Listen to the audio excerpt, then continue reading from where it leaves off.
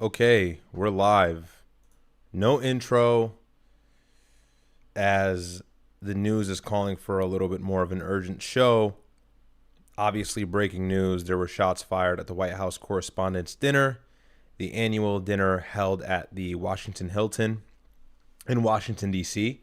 So I'm trying to find developments right now as everything is unfolding and taking place. We're having so many different conflicting reports as to what's going on the ground. Trump just posted on Truth Social, so we'll get into all of it. But yeah, we're live. What's going on, everybody? Hope it was a good day. Hope you've been enjoying your weekend so far. Crazy stuff going on. Crazy stuff going on. So I'll show the video here in a moment, but I guess Trump was preparing to get on, and he was rushed off the stage, and heavily armed agents jumped into action. So Trump is okay. For those of you who have not been seeing anything on Twitter so far, Trump is totally fine. He is not hurt. He is posting on Truth Social, and his condition is stable. He's good, was not hit, anything like that. He just put on Truth Social quite an evening in D.C. Secret Service and law enforcement did a fantastic job. They acted quickly and bravely. The shooter has been apprehended, and I have recommended that we, quote, let the show go on. Of course, Trump wants to look powerful, like this did not affect him. But we will entirely be guided by law enforcement. They will make a decision shortly. Regardless of that decision, the evening will be much different than planned, and we'll just plain have to do it again. President Donald J. Trump. So he just posted he's okay. Here's the video if you have not seen it. So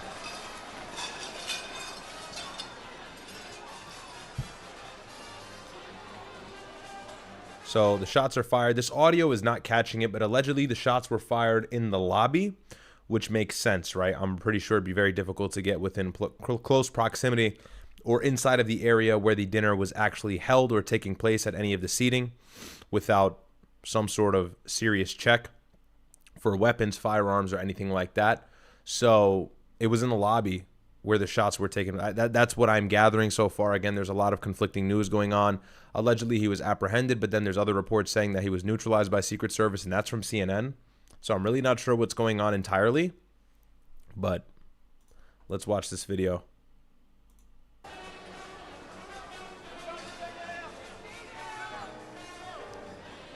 So there's the president right here, as you can see. Agents rushed to the stage after the shots were fired. Look very closely here. Tell him to get down. If you're following my cursor, you'll be able to see him. And then he scurried off the stage. So that's what that is. I believe this is Capitol Police here on the stage, securing the situation. They got him off pretty quickly. Again, you don't see anybody in a mass panic like running because the shots were in the lobby. Again, still unacceptable. No one should be able to get that close to the President of the United States with a firearm. But thankfully, he is okay. And, of course, you guys know I've been very upset with Donald Trump. But this is, of course, good news. You never want the sitting president to be attacked or, better yet, killed. That is always breaking news. That is always heart-shattering news. Let's see. Let me see if I can go ahead and pull up some more clips here. My brother's covering it. We're going to join him in a moment. So let's see if I can grab some audio. So this is the outside. Pure pandemonium here. Stay back, stay back, stay back. Secret Service trying to secure the scene. Wait for the side. Wait for the side. Wait for the side. All right. Nobody go this way. Is that understood? Get it back quick. And obviously they're in high security and moving very packed because of the fact that, of course, there could be a second shooter, a third shooter. This could be a coagulated or coordinated plan. So they are on high alert. Donald Trump is saying that he wants to come back out, but I highly doubt his security apparatus or Secret Service as a whole will let him for obvious reasons. That would be incredibly irresponsible. So that CNN reports possible White House Correspondents Dinner shooter dead in lobby, but then again, Trump on Truth Social right here says that they apprehended the shooter. Right here it says apprehended. So conflicting news right off the bat. But let's see if I can get the audio of the shots. There it is. So listen very closely. I'll play it from the beginning.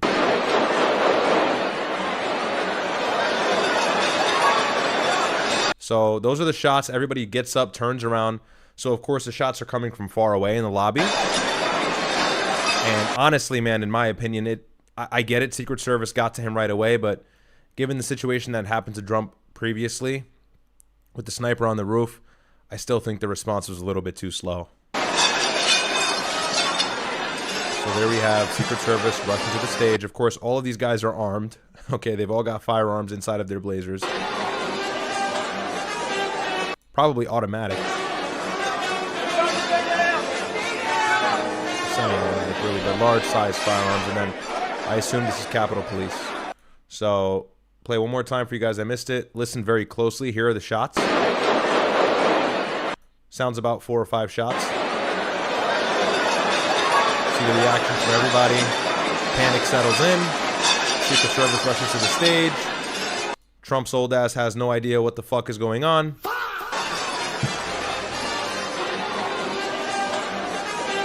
And then they get him off the stage, as we just saw. So 50 feet from the stage where the president was up there, the First Lady Melania Trump. Okay, we have to stay here for now. Security is telling us that everything's okay. The shooter, there was a shooter? 1 second, guys. I'm literally... What happened? We're trying to identify it now. Where was the shooter?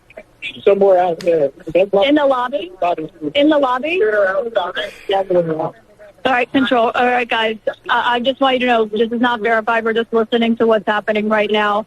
But we have security around us, and it's Secret Service because there's a lot of members of the administration here. The Secretary of Education is seated right next to me, and her security just said, confirmed that there was a shooter in the lobby. It's not clear where. Obviously, it's a very big hotel. In the lobby of the Hilton, they said he is confirmed dead. We're seated. So that's CNN's report. However, Trump is saying that he was apprehended. And regardless, is it that important, right? As long as they secured the scene. More footage. Oh, Capitol Police likely running through Hilton. Or local police. I'm not sure. Let's see.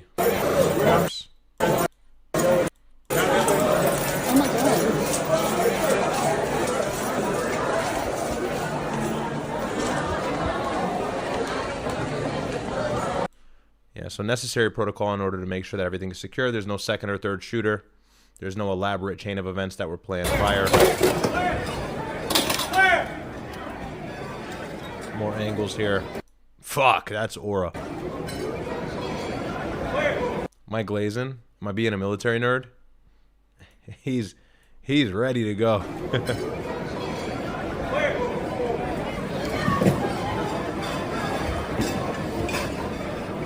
Yeah, so breaking news. But Trump was rushed off of stage. He is totally fine. I got it. I'm on Mo's camera. Ladies and gentlemen, we will be with you shortly. Please stand by. We'll have an announcement in just a minute, but we will be resuming shortly. Okay, so allegedly it's resuming shortly. Again, I highly doubt police, his security apparatus, and Secret Service as a whole is going to allow that to happen. That would be incredibly irresponsible. But then again, I'm sure Trump is demanding he comes back out. And of course, that's who Trump is, right? That's how he is. He wants to show that he has power. He wants to show that no one can threaten his show. No one can threaten what he has going on. He never wants to seem disheveled or frightened. That's his whole MO. So another angle here. Oh my God, look at that. I cannot even. So all these press journalists here sitting down. Seems like they're still there, though. But yeah. Yeah. So let's get Marin on, see what he has to say. But I was about to go live tonight. I was planning on going live, and I was going to go live at like 9:30, 9:45. Obviously, it's 9:30 now, but I've been on for like 10 minutes already. And I was actually just going to talk about the situation in Pakistan. Obviously, Donald Trump had canceled the peace talks in Pakistan. At least he made it seem like he was the one who's canceling them. Of course, I have my objection to that, as many of you may have already anticipated. I am very sure that Trump is just now trying to posture as if he has control of the situation, when in actuality, Mojtaba Khamenei, the new leader of Iran, the son of the leader who was killed on the first day, Ayatollah Khamenei, had actually told his apparatus and his Iranian delegation that there will be no peace talks. And so allegedly about 2 or 3 days ago, Rerum Novarum, as well as some other sources coming from Axios, had said that he had commanded his delegation not to go to Islamabad. However, then again, we saw that Abbas Araghchi was in Islamabad but said that he was leaving. So there was this whole thing, but ultimately Iran does not want to talk to the United States. So that's what I was going to talk about, and we will get there. But I want to make sure I can give you guys the freshest developments on what's going on so far. I mean, pretty quick reaction, right? I went live right away. This had happened like 20 minutes ago. This is fresh news, or really like 40 minutes ago. I have my food here. I was about to eat, but it's all good. So, yeah, crazy stuff. Crazy stuff.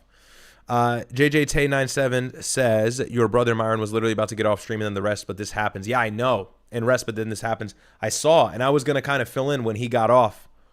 But we'll probably both go for a little bit here, pause, and figure out what's going on, get to the bottom of it. It's really hard to figure out what happened in specific because of all of the contradicting news and conflicting reports. But that's kind of like what happens when news is breaking. You get a bunch of bullshit right off the bat. So we'll have to wait. We don't want to speculate too much. William says, I assume another staged event for a tyrannical agenda. Potentially. Yeah, I mean, I would never take that off. A lot of people are saying false flag. I mean, look, I don't know. You got to also realize a lot of people just want Donald Trump dead. You know, there's also that reality as well that kind of exists knowingly. He is not the most favorited president. And right now we're in the most unfavorable conflict probably in recent history, that being the Iranian conflict. So, you know, not a lot of people are happy with Donald Trump. This seems parallel to what I would expect to happen. But let's see. Let's call Marin here. We're going to cover the Iran conflict. Now we got this. What's going on?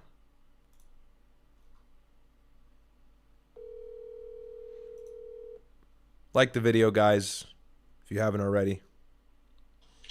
Yo, I'm live right now. I'm calling on Discord. Oh, you are? Okay. Yeah. All right. So let's see what else we have. Let's CNN reports that Secret Service is urging President Trump not to return to the ballroom. Yo, can you hear me? All right. Yeah. Hold on. I'm going to turn my camera on and everything. You were just about to get off, man. Yeah, bro. These niggas is fucking me up, man. Holy. Okay. But it's all good. Let me turn my camera off. Boom. All right. Oh, fucking, my bad. Yeah, so I was literally just telling my chat. I went live right away, bro. I didn't even get to eat my food. I'm about to eat right now, but I was saying I was going to talk about the whole Iran-Pakistan thing, how Trump is kind of falsely posturing or whatever, and then, of course, you have this happen, so I thought it was a little bit more pressing, but thankfully it seems like the president is okay. What's that? Here, I'll share a screen right now because I got a broadcast going. Yeah. So let me, that way I was you just can, looking at some of it with my stream. Go ahead and pull up your end, see if you have anything else. I got C-SPAN. Yeah, because Thiel's no longer on the podium. Nice. Perhaps a sign that the president may not be coming back out. He said in that Truth Social post that, of course, he'll let law enforcement make the final decision. Yeah, I don't know if they're going to let him back in there. And that he won't be coming back out. But literally just about 15 seconds ago, somebody came up, took that. I know he wants to go back, but there's no I'd be shocked if they let him go back there, bro. Because they'd have to clear the building and shit like that. Like, program will continue which it in some seems way, like but maybe it's they're going to doing continue right now without President Trump. But and you know we No were way. blessed to have Mike Dubke here. Yeah. tonight it would be because highly irresponsible he to let caught him that back. immediately that But of the course, I'd be people got to shocked if they- understand his former psyche, right? insider, He wants to act like he he's saw tough the and not seal come frightened. down. So He knew it was over at this Yep. point. Is it over at Yep. this point? I think that it probably is over Yeah. at this point. Yeah. Yes. Okay. Now it'll be interesting to see if he's still at the Hilton or if he has already been returned to the White House. But with the he's definitely at the White House, bro. Sounds like Greta was telling us about around the Hilton. It sounds like he still might be at the Hilton. He could very well be, but if they're making that decision. And here is the Secret Service and their press release. The U.S. Secret Service, in coordination with the Metropolitan Police Department, is investigating a shooting incident near the main magnetometer screening area at the White House Correspondents' Dinner. The President and the First Lady are safe, along with all protectees. One individual is in custody. The condition of those involved is not yet known, and law enforcement is actively assessing the situation. So, and that is Chief of Communications from the U.S. Okay, so he's not dead then. They're He's saying not in dead. custody. yeah, We know the CNN had a false location report. at this point. The main magnetometer going into. Kate Collins retarded. To the dinners before? I have once before, but I think you were there this morning or earlier today. And you're the different... former chair of the association. You know exactly where those magnetometers are. Anybody who's been to the dinner, and every single person that goes into the. Team Bird, thank you so much for the 10 gifted. Mr. Hooligan, again, thank you, guys. If you guys enjoy, covering breaking news, political commentary, etc., follow the channel on Cake Ninjas. The ballroom. Those are relatively close to the ballroom too. Yes, the main magnetometers. they're close. Yeah. But the line to get to the magnetometers is long. You're right. Typically, but it's chaotic there. It is. They check your tickets. Here's Wei Zhang, CBS News. It's a room full of reporters, so I know you've already seen the president. My apologies. His post. Will I address Caroline Levitt's interview before? Why should I address that? Did she say something? I saw it circulating. Let me check. Pull it up. Yeah, what did she say? I think it was probably before the shots were fired. She said something regarding the shots, I think. We leave the premises consistent with protocol. Here it is here. All right, pull it up. Go ahead and share it. I'll mute this shit while you pull it up on your side. Because we could actually have two screens, so. Yeah, I got it going here. Let me turn the volume up. Is he not? He is ready to rumble. I will tell you, this speech tonight will be classic Donald J. Trump. It'll be funny. It'll be entertaining. There will be some shots fired tonight in the room. Okay. I get what they're trying to get at here, but obviously she meant that figuratively because Donald Trump is probably going to rip on half of the room. Everyone should tune in. Yep. It's going to be really great. I'm looking forward to hearing it. I love it all. And you wrote... Of course, highly coincidental, but, I already know the conspirators are going to jump on that crazy. They're going to go crazy. I can't take credit. You already know. In true Donald Trump fashion, the man puts his pen to the paper himself, so it's a lot of his own work. To rumble, is he not? Yeah, so that's why they're going crazy about it. No, I mean, it's a little weird, right? There's a coincidence there, no doubt, but when she says shots fired, obviously, in hindsight, it sounds like it's like this double plan, but realistically at the time, she just meant Donald Trump is going to make fun of every single person in the room, like he always does with the White House press. Yeah, he always uses nicknames and calls them, Gavin Newscum, Ron DeSanctimonious, Crooked Hillary. He has all these fucking nicknames for people. You know what I mean? Yeah. The failing New York Times. A lot of people are speculating. I mean, what are your thoughts? Obviously, it's early, so we're just having fun here, but a lot of people are saying, "Oh, false flag to make Trump look better." I don't know. I don't know if I really believe that. I mean, the shots were in the lobby, right? But one of the main questions that I have off the bat, and I know Suleiman was kind of asking you about this while you were in the space, is how did that guy get even within the vicinity of the president? It was a security apparatus not on point. Obviously, Secret Service is understaffed, like you were saying. They have local forces support them. He was in the lobby. He wasn't in the actual vicinity of the dinner, but still, it's like a little bit too close for home, right? Yeah, but the thing is also, like, people forget that, like, protection is not the same as regular law enforcement, right? Like, most cops, like, don't go to the academy to teach, like, protection detail. Like, they're, like, learning, when they go, they learn how to, normally police procedure. Protection versus law enforcement is two different things. So a lot of these guys that they get are like local cops and or maybe other agencies that don't specialize in protection. The only agencies really that specialize in protection are the Diplomatic Security Service, DSS, from the State Department, and then Secret Service. Those are the main law enforcement agencies that are pretty much exclusively protection first agencies, law enforcement second. So what ends up happening a lot of times is you got these dudes on these details. They don't want to be there. They're pissed off. They got to wear a fucking suit. It's just it sucks. And right? Capitol I can tell Police you was there as well. Yeah. They were probably there. And then maybe Secret Service Uniform Division too. Hey, Banslat, thank you for the gifted sub. So it's just a miserable position, bro, to be honest with you. And a lot of people hate that shit. So long grueling hours, a lot of work, no life. Yep. Even as a single person, it's pretty grueling. But it's crazy. That is some it's always Trump with these situations, right? So interesting. To put on. They are not inexpensive, and it'll be hard to find that ballroom. So I think it's fantastic he made that offer. Guys, smash that like button. Let's get to 1,000 likes, 1,500 likes on YouTube. I'm on here, even though this platform sucks.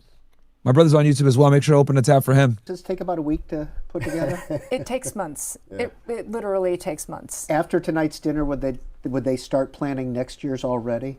Yeah, immediately after. You know, in 2011, I immediately began planning for the dinner in 2012. You know, that starts with finding the entertainment, which it takes presumably doesn't have an issue there because presumably Oz Perlman would return for that, but all of the logistics around the dinner, I mean, you're talking about an event. I see some people in my chat are confused. Guys, to clarify, this was at the Hilton. This was not at the White House. And all of the news organizations. It was a White House Correspondents Dinner, but it was, It wasn't at the White House. Another True Social post by Donald Trump. Law enforcement has requested that we leave the premises consistent with protocol, which we will do immediately. So it sounds like he is still at the Hilton.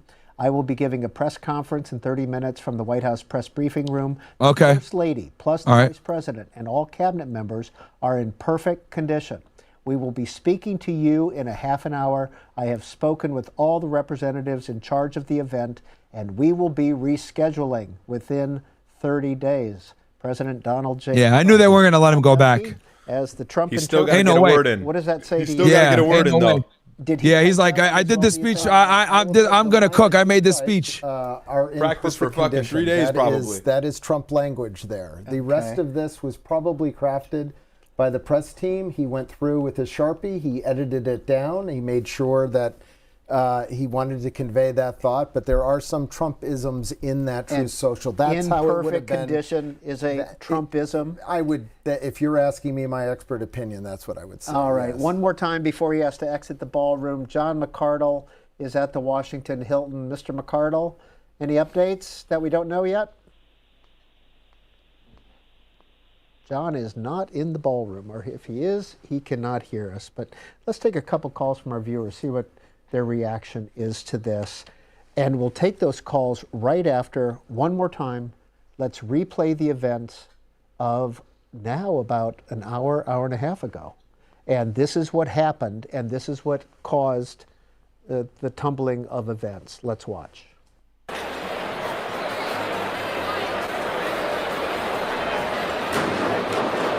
There you go.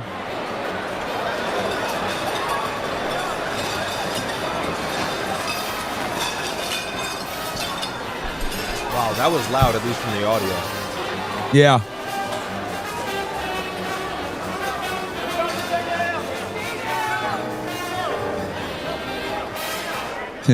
Trump was like, I've been here before.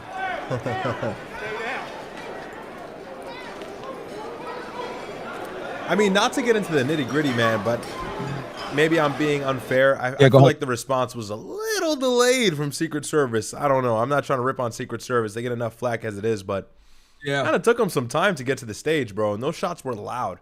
But at the same time, there didn't seem to be a reaction from anybody at the table. So maybe from the audio we're hearing, it was louder than it actually was in person. I don't know. Yeah. Thought that reaction was a bit slow. Well, the covering of the president, they didn't necessarily take him out of the room. What were they doing? They were. Evidence Speed, thank you for the 5 gifted, bro. Or no, nine gifted. Appreciate you. Happening there, assessing the situation to make sure that they could get him up and move him out. It was, again, I hate to keep referencing this, but we saw a very similar action in Butler, and you've seen this with other presidents as well, where they make sure that he is protected by a body, in this case, of a Secret Service agent, and then when it's safe to move him out quickly. Yeah, and it looks like the journalists now, Karen Bohan, are being... All right, so for those of you guys that are just joining, because we got a lot of people watching right now between all the different platforms, we got what, 4,000 or 5,000 you guys in here. So between my brother, 4,000 to 6,000 you guys in here. No bots, of course. Guys, basically, shots went off at the White House Correspondents Dinner in Washington, D.C. Secret Service immediately secured the scene, got the president out of there, evacuated him, Mike Johnson, J.D. Vance. Obviously the 3 people that are in the succession line when it comes to being president of the United States. A lot of people don't know the Speaker of the House actually is number 3 after the Vice President. It's a very powerful position. But yeah, so they rushed him out of there.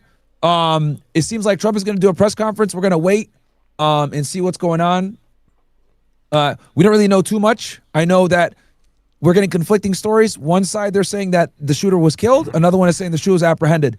I think the official narrative now, because CNN misreported it based on what you said, right, Riyadh, that the shooter's apprehended. So since he's apprehended, it might be a bit till we get his name. But that's kind of why I'm reserving giving too much commentary, because figuring out who he is going to help us a lot with knowing what the hell actually transpired here. Yeah. So that's kind of where we're at. In the intricacies of it, at least what we know right now is the shooting was in the lobby of the hotel, not actually where the dinner took place. At least that's what it seems like from the video footage. No one got up and scurried away or ran. So there were distant shots. There were about 4 to 5 of them. That's what reports are saying. CNN had reported initially he was dead, but now Donald Trump and the Secret Service themselves, obviously from C-SPAN that we're watching here, have reported that he's apprehended. So there's really nothing else. We don't know what kind of gun. We don't know who it was, what his motives were, but that will all come to light probably very early on tomorrow or at some point tomorrow. Well, he might actually, Trump might spill the beans and say what it is. For this type of event, with a security event on top of that. And the fact that both the president and the vice president, the Speaker of the House, were all in. Hey guys, smash that like button for me. We're sitting at 1,000 likes, 2,500 you guys watching live on YouTube. We got another 1,700 or so. We got 1,700 on the Kick, 1,000 on Rumble, 400 on OSS. Do me a favor, smash that like button on YouTube. John, what's going on? Just wanted to give you a sense of the end of this here at the White House Correspondents Dinner. You can see the journalists are all making their way out. I'm standing next to the ABC News table. Drinks are half drunk and plates are half trays. But at this point, the room is clearing out. There was that announcement you heard from Wei Zhang that there will be that statement from the White House and that it's going to be happening in less than a half an hour, saying that's not a joke. There was almost an audible groan from some of the reporters in the room when they heard that, because many of them then started moving very quickly to the doors, knowing that they had to cover it. This is the White House press corps. And so apparently they got the shooter near the magnetometer. Let's see here. I think NBC is the different ways that someone could have gotten around the Secret Service shooter apprehended near magnetometer of White House Correspondents Dinner. Trump is safe. Great point, Ryan. Thank you for bringing that up. Stand by. We want to go live now to Julie Sirkin, who is got 15K watching on here. Okay, so Suleiman just posted something. And the source is CNN.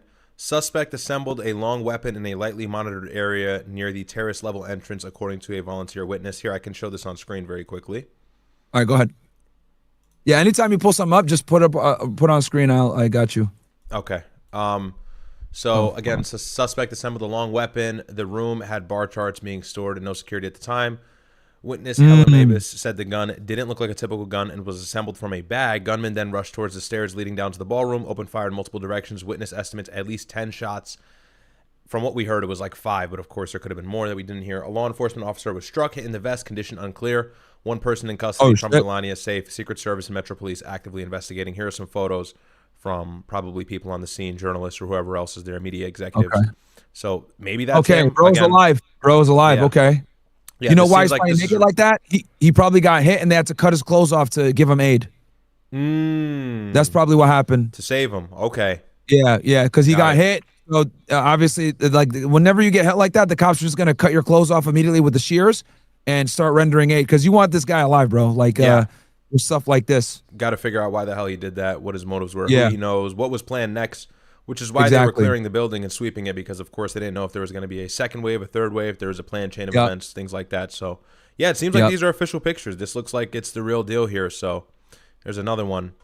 But, yeah, it seems like he was apprehended right away. Yeah. Let's see what she's saying over here. Come to this dinner that invite members of the administration and so on and so forth. And Congressman Raskin told me that he was walking to our table. He hadn't even gotten there yet, just to show you how early on in this dinner program this was, when he said that 2 Secret Service agents smash that like button, chat. Tackled him. And I have to tell you, being in the room, being under the table, actually, because my colleague Jose Diaz-Balart, you might know him, shoved me in there essentially in that moment in a protective way. And we're so grateful that we were there with colleagues and fellow reporters and members of Congress, and everybody just really in that moment sort of stuck together. But it was confusing and it was chaotic. And when I walked out and I saw Congressman Raskin sitting there, he was with Kerry Kennedy, and he said that when the Secret Service jumped on him, he jumped on her and was nervous that she may have broken her rib. One thing that's still kind of raw around here, believe it or not, is January 6th. It was so long ago, but for Congressman Raskin, it feels like yesterday. He actually was so calm moving through that experience. I was kind of taken aback. He was our guest, so I wanted to make sure he was okay. You know, he's older, he's had some health conditions, and he was cool as a cucumber. And he told me it's because he remembers what happened on January 6th. And he brought up the fact that people have been talking online, you know, conspiracy theories floating around about the assassination attempts that we know happened to the president. So this is a very fraught environment, and I think, you know, covering the White House as well, in addition to Congress, it's clear the president wanted this to go on. Jamie Raskin actually said he was going to return inside because he told me the show must go on. So I think it's a resilience as well, but of course the president realizing, as he said in his post with Secret Service, that that was just not a safe environment, especially as they're still trying to figure out and process this scene, what happened, all of the exits, all of the entrances, all of the hundreds of people who are staying here completely unrelated to this event. I think this will be a security posture that we're going to see for some time tonight, and I think the president obviously going to address that soon. And Julie, we do want to remind our viewers that the president, probably in the next 10 to 15 minutes, will be making a statement from the White House briefing room. You can see the podium empty at the moment, but people, reporters, correspondents Totally are gathered there to hear what he Just has to say after something. this extraordinary evening. Julie, can you tell us where you were sitting in that ballroom in relation to the president and to in the relation to the stage and that head table, and how the president's demeanor appeared to you as this was all happening?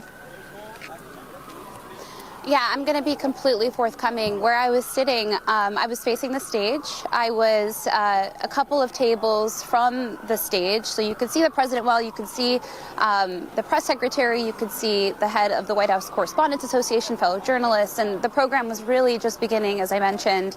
I was talking to my colleague, Jose Diaz-Bailar. We were just starting our meals, and we heard, I mean, what sounded like gunshots, but in that moment could be anything.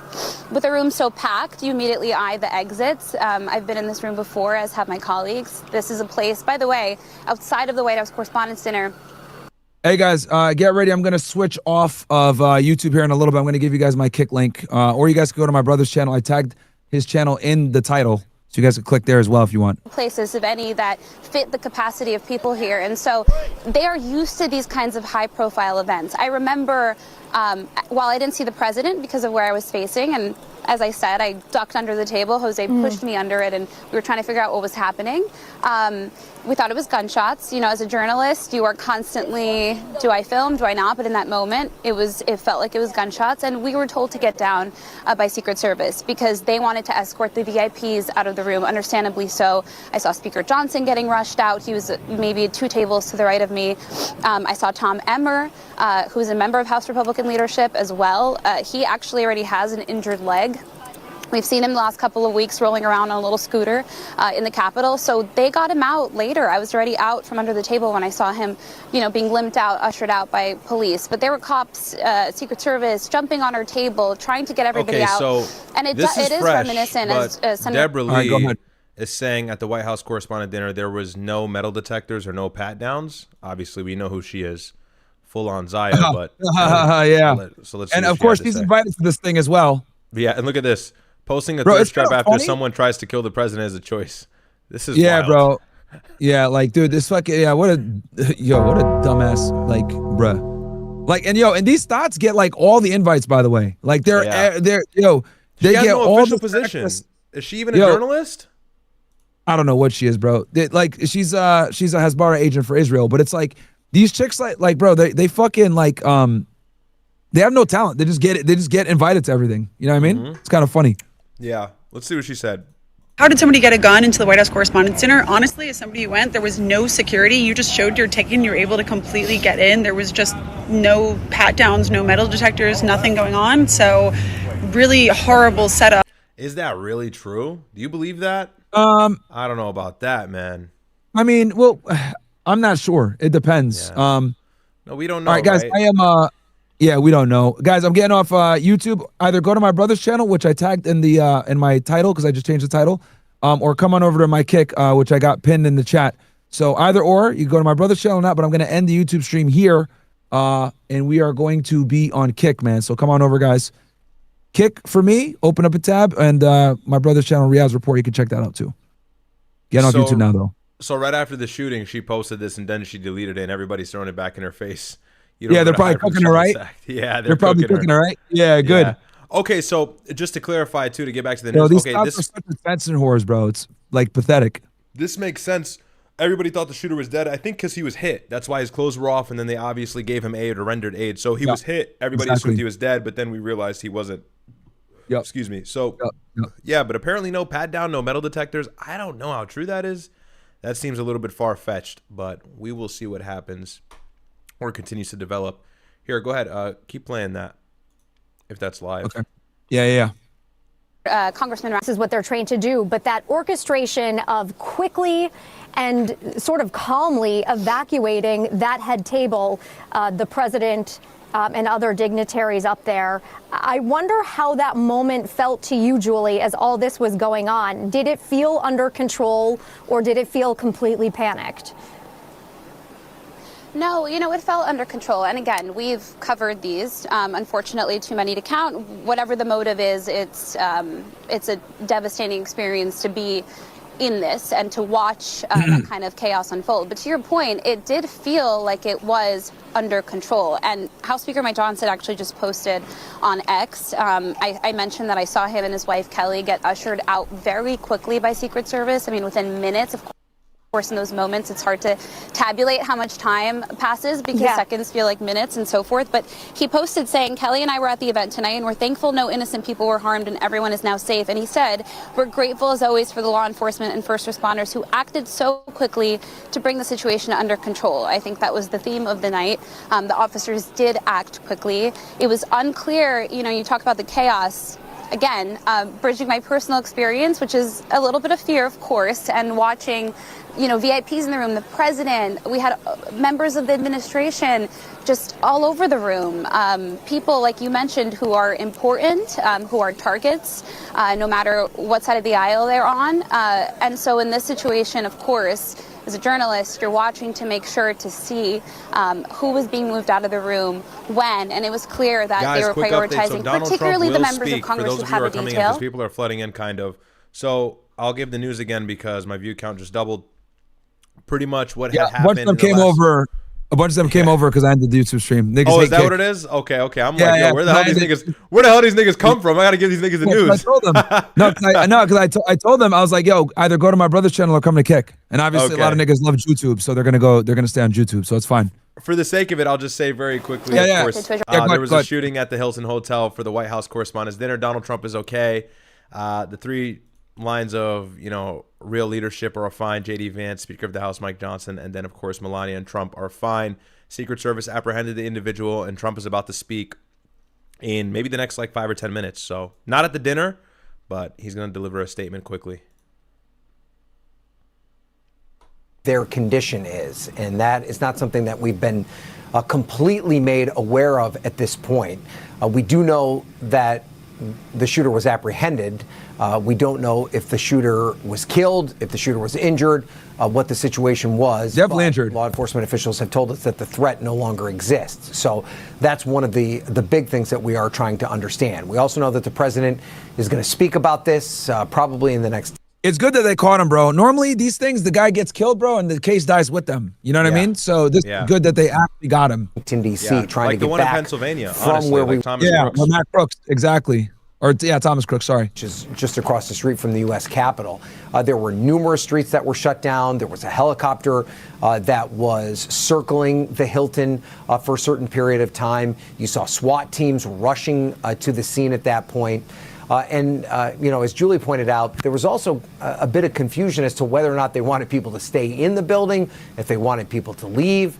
I know in my case, our bosses instructed me to try and get back to the bureau as quickly as I could. So I made it through kind of a circuitous route through the bowels of the Washington Hilton, and then left through a basement entrance to get out. Maximus says Trump Eddie can't talk shit. Jacoby says ridiculous that they let some fucking chick talk about important details at the dinner. I put the bag in the fries. Okay, you guys are funny. Yeah, what's your speculation? I mean, exactly clear how they wanted to handle this. Who is this going to be? You know, the next breaking line of news or the next narrative that everybody's ready to jump on is who the shooter is. Is this some disheveled white kid like Matt Crooks or Thomas Crooks? Sorry, is this some Muslim? Is this a tranny? Right, like so. That's kind of the next development, and that's what's going to spiral the next, I don't know, couple weeks of talking points and waves of attack. So that's going to be really interesting to see. It looked like a white person, though, from that photo that I showed. Yeah, however, white or Hispanic it looked like. Yeah, it didn't look like – here, I can show it very quickly. Yeah, bit. I mean, this is the guy here. I don't know. So we'll see. It looks like a white person, but don't know yet. Too early. And I was struck, at the beginning of the dinner as we were walking in, the volume of people that you saw with earpieces in their ears, which is an indication, it's a tell right away that they are law enforcement and a security detail, not necessarily just somebody that's at the dinner. Most of them also were not dressed in tuxedos for the most part. So there was an overwhelming law enforcement presence, and they were also quick to respond. The other thing that I thought was interesting about it, and the reason that you knew that this wasn't a typical situation, is that many of them had their guns drawn. And, I have to say, I've been around law enforcement, Capitol Police, Secret Service, Metropolitan Police, folks that aren't in uniform that go to events like this and are protecting principals. They are unbelievably professional. You never see their firearms. They always have them holstered, ready to go at a moment's notice, but they never take them out. Yeah, Secret Service, the policy, you can't close your jacket so that they can draw their, obviously, their firearms. I was nervous when I saw those law enforcement officers with their guns drawn, prepared to act if they needed to, which is just not something that you ever see happen, despite the fact that you see this level of law enforcement at events like these all the time. So here, let me read some chats very quickly. That gave us a real understanding that that's not a situation. Beast says, sorry, but this stinks of a false flag, not falling for it. Third major SS failure in less than 2 years. Yeah, I mean, I see what you're saying. I don't know, man. We're going to have to see what develops. Who the shooter is will give us a little bit more context. Xbox is dead. Thank God he is safe, but here comes a 1 hour speech. Yeah, I know. He's about to brag. They tried to kill me in Pennsylvania. We got the name. We got a name. Identified as 31-year-old Cole Thomas Allen of Torrance, California. We got it. Okay. That is the name. There you go. So it sounds like a Caucasian person. Google this nigga right now. And then Triple X says, hopefully a Jacob Rubenstein doesn't get to him. Okay. Thanks for the super chat, guys. Yeah, let's see the name. Here we go. All right, breaking suspect in the White House Correspondents Dinner shooting been identified as boom, boom, boom. Video has emerged showing someone on the ground with Secret Service agents believed to be the alleged shooter taken into custody. Allen reportedly assembled a long weapon in an unsecured back room before opening fire near the magnetometer screening area. Law enforcement officer was struck in the vest during an incident. Drumline and all protectees confirmed safe. So a white millennial, probably a leftist. Yeah, probably. Interesting. Yeah, very, very interesting, actually. Interesting. Yeah, the real question here is, obviously Deborah Lee or whatever her name is said that there were no pat downs, no metal detectors. Again, I have a hard time believing that. And the shooting was in the lobby, so it wasn't that close to Trump, but of course, way too close for comfort. Yeah. The shooter is allegedly a teacher. Tonight. Okay. And Suleiman posted. Okay, so I guess they found his socials. I don't know. This is fresh, so we don't know, but this is allegedly him. What do you got? Take this with a grain of salt, everybody. This nigga looking mixed, man, if that's the case. What the fuck? Oh, man. This is I don't know. I already know this nigga crazy, bro. Yo, how much you want to bet this is a Wakanda nigga, bro? It might be. Yeah, this is a Wakanda nigga, bro. This looks like an African-American fella. A brown clown. A good light-skinned fella. Brown clown. Hey, but we don't know if that's really him. That's what I'm seeing right here. Someone said the shooter is a brownoid. So I don't know. Shit, I don't man. know. But take this all with a grain of salt. If you're watching, please don't run with this and tuck. But this is what it seems like. You know, they probably ran his name on Facebook and all the socials and gathered these photos. So allegedly he is a teacher, looks like a college grad, of course. So an educated person. That leads me to believe probably a hard leftist or progressive who probably hates Donald Trump for absolutely obvious reasons. Yeah. So this seems to be adding up here, but we'll keep giving you the news as it develops. Yep. But we do got a name. We're faster than NBC, I'll tell you that. Way I'll faster. tell you that. Bro, it took them 40 minutes. And that's what it is with mainstream news. It always takes them a while, so.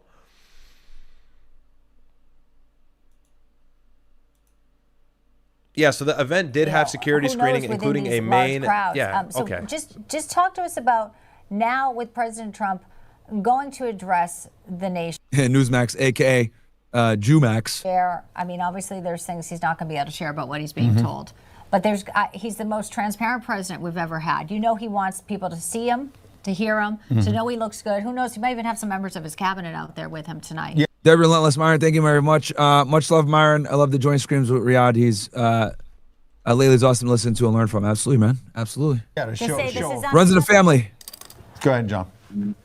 Well, you have to admire Trump's courage. I mean, I haven't seen this kind of fearlessness. According to his LinkedIn, in a very, very long time. It seems he gave a contribution to Kamala Harris's presidential campaign, $25. That he should not have been subjected just $25? I think that we're going to hear everything that Trump can tell us in these very, very early stages. Investigation. John, there's one piece of information I'm just noticing came over the Reuters wire a couple moments ago while we were talking, so I'm catching up here. An FBI official, that's the agency you used to work at, obviously, is telling Reuters that the suspect fired initially at a Secret Service agent. That would presume because the Secret Service statement, and this is now the suspect that was taken down, the Secret Service statement first said that it happened near one of the main magnetometers on the way in, where Secret Service would be manning those X-ray and metal detectors. This FBI official is adding the suspect fired at a Secret Service agent, presumably at that magnetometer, and that the agent is fine. I bring that up, John, because what does that tell us? That the initial security may have worked, obviously, in the sense that if the gun, it shouldn't have been in this unsecured room. Maybe the guy tried to assemble it. We're going to find that out. But then as he tried to come through, the bottom line is he fired at a Secret Service agent to try to get in the ballroom and either missed or was stopped, and then they took him to the ground. John, real quick on that, and then we're going to move on. Well, what that tells me is this seems to me at first blush to be more of a self-radicalized individual, because bum rushing the magnetometers with armed, uniforms. Yeah, that's retarded. Service and plainclothes service does not. What will his charges be? He's going to get the same charges probably as Ryan Routh is what he's going to get. Let me pull up Ryan Routh's criminal complaint for you guys. Seemed like a very good idea. So this tells me, at least initially, that this individual does not strike me as someone who is trained or had a very thorough plan in mind. Yeah, clearly. John Nance, it is good to have you. Certainly appreciate your perspective. Retired FBI supervisory special agent. Thank you so much for joining us. I believe we still have Rob Schmidt, who was in the room as the shots were fired, and we now have established a connection with him again. Rob, can you hear us? Ed and Bianca here in the studio. All right, so just walk us through what went down, how it unfolded from your perspective there inside the Hilton this evening. Yeah, no, it was, we're all in there. It's a big room. It's down like underneath the Hilton Hotel, so you're down like 2 floors down. The internet's terrible. All right, so this is what they'll probably do, chat. So if this guy gets charged, this is what I predict is going to happen. Can you guys see the I cannot. Hold on. I got to fucking sorry. Let me do that. Do that. Okay, let me stop sharing real quick. Yes, all right. This seems to be a mixed person. Y'all should be able to see it too. So right here, attempted assassination of a major presidential candidate. So there's probably a charge for the president. So they're gonna probably hit him with the one of the president, attempted assassination of the president. Possessing a firearm in furtherance of a crime of violence, assaulting a federal officer. He's definitely going to get hit with that one because he shot at a guy. I don't know if this guy's a felon. We'll have to see that. And then we don't know if the firearm has a serial number. But what I know for a fact, he's definitely going to get hit with assaulting a federal officer, maybe even attempted murder because he shot one. And then possession of a firearm in furtherance of a crime of violence. And then attempted assassination of a major thing. Now, the thing is, attempted assassination of a president. Let's see here.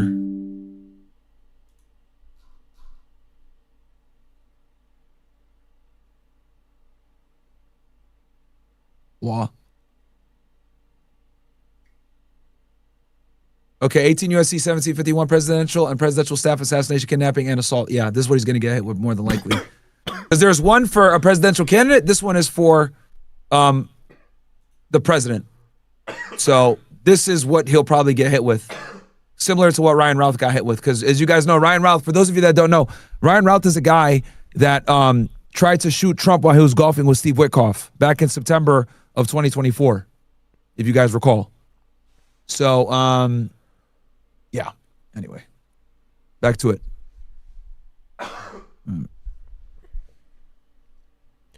Yeah, by the way, this is his LinkedIn.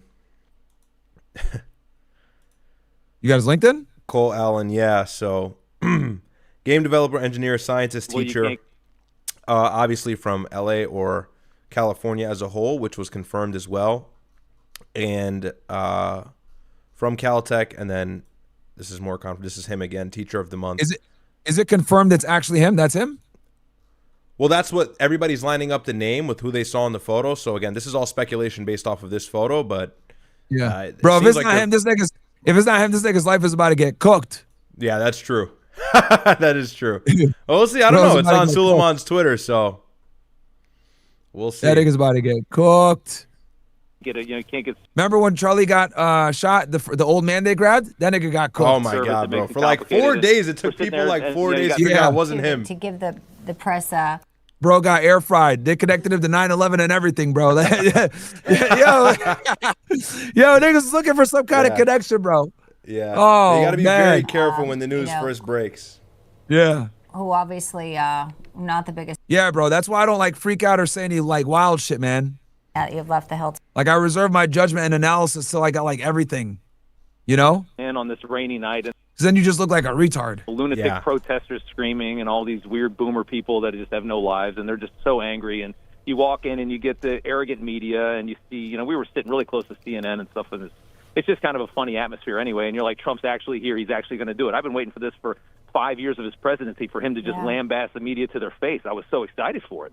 You know, I came down here for this. And then this happens and you're like, this is the picture of the left. This is what we've done to the left. These people have been propagandized by the party, by the media to become this violent because it's for the political gain of their system. Rob, this is what you get. You've chronicled it on Rob Schmidt tonight, 7 p.m. Eastern every week. Now make sure you're watching that. The Democrats have also prevented the Department of Homeland Security, Rob, from having full funding for over 70 days. Your final point. Right. Yeah, I mean, that's just the kind of the cherry on top of all of it. Yeah. Is the protection angle, because it's certainly, I don't know if it would have been any better if they were funded. I can't say that it would have been. Maybe it wouldn't have been. But this was a pitiful display of security. Again, it felt new like camera Dr. angle Oz from the was speaking stage here. Not Donald Trump. I guess this is worth just taking a look We're glad at. you're We haven't safe, seen this angle and yet. everyone is. This Thank is you, Rob, JD for Vance jumping kind of on a being phone ushered off call the with stage. us. Okay. We'll be talking. Oh, hold on. Looking at video of the shooter, looking at video of this all Ready? unfolding. Hard to. Yeah, let me pause this shit. Sorry. Go ahead. You're good. Vance being ushered off. Trump is on the other side. I think he's already been taken off.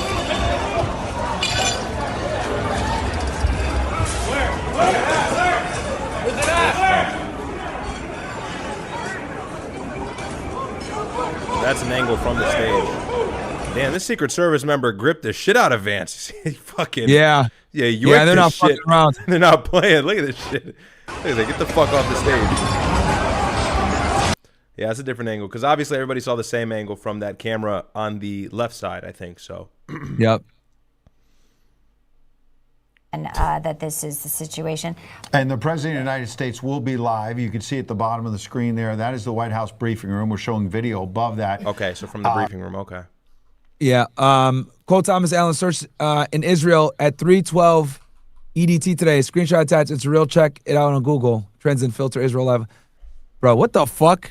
From over an hour ago when the President and First Lady were rushed off the stage along with the Vice President and other dignitaries. Now they're going to try and save face for the midterms by saying, see how crazy the leftists are, vote Republican.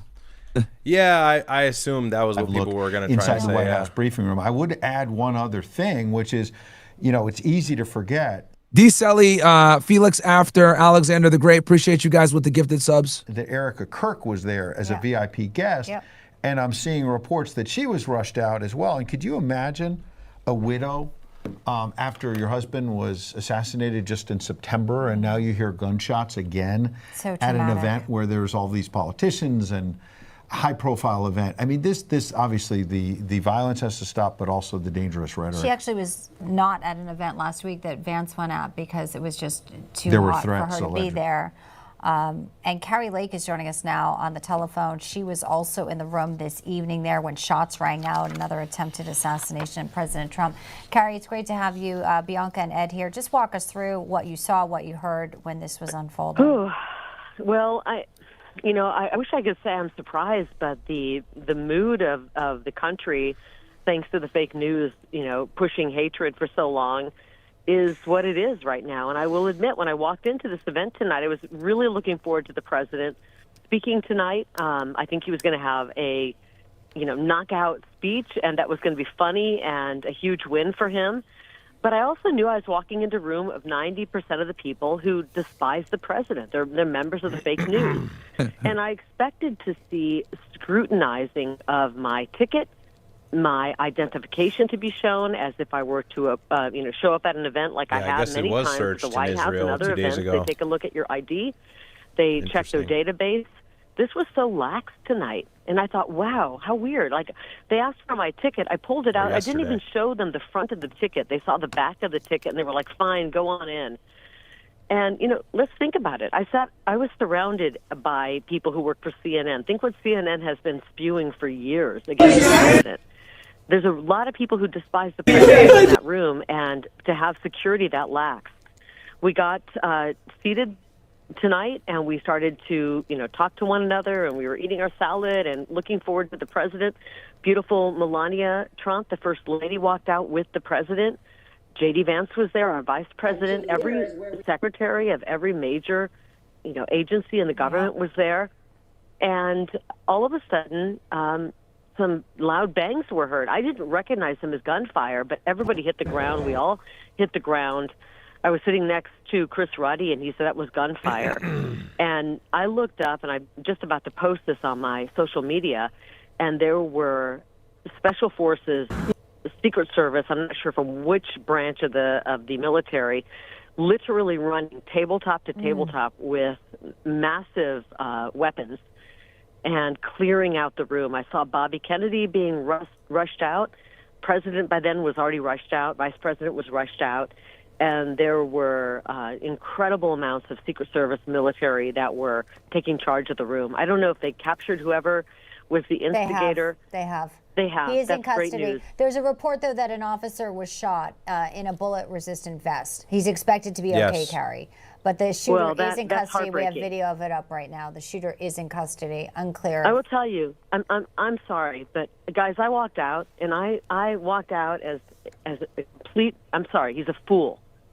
Walking out next to Jake Tapper, and I looked at him and I said, how dare you? You have caused so much division in this country, pushing lies. I said, we're not going to call it gaslighting anymore. You've lied to the people. How dare you do that? And I saw so many people from all of these news outlets who've just spread abject lies about President Trump over the years. They're part to blame of this, and I don't mean to get dramatic tonight. But I, as an American mother and an American, I'm tired of it. And I'm tired People of are the too fake harsh news that on. has I just mean, spread I get nothing it. but lies, They're ripping trying on to hurt Erica this right now, president. man. They always do, bro. There's a video of her being people, ushered and out, I guess she's couldn't sit crying. there silent and walk out next to somebody like a Jake Calling her Tapper performative. and act like he's a good guy.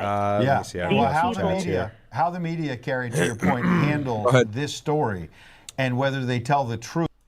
Go ahead. Yeah. Let's see. So, The Good Life says, Myron, always watching Little Bros account. Okay, thanks, man. Appreciate it. C-Band's Lifestyle, this is for sure an attempt to get his base/fans back. What do you think? I don't believe in politics.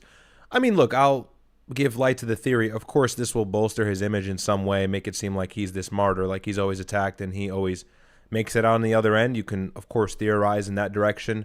However, you know, a Secret Service member was shot. The guy was shot, you know, so that kind of foils that in a way. But I do think that Trump is very disliked, so people just want him dead, man. And these leftists hate him more than any other former Republican president that I've ever seen in my lifetime. So, you know, I get it. You know, people speculate. That's fine. I don't demonize it, but I just think this was likely a crazy leftist. But we don't know until everything really comes out in full. But I can see where you're coming from.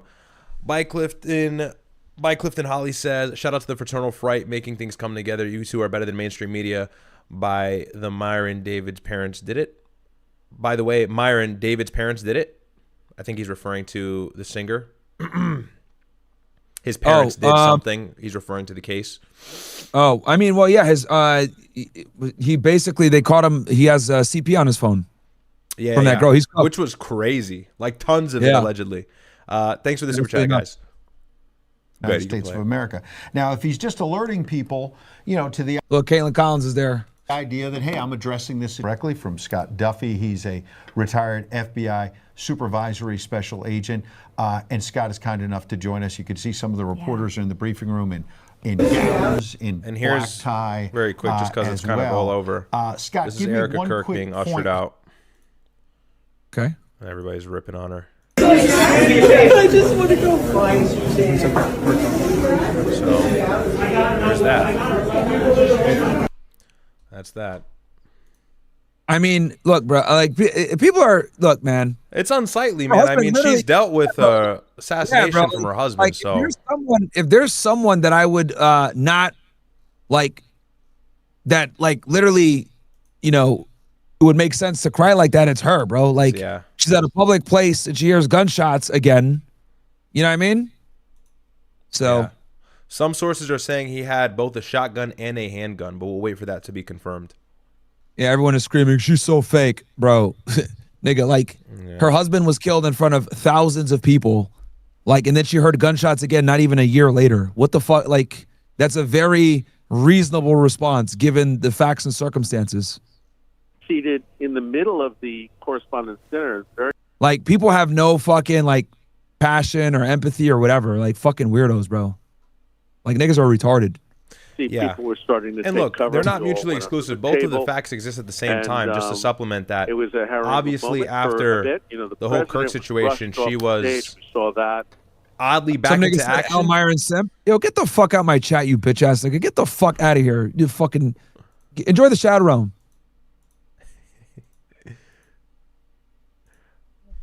What I was gonna say is, yo, see, you're a low IQ fucking anti-Semite guy, bro. You make us real nigga anti-Semites look like shit, you fucking dumbass. Okay, I'm a high IQ anti-Semite. You're a low IQ one. You make us look like fucking retards with your stupid shit. Jews, Jews, Jews. You niggas are like the Alex Jones fucking meme. Jew, Jew, Jew. It's like, bro, what is wrong with y'all? Are you stupid? And then some other dude said, El Simpa, get the fuck out of my chat, you bitch ass nigga. Get the fuck out of here.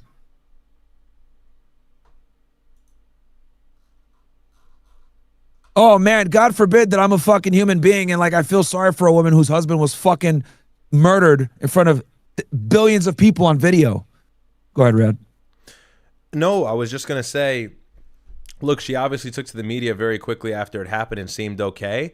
And of course, that's not the most sightly thing that has happened since the assassination. But at the same time, I mean, her husband was killed, you know, for better or worse. Yeah, bro. People obviously conspiracize and say, oh, well, she did it, you know. That's neither here nor there, nor is it confirmed. But what we do know is she's no stranger to these, you know, public shootings and things like that. So it would make sense that she's a little bit more emotional. That's all we're saying.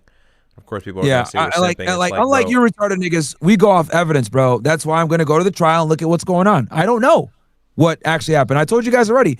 The official narrative has problems, right? But the conspiracy theories have problems too. We don't have a definitive real timeline. Okay? So, sorry for reserving my judgment until I have all the facts. My bad. I know some of you retards like to put the fucking tinfoil hat on and make a judgment call right away. Yeah, we but I'm get not it a correct. retard like you guys. Want to get it correct. You know what I mean? I don't jump to conclusions, stupid fucks. Niggas are retarded, bro. There were various, I saw Robert. This is among those reporting now that their initial reports are the attempted shooter at this dinner is 31-year-old Tom. Yes, Kirk was a big Israel shill. He was. It's one of the things I disagree with him on. But I can still feel sorry for a human being for getting murdered in front of everybody. Like, what the fuck? Thomas Allen from Torrance, California, and that he is the gentleman in custody that we've seen video of, Chris. And there are other online, and these are initial reports, so we want to be careful and not speculate. Initial reports suggesting that he's an educator in Torrance, California. And obviously, there's been a lot of online hate directed at this president. I'll leave it at that for now. Presumably, the president's been briefed on these details, Chris. But this shooter is alive right now, so they're going to be able to question him. In other situations like Butler, the shooter was killed, and we didn't get more information. Your thoughts? Look, I don't know like who the person is involved. I'm going to reserve comment till we hear, but obviously there's a lot of hate online. The media is propelling a lot of the hate. Wow, Crazy. so this is a part of a larger And timeline. I'm reading this now. It's just kind of something that we don't realize until we kind of look at it on paper. Right? There's one in Ukraine, So there's one in Russia. you have Thomas Crooks with Russia, in and Butler. Iran. Then you have Ryan Ralph, the golf course situation. I think everybody should be the on Mar-a-Lago high alert. issue. Remember when we covered that? When he tried to breach Mar-a-Lago with, I believe, a shotgun? And then now, of course, it's dinner. So that's like 4 times now Good job from what I see. that there was some sort of attempt on Trump's life. Before we make more judgments about what was involved. Right. Absolutely. And Chris, you know, But we some had people have said Franklin Graham was there, and Greta. They were all very concerned. We had the British ambassador at our table.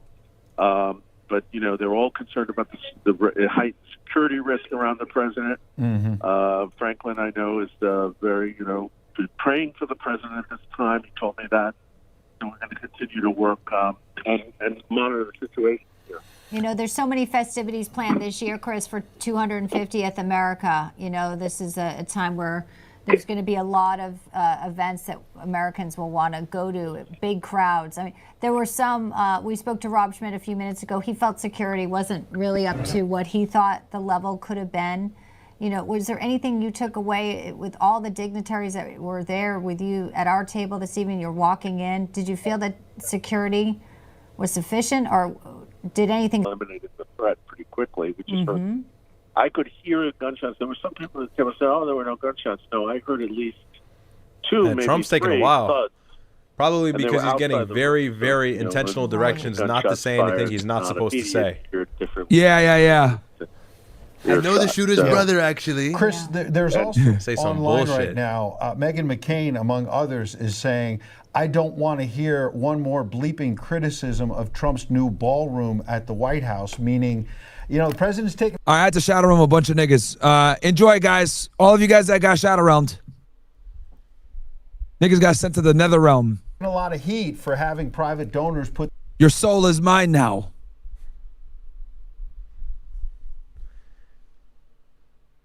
this together. I gotta find a way to get the sound effects so that you can hear them, bro. God damn it. And the president has made the Oh, there's a point way. that the Actually, White House Josie was ballroom- telling me how to do it. I gotta figure there's I a gotta way. get it set up. Not only will be beautiful, as he says, but it will be secure, and there'll be a bunker under it. And that the threat matrix, Chris, has changed a lot in just the last few years. New photo of suspect close up. Okay. Well, I don't know, Megan. Okay, let's see if we were right. But Let's I confirm. think it's premature to make I got the ballroom. I'm not sure how that has to do with this. The president could be anywhere and have a security threat. I'm not sure the ballroom ameliorates that situation. Look, the press has a right to criticize the ballroom if they want. It's a free country, right? But the By the way, put out not about to the jump off of president topic, is a problem. but you That's ratioed why there's a Patrick lot of McDavid pretty people bad actually take his life. when he asked who he I would don't like think on he'll the let me on, though. podcast. Significant So election. We have a we'll see war what going happens on. there. That's interesting. Yeah, bro. If I go, I'll bring you with me, bro. Yeah, that'll be lit. I'll Oh, be here in we the go. back. Just because you sure identified as California. Okay, his motives or whatever. Yeah. Do not. All right, so we had the right guy.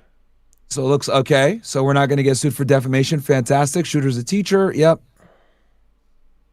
They're getting ready for this. What the fuck? He got banned? Why?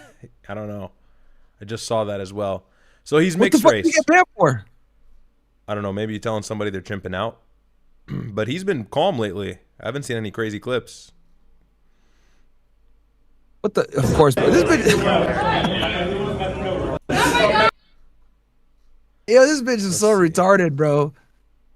Yeah, she's an idiot. Man. So for those of you who don't know, she's like some pro-Israeli Zionist who Trump sometimes glazes, Deborah Lee.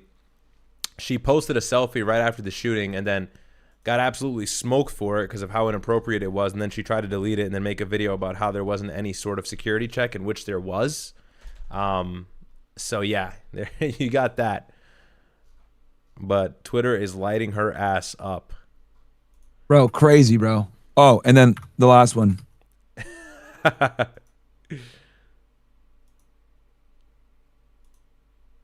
All right. Okay, let's see here. Okay, I can't find the thing. Oh, okay. Thing to see a man. All right. Charged Trump at is a live. security checkpoint armed with multiple weapons. Make it full screen. And he was taken down by some very brave members of Secret Service, and they acted very quickly and have just released, for purposes of transparency, clarity, I've ordered it to be put out. You probably have it by now. Put out on Truth and put out on many of the platforms. A tape showing the violence of this thug that attacked our Constitution, and also showing how quickly Secret Service and law enforcement acted on our country's behalf. Really did a great job. One officer was shot, but saved by the fact that he was wearing obviously a very good bulletproof vest. He was shot from very close distance with a very powerful gun, and the vest did the job. I just spoke to the officer, and he's doing great. He's in great shape. He is has very high spirits, and we told him we love him and respect him, and he's a very proud guy. He's very proud of what he does, Secret Service agent. And we looked at all of the conditions that took place tonight, and I will say, you know, it's not a particularly secure building, and I didn't want to say this, but this is why we have to have all of the attributes of what we're planning at the White House. It's actually a larger room, and it's much more secure. It's drone-proof, it's bulletproof glass. We need the ballroom. That's why Secret Service, that's why the military are demanding it. They've wanted the ballroom for 150 years for lots of different reasons, but today's a little bit different because today we need levels of security that probably nobody's ever seen before. But everyone owes a tremendous debt of gratitude to the courage of law enforcement, the law enforcement, and working with the D.C. police. And we just spoke with the mayor. And when we're finished, the police chief is going to take over and discuss it also from their viewpoint. But they also performed exactly as they were supposed to. And you see the attacker in different positions, but you also see the attacker totally subdued and under control. So as you know, this is not the first time in the past couple of years that our republic has been attacked by a would-be assassin who sought to kill. In Butler, Pennsylvania, less than 2 years ago, you all know that story. And in Palm Beach, Florida, a few months after that, we came close. We really had, again, we had some great work done by law enforcement.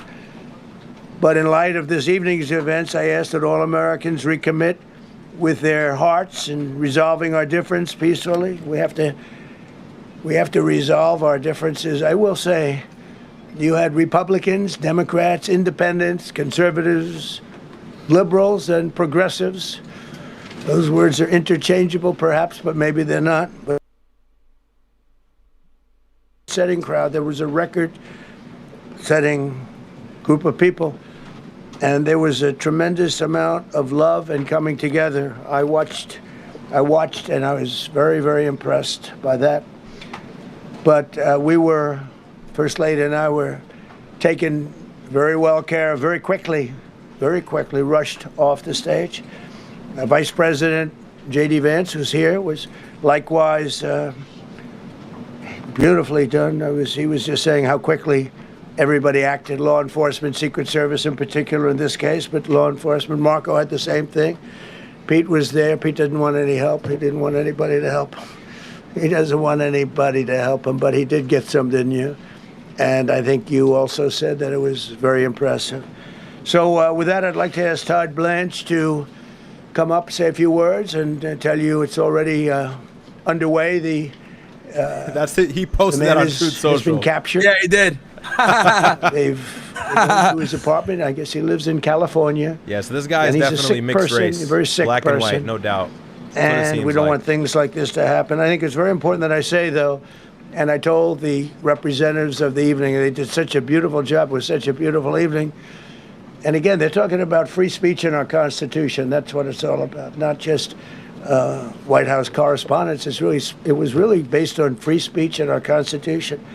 But I said very importantly that we'll do it again within the next 30 days, and we'll make it bigger and better and even nicer. So I just want to thank everybody that was involved. I also want to thank the press, the media. You've been very responsible in your coverage. I will say I've been seeing what's been out. You've been very responsible. So Todd Blanche, I'd like to say a few words, and then we're going to have cash. And then you're going to go on. We can ask, I guess we can take a couple of questions. I want to thank the First Lady. No questions for the president. A rather traumatic experience. Get that for old her. nigga back. There was a lot of action taking place up there very quickly. But again, the response time was really incredible. And we're going to reschedule. We're going to do it again. We're not going to let anybody take over our society. We're not going to cancel things out because we can't do that. We wanted to stay tonight. I will tell you, I fought like hell to stay. But it was protocol. They said, please, sir, because they didn't know there was a lot of action going on, and they didn't know could there be. Probably a lone shooter, but we'll find out. We'll find out very quickly. They have it very well under control. So I want to thank everybody very much. And Todd Blanche, please. Attorney General. A new AG, yep. Yeah, he's going to he's acting, but he's going to get it. He's going to get it. Mr. President, tonight you saw the very worst and the very best of this country. You saw the very worst by the actions of that coward that the president just talked about. But you also saw the very best because you saw law enforcement do exactly what they're supposed to do. And you'll see the videos come out, I expect, very shortly, and you'll see law enforcement do exactly what we want them to do. And so I echo what what President Trump just said, that we are extraordinarily grateful and appreciative of the men and women of law enforcement that did their jobs tonight, including one who was injured. This investigation is ongoing. I expect you will see charges filed shortly. The charges should be self-evident given the conduct, but as you'll hear, there will be multiple charges surrounding the shooting, around the possession of firearms, and federal for real else that we can get on this guy. The investigation is obviously ongoing and just started. There is federal law enforcement already working on search warrants and doing their job, and I don't want to get ahead of them and don't want to get ahead of the work that they're doing even as we speak. Director Patel and I were just on the crime scene a short while ago, and everybody in this room should rest assured that the Metropolitan Police Department, the FBI, Secret Service, everybody's on the scene doing their job. I know that the police chief is going to give an update from the scene as soon as we're finished here, and I obviously will lead the details of what they have learned to him. But in the meantime, I just want to thank everybody in this room for the courage. And I want to thank President Trump for his words, and I promise you, justice will be served. Thank you. Dr. Patel. Thank you, General. Thank you, Mr. President. The President's absolutely right. You saw the best resolve of American law enforcement because you, Mr. President, inspire them 24/7, 365.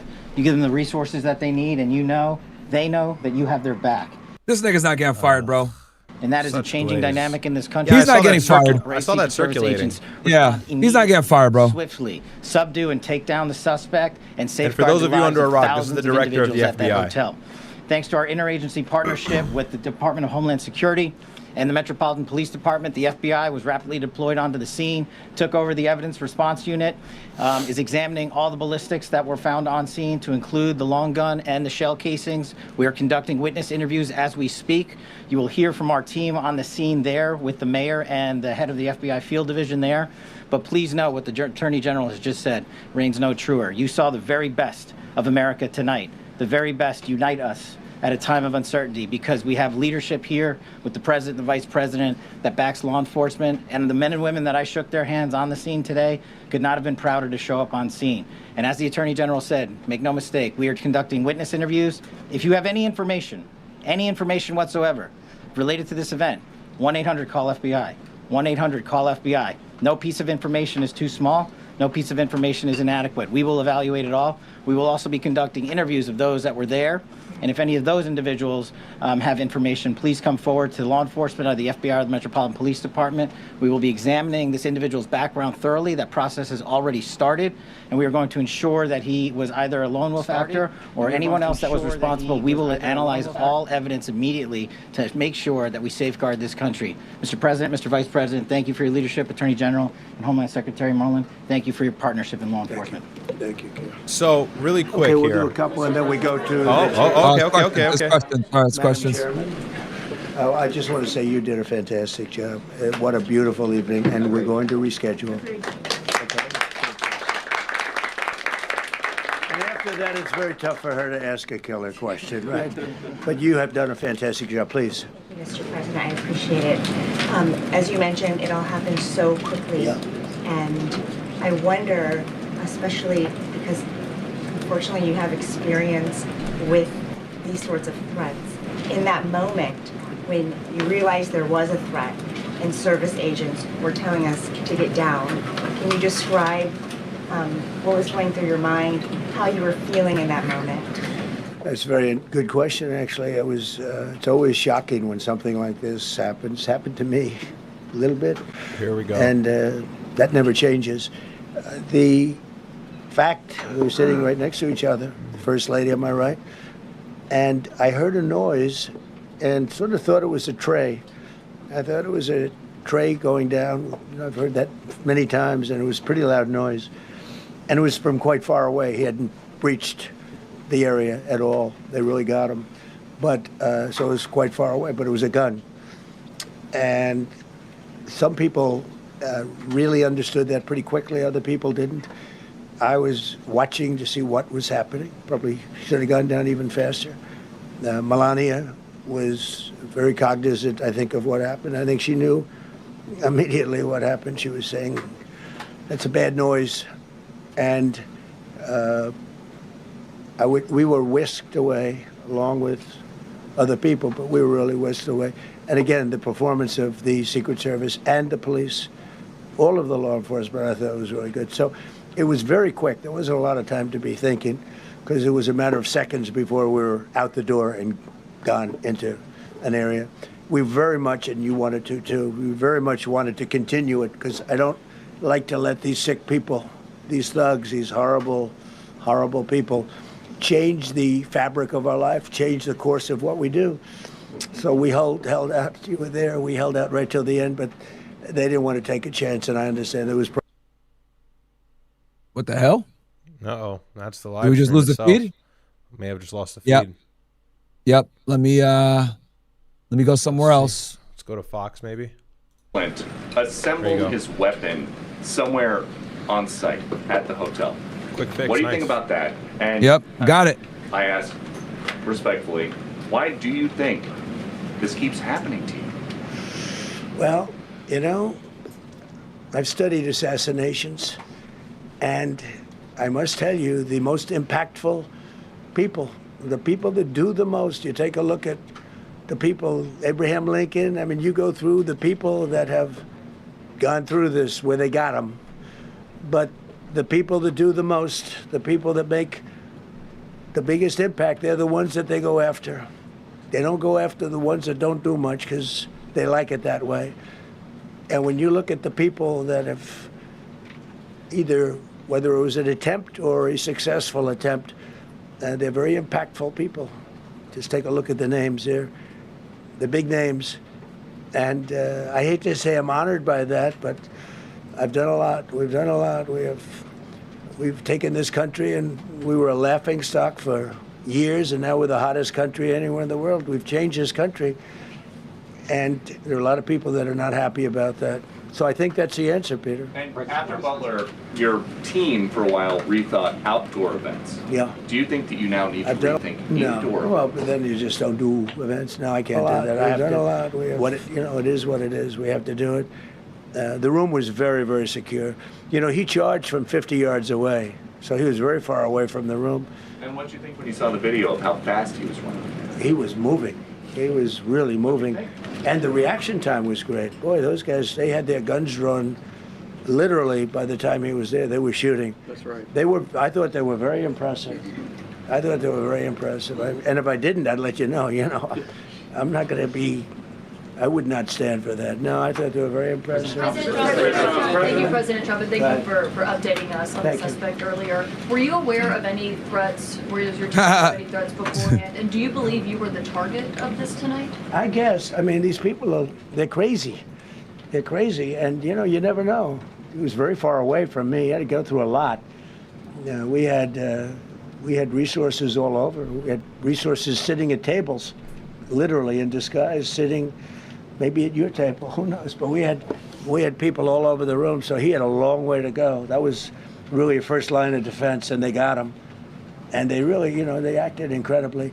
No,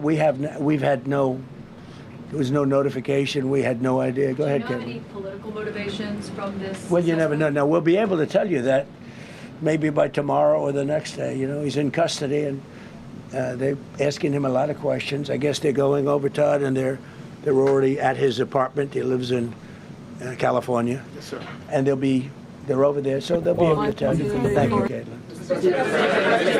President Trump, did the suspect say anything, or was he wearing anything that would allege some type of motive here? Nothing. No, I mean, he was a guy who looked pretty evil when he was down. They had him down. He was fighting hard. He was in my opinion, a sick person. Who would do that but a sick person? But I think you're going to find everything about him. No reason to talk about it now. But tomorrow at this time, long before this time, you're going to know a lot of things about him. They seem to think he was a lone wolf, and I feel that too. Are you concerned about U.S. Secret Service protection ability? We saw several details take minutes to be escorted out of the room. Yeah, I agree, man. No, Not gonna lie. That wasn't the best response. I mean, I'm the one, and Mark Wayne, you would agree with that, I think. Absolutely. I'm the one that would complain. You don't have to complain for me. I would be complaining. I'd be up here right now saying they didn't do their job. Oh, believe me, because, it's my life, and I want to live because I want to make this country great. That's why I want to live. But when you're impactful, they go after you. When you're not impactful, they leave you alone. Okay, a couple of more. Go ahead, please. Is there any indication that this shooting could have been linked to the war in Iran? I don't think so, but you never know. We're going to know a lot. We have the best people in the world working on it, and we're going to know a lot. Please. Mr. President, there's a lot. You, as well as some of us who have covered Butler, experienced another horrific day 2 years ago. Yeah. What felt similar? You had the First Lady with you today. What felt different? And you have another 2+ years in office. Are you concerned about something like this happening Well, again? I can't be concerned. I can only get great people. They did the job, in my opinion, a much better job than Butler. Butler had one weak spot that we all know about. Somebody should have been up there. But even Butler, we had our sniper on our side within 4.2 seconds from a distance of about 400 yards, one shot, and he was gone. And if he didn't do it, now, he's David. His name was David. I say, hello, David, every time I see him. David, I like you very much, David. But think of that. Now, if he doesn't hit him, and he hit him right between the eyes from 400 yards without any notice, nobody knew. He heard a sound. He looked over, and there was actually a tree that was somewhat in his way. You know the story very well. And he aimed, he fired, and if he didn't do that, beyond me, you would have had a lot more people killed. We lost one great person and 2 people very badly hurt. They're okay now. But no, that was so. In a sense, that was pretty amazing the job they did. But they did have that one weak spot, as you know. They should have had that covered. Tonight they had everything covered very quickly, and he was fast. He was running full blast, and they got him before they got any further. I was very far away. He hadn't anywhere close to breached the doors of the ballroom. The ballroom was sealed, and everybody in there. That's why once those doors opened, they didn't want to do tonight. If the doors weren't opened, we could have probably done it tonight. But I think we're much better off rescheduling. Yeah, please. Mr. President, for you and perhaps law enforcement as well, what is the level of confidence that this was a lone actor? And has the suspect made any statements to police while in custody? Yeah, I think it's just it's not my profession. We have great professionals up here and outside that have been working with us. My impression is he was a lone wolf, whack job. These are crazy people. These are crazy people, and they have to be dealt with. We had that in the second attempt, as you know, and he's spending life in prison. Because if you let him out, they'll probably, if he serves 10 years or 15 years, you let him out, he'll probably try it again with somebody else. They're sick people. We have a lot of sick people. But you're going to know, I think very shortly, you're going to know, Todd, a lot about him. You're going to know a lot about him. Yeah, a couple of more. Yeah, please, go ahead. Are you concerned about political violence? This could be politically motivated. All violence. I'm concerned about everything. Look, but I can't be so concerned that you can't function. No, I'm here. It's a dangerous profession. I tell the story. Race car drivers, I think it's very dangerous. So if you take 1% and then take about 10% of 1%, just to break it down very easily, they die. So much less than 1%, 10% of 1%. I think bull riding is very dangerous. If you take about the same, 10% of 1%, much less than 1%. But if you take presidents, it's 5.8%. And about 8% are shot at. So nobody told me this was such a dangerous profession. If Marco would have told me, maybe I wouldn't have run. Maybe I would have said, I'll take a pass. No, it's a dangerous profession, but I don't view it that way. Look, I'm here to do a job. As part of the job, it is a dangerous. I can't imagine that there's any profession that's more dangerous. But I love the country, and I'm very proud. I'm very proud of the job we've done. You see what's happened. We have a great country. We've got, I think, the most successful, the hottest country anywhere in the world. This happened over a period of just a year, and we're going to do great things. But with that come risks. There's no question about it. Yeah. To that end, there's been so much political violence, not just aimed at yourself, but at other members of Congress, state house speakers, you name it. Is that just the cost of doing business to do politics in America anymore? Yeah. Well, what does that say about our country? Too. We're not the only country. You look at this great violence with all countries. I was talking to somebody from another country today, and they have numerous assassinations of political figures all over the world. You look at South America, it's like some of the numbers are just horrific. It's dangerous. It's dangerous stuff, whether it's here or someplace else. No country is immune. No country. Good question. Is it possible to turn that temperature down at this point? Well, probably if I decided to just not do much, if I let everybody rip us off and take advantage of us. Look, we're leading the world in trade now. We're leading the world in the military. We're the greatest military in the world. I rebuilt it in my first term, and now we use it because we have no choice. We can't let, as an example, Iran, we can't let them get a nuclear weapon. Everything will be peanuts compared to that if they ever were given a nuclear weapon, and they'd use it too.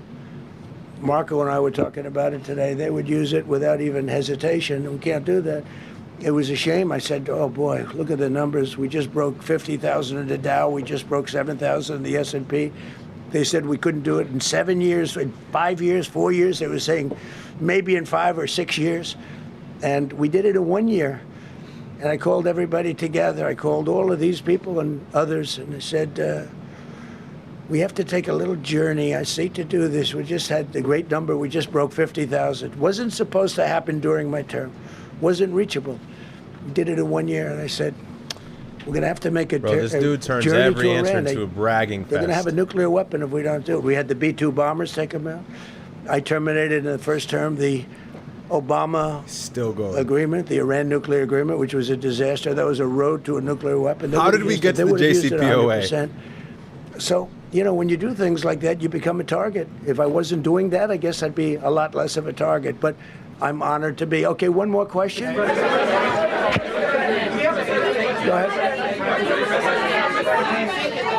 Yeah, go ahead. Thank you, President Trump. Thank you, President Trump. Do you know how the gun was brought into the hotel? And also, how does this event impact you as the leader of our country? Do you think it will change your I leadership? like not to think about it. I lead a pretty normal life, considering it's a dangerous life. I think I handle it as well as it can be handled. I think a lot of other people, you read stories where they become basket cases. To be honest with you, I'm not a basket case. I really take it as it is. I do it for the country. I'm not doing it for any other reason. I have a first lady who's doing a terrific job. She loves the country, and she recognizes it better than anybody. She's told me numerous times. She said, "You are in a dangerous job," but that goes along with her too. I mean, it's dangerous for her too. We sat there tonight. We heard that noise, and it was either a tray or a bullet. I was hoping it was a tray, but it wasn't. And again, we had some very brave people doing a great job, so we're very proud of them and happy with them. I just want to thank everybody. They will be able to give you all that information as to the names and everything else. I think we released the names already. Most of you would have it, but his name. We appreciate it. I see so many tuxedos and beautiful dresses.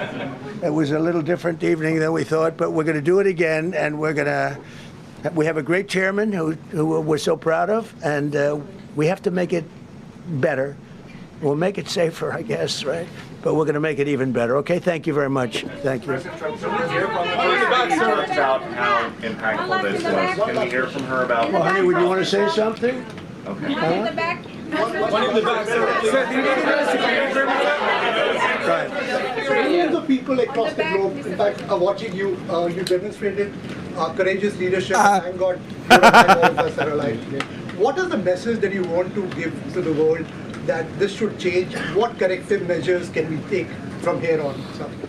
Well, what you can do, look, I don't care how many people you have, how good they are. They can be the greatest people. You have the greatest security in history. If you have a whack job who's got a brain, but it's a little bit distorted or a lot distorted, they can make trouble. I would say, Pete, right? They can make trouble. Some of these people are of genius level IQ, and they're nuts. So it can be trouble. So you do absolutely the best. You get the best. We have the best people. Well, look, it was proven tonight. He started running from 50 yards, and he was fast. He was like a blur on That tape. nigga was fast. I He have the was footage moving. here after this. It was very Yeah. impressive the way they got him. Because a lot of people would be looking and saying, Look. It's like Yep. a weird Tried feeling. to run through them. And they would let him get through, but they didn't let him get through. They drew those guns so fast. They looked like Matt Dillon. They looked like All right. somebody that knew what they were doing. We really do. But it comes with the territory. And if you want to do a great job, I really believe that. And you take a look at what's happened to some of our greatest presidents, and it doesn't happen to people that don't do anything. And it's not going to deter me from winning the war in Iran. I don't know if that had anything to do with it. I really don't think so, based on what we know. But Iran did not need to we're be gonna brought up continue at to all do a during great this job. That's entire all I press can do. conference. Spent 5 minutes talking about it. I'll see you tomorrow. Thank you. Thank you. Okay. So, I guess let's give our thoughts very quickly. President speak after shots. Yeah. Here, firstly, I want to show you guys, if you got a chance to see it already, then whatever. But if in case you missed it, very quickly, I thought this was funny. This is the, I suppose, CCTV footage from the hotel, I guess, lobby or somewhere outside. Of course, a bunch of security personnel, Secret Service, police were here, and you can see the alleged shoot. Well, actually, the shooter running through here. So here he is, and looks like this guy took aim, one behind him, and then whoever's in front probably shot him, took him down. and then rendered aid. So I guess his plan or his whole MO was to just sprint through and miraculously get inside and get a shot on the president. Yeah, just shoot. Yeah. So good thing they got him, because I mean, if they missed those shots, maybe there wasn't much ground to cover left. But I just wanted to quickly say, I already smell, and I'll read chats here in a moment. I know I got a bunch. I already smell 2 conspiracies that are going to be created out of the midst of thin air from this, which is Trump planned this so he can have an excuse for the ballroom because the Hilton Hotel is not secure enough. Okay, that's the first thing I imagine a lot of people are going to run with, which, you know, to the credit of that theory is not too bad, I guess.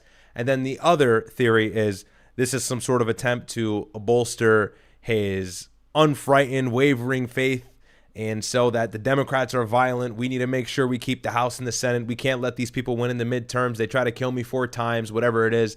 So, I mean, that's kind of what I see is going to be weaponized from this instance. Of course, it's hard to say now because all of the information about, I guess, what was his name, Alan Cole, will come out tomorrow, probably sooner than what the time is now. So we'll see what comes about. But it seems like this was just some deranged leftist who hated Trump, right? Guys from California, mixed race, bleeding heart progressive.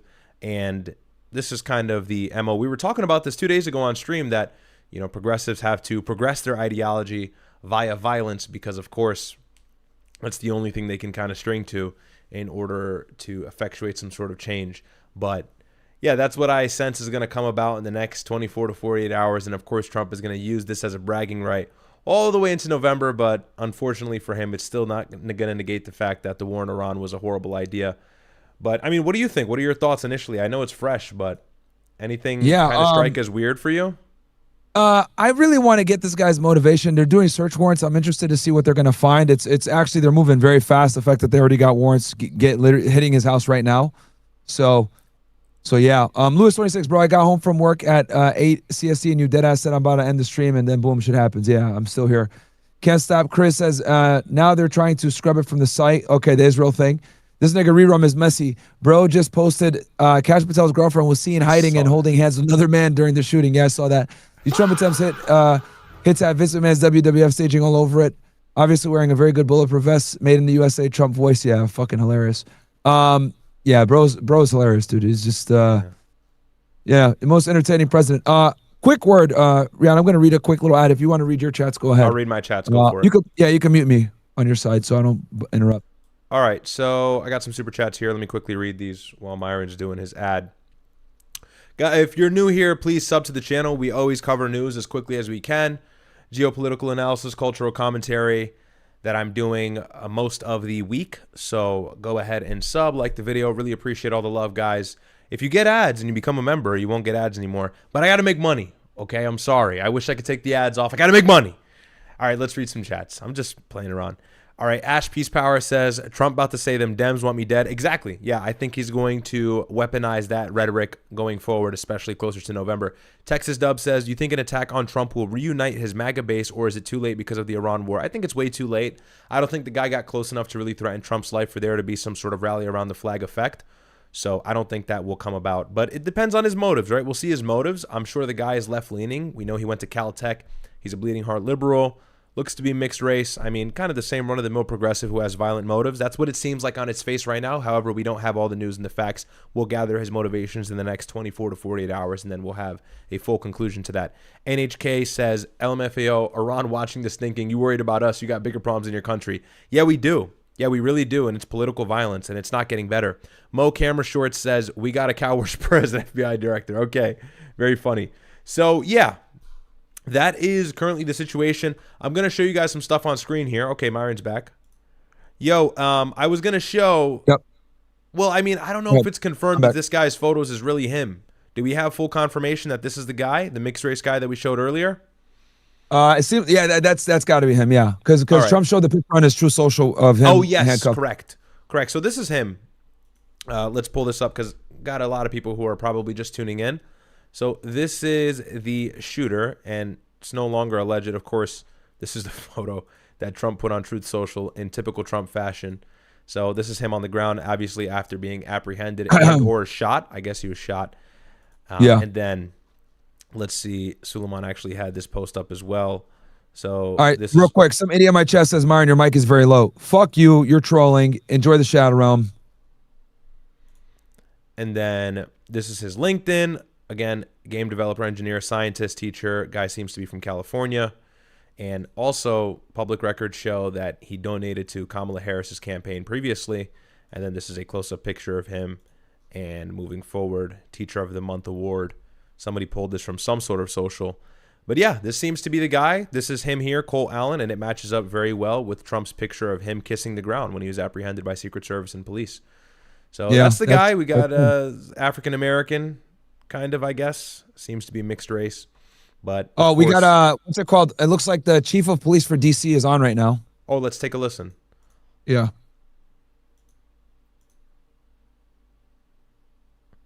Gunman rushed a Secret Service checkpoint in a lobby at the hotel. Secret Service agents stopped the suspect. An agent was injured and transported to a local hospital where the agent is receiving care.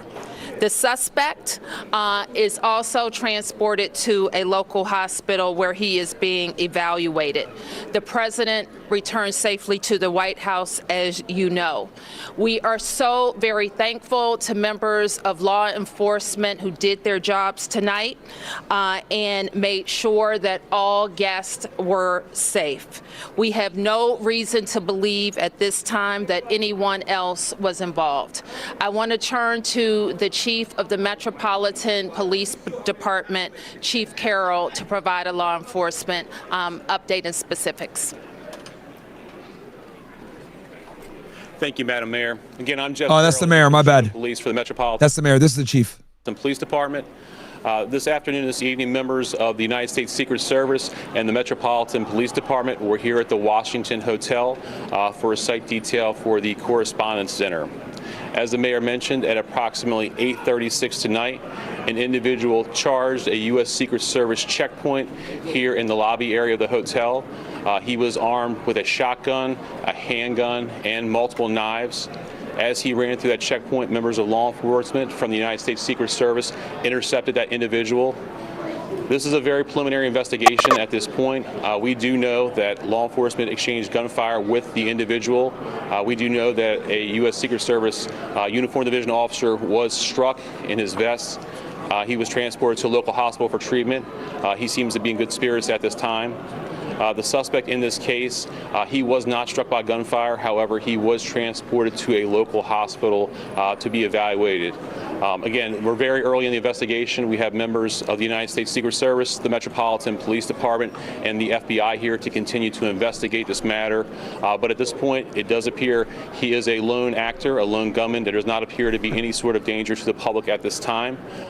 Sorry.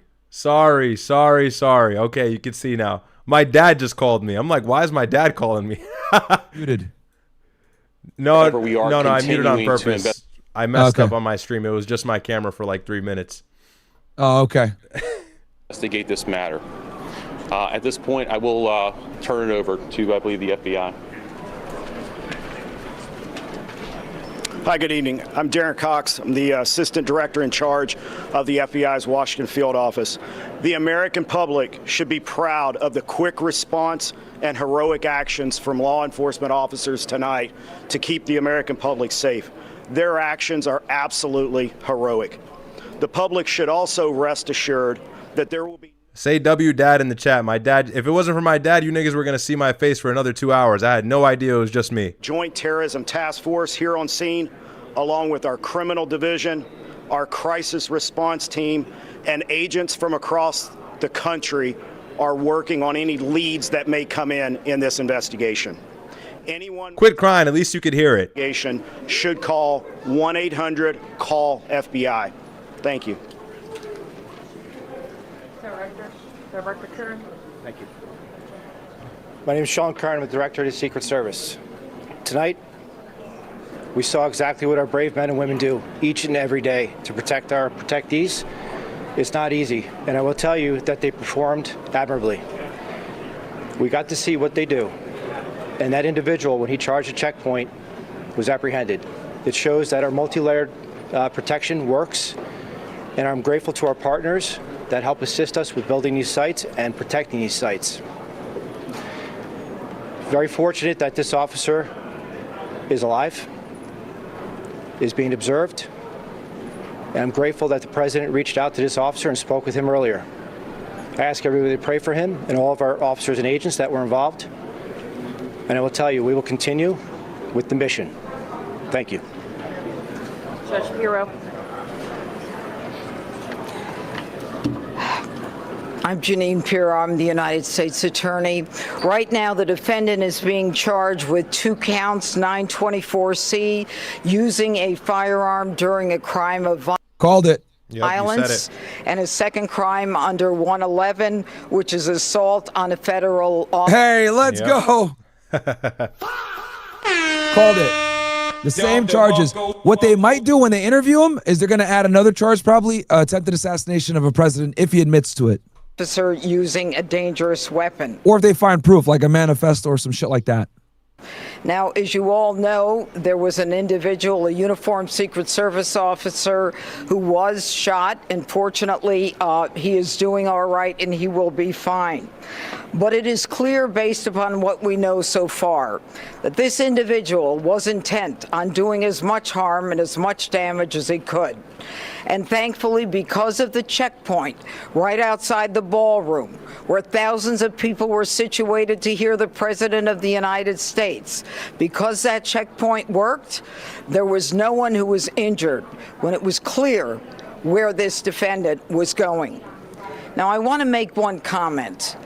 As a participant, someone who was in the ballroom, who came this evening to be part of a very lovely event at the White House Correspondents Dinner, I, for the first time, was in a situation where there were shots fired, shots heard, and a whole room went silent.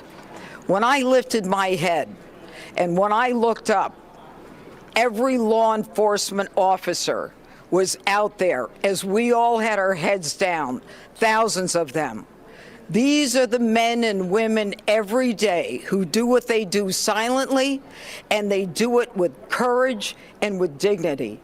Thank God for our partners, the FBI, the Secret Service, the Metropolitan Police.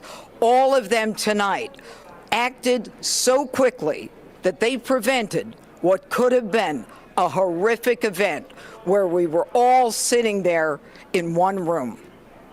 The defendant will be arraigned on Monday in federal district court, but make no mistake, there will be many more charges based on So the case is 100% going federal first. On the information that we are learning in this very fluid situation. Thank you. Take a few questions. Right here in the front, right here in the front. Confirm that this suspect is specifically targeting the president, and is he talking to law enforcement now? Sure. So at this point, what we know is we know the individual charged a checkpoint with a firearm in his hand. We know he was running in the direction of the ballroom that the president was in, as well as other cabinet members. So what his specific motivation was, we can't say at this point. However, as we continue to investigate that, we'll continue to work towards that. Chief, when you say you're talking to law enforcement, there seems to have been a lack of authorization to come to this event. Was this a failure on the Secret Service? What we have here is a multi-layered approach. The director spoke about it. We have officers on the outside from the Metropolitan Police Department along with the escort. The inside portion of any presidential site is handled by the Secret Service and law enforcement partners. This is a multi-layered approach. The point of this checkpoint is to intercept individuals that were there. And what we Please, guys, like the video if you have not already. It helps out a ton. Thank you so much. And law enforcement engaged him immediately. They were able to bring him into custody and prevent anyone from being harmed. Chief, right here. Chief Carroll, can you tell us if you found a vehicle associated with the suspect? And are you and the FBI conducting any search warrants on the vehicle or locations here or elsewhere around the country? Sure, Mark. So as you can imagine, this is very early in the investigation. So, things we're digging into is his background, vehicle. Shit. Those are all things that the FBI, the Metropolitan Police Department, and the Secret Service are working together jointly to determine, is there anything else that's available? So I would imagine as we continue to go through this investigation, there will be additional search warrants and things of that nature as the investigation progresses. Is this under law enforcement? At this point, he was not known to the Metropolitan Police Department. I can tell you that. Right here.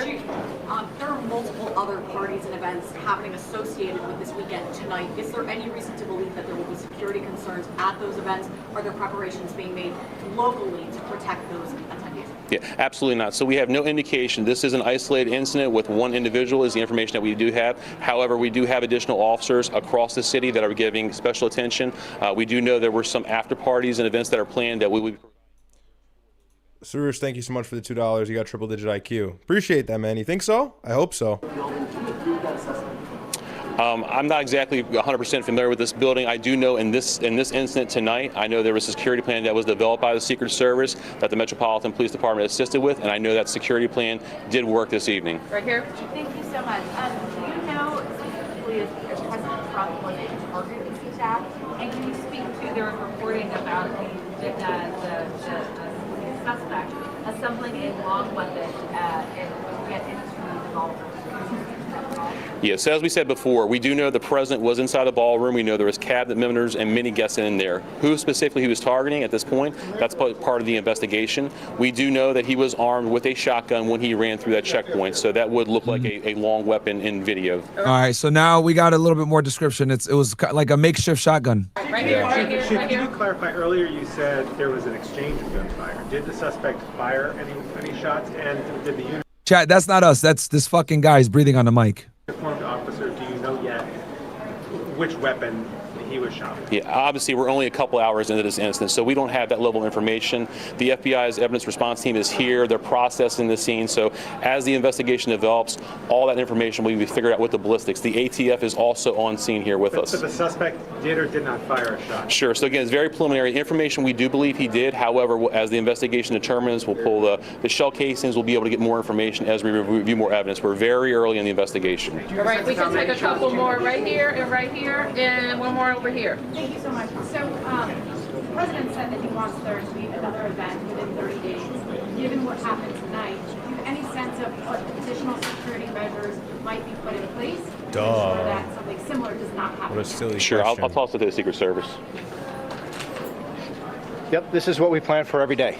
So we take each and every case and we evaluate it, and we do site assessments. And that's why we go out and build these sites per what the event is. And all I know is he's going to use this as motivation for the business. Capitol now.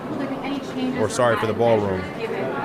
Yeah. We're going to have to evaluate this evening. I understand. Is there any indication how the suspect got into the hotel? Was it a guest here? Are you searching rooms? Because if I'm not mistaken, I think there was another halt on his ballroom. Another judge halted it again. It got halted, and then they released it. They allowed them to continue, and then it got halted again. However, I don't know what happened following that. Judges were able to weigh in on him fucking building the ballroom? Absolutely, yeah. And so a couple of judges have already stepped in and tried to stop it, saying it's not constitutional. He didn't get approval from Congress, so on and so forth. However, it was proving to be a little bit difficult for him. So, you know, like I said earlier, I already see the conspiracy nuts jumping on this. Like, this is him trying to enact some motivation or bragging right or like talking point for him to actually have that ballroom. Hey, the Hilton doesn't have security, so on and so forth. But I'd really love to see how that guy acquired that firearm, because obviously he's a Californian, right? So is he, you know, dual residency? Does he also live in DC, somewhere around there? Did he acquire the firearm from a friend? That'll be really interesting to see in the next coming hours, because I'm sure that's all going to come out very soon. Facts. Information, we do believe he was a guest here at the hotel. We have secured a room here in the hotel, and again, we'll go through the appropriate procedures to determine what was inside there, but that is secure. At this point, like I said, we believe he is the only suspect in this case. Okay. To jump on that question, I understand the multi-approach to security. To walk in with a weapon of that caliber and elevate to law enforcement on the local level seems to be quite extraordinary. How does that happen? Sure. So again, I mean, we're very early in the investigation, so we'll have to determine. You know, we'll go through video across the hotel to figure out how the gun got in, how it got down here. Those things will come through the investigation. At this point, we don't have. He definitely is an anime gooner. That level of detail. Okay, last one. Yes, video appears to show the president falling down and being escorted out. Was he injured at all during his evacuation? No, we don't have any information that he was injured. All right, thanks. No. Could you clarify how he was detained? If he was not shot, could you clarify how he was detained? Sure. So law enforcement right here in this very area, they actually tackled him to the ground and handcuffed him. How many people were in the hospital? Can you give us his name? Not at this time. Do we know? We will release his name, Mark, once we have all the information. Again, we're still running a lot of things down. How many people Judge. in the hospital? In the hospital, so we have the Uniform Division Secret Service officer who's being evaluated at the hospital who took a round to the vest, and the suspect is being evaluated, but he was not struck by gunfire. Are you looking at any terrorism charges? Well, as the chief just indicated, we're very early in this investigation, but make no mistake, if there is anything like that, we will find it and we will file it. Thank you, guys. I appreciate it. Thank you. Thank you. We've been listening to Washington, D.C. Mayor Muriel Bowser speak alongside law enforcement about the shooting incident at the White House Correspondents Dinner. We've learned a lot of new information. I'm going to have our director run the video that the White House has released of the gunman running through. Police now tell us he had a long gun believed to be a shotgun as he sprinted through this initial perimeter before getting the Secret Service agent that was allegedly shot. Is that him in the video? Because it looks like that guy kind of buckled, but then again, he may have been reaching for his firearm. It might have been someone else. It might have been someone else that got shot. Yeah. Here, just look at this. This is what I'm talking about. Yeah, he just got like almost ran over. See how this guy kind of buckles? I guess he just is startled, right? So he draws his firearm, jumps down. But yeah, go ahead. You can keep playing. Okay. As he was headed towards the ballroom, he did not get anywhere near the ballroom. That, according to law enforcement, he exchanged gunfire with the Secret Service. A Secret Service officer was shot, but he had a bulletproof vest. He's being treated in the hospital. The president has spoken to that officer, and he's recovering and okay. The suspect was a guest at the hotel at the Washington Hilton. It's unclear if he assembled his gun inside his hotel room, if he had brought the gun into the hotel room. Police are actively investigating that right now. They're looking in. Also, chat, I'm going to end the party stream in X. Come on over to kick.com/MyRGainsX, ending the party in Kick stream. And do you want to quickly brief people on Iran while we've covered pretty much the run to kind of go through the updates? Because I know you started the stream with that earlier on today, of course, because of Trump's Truth Social post. So maybe just like 5 or 10 minutes, go through Iran. We can do it on Kick once you jump over. No, I'm on Kick right now. You're good. I'm already on it. You ended everything else? I ended Twitter and the other shit. Okay. But yeah, do you have a video you want me to stop sharing? And then you got a video you want to go to? I was just going to pull up a social post. Okay. I'll be on like another 30 minutes and then I'll get off. We can go through it. But, yeah, so you had said, of course, that Donald Trump, I think he posted it today, that he just canceled the trip of my representatives going to Islamabad here. I'll share the screen here. So I believe this was today. Earlier on, he put on Truth Social, and this is in regards to the Iran conflict, just in case any of you haven't seen Marin stream earlier. We'll do a little bit of an overview. Keep it brief. But Trump says, I just canceled the trip of my representatives going, is Islamabad, Pakistan? I think he meant to meet with the Iranians. Is much time wasted on traveling, too much work, besides which there's tremendous infighting and confusion within their leadership. No one knows who is in charge, including them. Also, we have all the cards. They have none. If they want to talk, all they have to do is call President Donald J. Trump. And so, obviously, Trump is, of course, front-facingly trying to make it look like he has the upper hand moving forward with the conflict. And so he's saying he's canceling the talks. But, of course, my brother and I speculate that he realizes Iran doesn't want to talk at all. And that might be because of the fact that the new supreme leader, being the son of the one who was assassinated on day 1 or 2 of the conflict, Mujtaba Khamenei is the son now, had told his delegation that he doesn't want to talk to the U.S. or not to talk to them. And this has been evident. I mean, since last week, I think actually it's been 2 weeks since we've imposed a blockade on Iranian ports. The parliament speaker had told Donald Trump and responded to his 7 points made on Truth Social in refutation. He said, we're not going to open up the Strait of Hormuz, but the biggest stipulation and binding factor to that is that the United States Navy pulls out from our blockades. If you guys don't know, the U.S. Navy is blockading Iranian ports responsible for import and export of goods, oil, and everything else that helps them bolster and stabilize their economy, especially during such a crucial time. And so, Donald Trump has kind of, for all intents and purposes, lost his escalation dominance. He has no real ability to effectuate a change that hurts Iran aside from actually attacking them like he did for the first 40 or 30 days of the conflict until the ceasefire took place in early April. And now we're just awaiting a second step. But he extended the ceasefire indefinitely. That was last week. And remember, J.D. Vance, Jared Kushner and Stephen Witkoff, the Middle Eastern envoy, were supposed to travel to Islamabad on like 2 or 3 different occasions. It was supposed to be last Sunday. And then, of course, the Iranian delegation, Abbas Araghchi, specifically said we're not going to travel there. And then on Monday and Tuesday, we saw a lot of reports out of Al Jazeera and other Middle Eastern outlets that they would be going to Pakistan. Didn't go. It was supposed to happen Friday. Israeli media was saying that it was supposed to happen on Sunday. Nothing ever happened, and there were no peace talks. And so now we've regressed to the point where we can't even sit at the table with Iran, nevertheless actually have that conversation that will hopefully lead to the next step of this conflict being over or diffused. So, you know, what are your thoughts on it?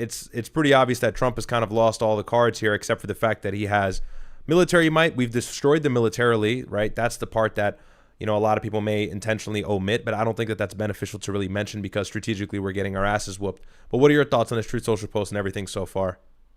Yeah, I think it's damage control, man. It's kind of funny when he says we have the cards when they really don't, dude. Like this ceasefire really benefits Israel and the United States more. It lets him stabilize the markets, reassess what he's going to do. That F-15 getting shot down really fucked up his operation. So now he's kind of back to the drawing board trying to bide time. But now he's in a weird spot because, number one, he doesn't have escalation dominance, and then there's not really much more he could do militarily. The next step for him to do anything militarily is he would have to basically bomb a power plant. And we know that would be bad. The Gulf would be destroyed. Yeah. Yeah, he threatened that twice. So that would guarantee the regional conflict would reach a catastrophic state. And, you know, it's tough for him. He's kind of in a corner, right? He can pursue the air campaign again like we did, but that doesn't really render effective against the Gulf allies because, of course, we know once the U.S. Air Force takes control of the Iranian skies and starts raining bombs upon the civilian populace, well, then the Gulf nations are guaranteed to get that in return. And we've seen that with the UAE primarily, with over 2,000 strikes hitting the UAE. Other countries in the region haven't suffered so much, like Qatar and others. They're kind of fine. But it's really the key infrastructure that's responsible for desalination, which is converting that ocean water into drinking water, the oil plants, the oil pipelines that are responsible for moving the little amount of oil they can outside of the Strait of Hormuz through the land, actually, which is something they've had to rely on heavily now since they can't export their oil through the 21-mile passageway. So Iran, again, this is all evidence that they still have the escalation dominance, and strategically they can still deal a great blow to the United States even if they don't have much of their leadership left. And they still have tons of likely ballistic missiles, right? Their drones program, all of this stuff is built underground, and we haven't really done nothing to attack these mountain ranges where these underground cities are, or wherever they really are, as well as stop that capability. And as the ceasefire persists and it prolongs, well, then that gives the IRGC more time to build more and more missiles and more drones, which is what they did from the 12-day war back in the summer to now, which is why their arsenal has proved pretty pretty capable, especially against Israel. So, you know, the good thing is Israel and Lebanon seem like they've reached some sort of, I guess, arbitrary ceasefire with Donald Trump trying to broker it. And that can potentially remedy the issue in Iran, right? The IRGC can say, well, now Lebanon is not under attack. That was one of the stipulations in the first 15-point plan that they offered, or 10-point plan, I meant, sorry. So now it's just the Iranian ports. So, I mean, for me, the only thing that I want to see Donald Trump do is remove the Navy from these Iranian ports so the Strait of Hormuz can be opened back up. And then from there, that will be much more reasonable and realistic grounds for J.D. Vance or whoever comes from the U.S. delegation to actually broker a peace deal. You know, but we're going to have to regress on a lot of our maximalist demands. Yeah, the blockade is stupid. You can't try to get a ceasefire going while simultaneously doing a blockade. It just doesn't work that way. You know what I mean? Yeah.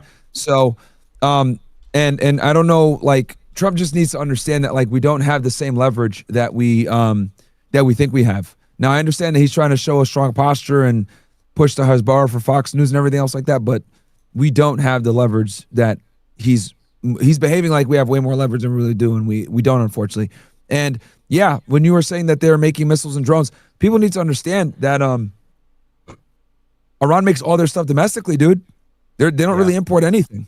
They literally make everything domestically, so they're able to build, I think, something like 300 drones a month. Like, that's crazy. So, and Gavin, thank you for the gifted sub. So, we're just in a very bad spot right now, man. This is a fucking catastrophe in every single way. It's a catastrophe, bro. It really is. And 100%. And Man. it's just a matter of Iran refusing to be bullied anymore, right? And that's kind of the danger of them being able to withstand the 40-day bombing campaign. They have now been able to parade the fact globally that the United States is not as strong as they really seem to be. Now, of course, we've destroyed them, but what were our goals prior to this war? Well, of course, destroy the nuclear program, whatever that even means, to destroy their missiles program. That's really the request of Benjamin Netanyahu. By the way, that's the guy who pulled us into this war. So I would actually say that's probably at the top of the laundry list or priority list. And then, of course, regime change, get the IRGC out. That's Israel's plan. And then the proxy network, of course, that affects Israel. And we haven't really gotten close to any of those deals for that matter. And so, you know, we thought that we would create this coercive pressure by blocking the ports, but that just really extended this whole stalemate and crossroads that we've reached in regards to peace talks. And it's just a matter of Trump dropping his ego. You know, he's got to pull out of those ports. And we're not even, oh, go ahead, finish. Sorry. No. Go ahead. We're not even what? I was going to say, and we're not even stopping all the ships from going through. Dozens have made it through. Yeah. So like the blockade isn't even like, we're like, people are saying like, oh, we're making them broke. Not really, dude. Not really.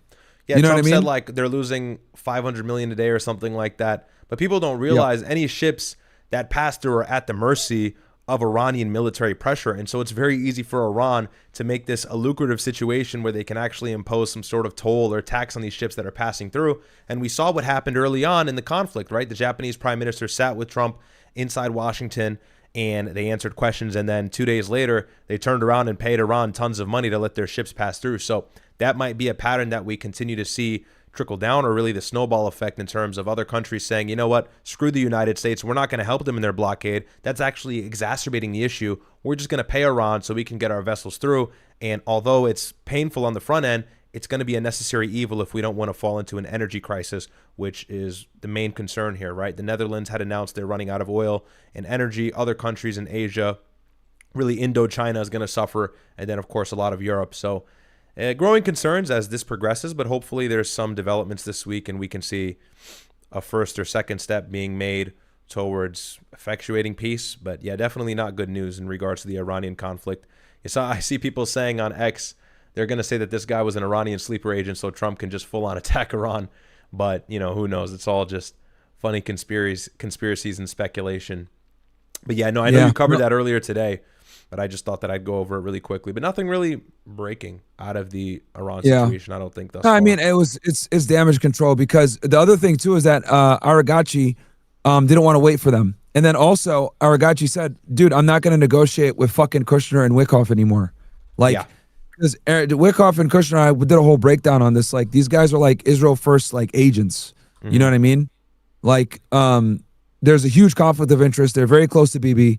Yet they're sitting here are negotiating with the Iranians. Like, dude, it's so lopsided. And it's like, dude, we want to talk to JD Vance or someone that actually has some pull. But even JD Vance really like kept going in and out of the fucking meetings, having to call Trump every 2 seconds. Meanwhile, Trump's at UFC. So it's like, yeah, and that's the thing. JD Vance is certainly punching the air, because there are growing rumors now that Marco Rubio is going to be the front runner for a 2028 campaign.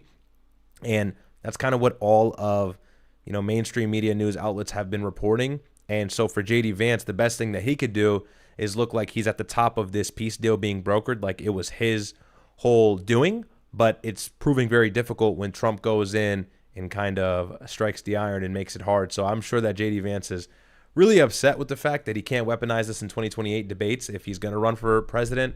However, you know, it's not over. Maybe there will be another delegation sent out. But I mean, it's just a vicious cycle. It's this runaround. It's like, we're going to meet and then we don't meet, and then Trump extends a ceasefire, then Trump hurls an empty threat, and then he doesn't fulfill that threat. And it's just never ending, you know, and it really does make the United States look a lot weaker than we actually are. And so that's why we need somebody who's a little bit more politically savvy in office to make the right decisions and make it look like we actually have the power of deterrence and escalation dominance. Because, you know, the thing is, Trump doesn't even know how to feint. You know, he just hurls these threats. And a lot of these things you can't say unless there's actions behind it. And he's overused. It's kind of like the boy who cried wolf effect. He's overused or completely abused the idea of brinksmanship and posturing to the point now where everything he says just goes through one ear and out the other, especially for the IRGC.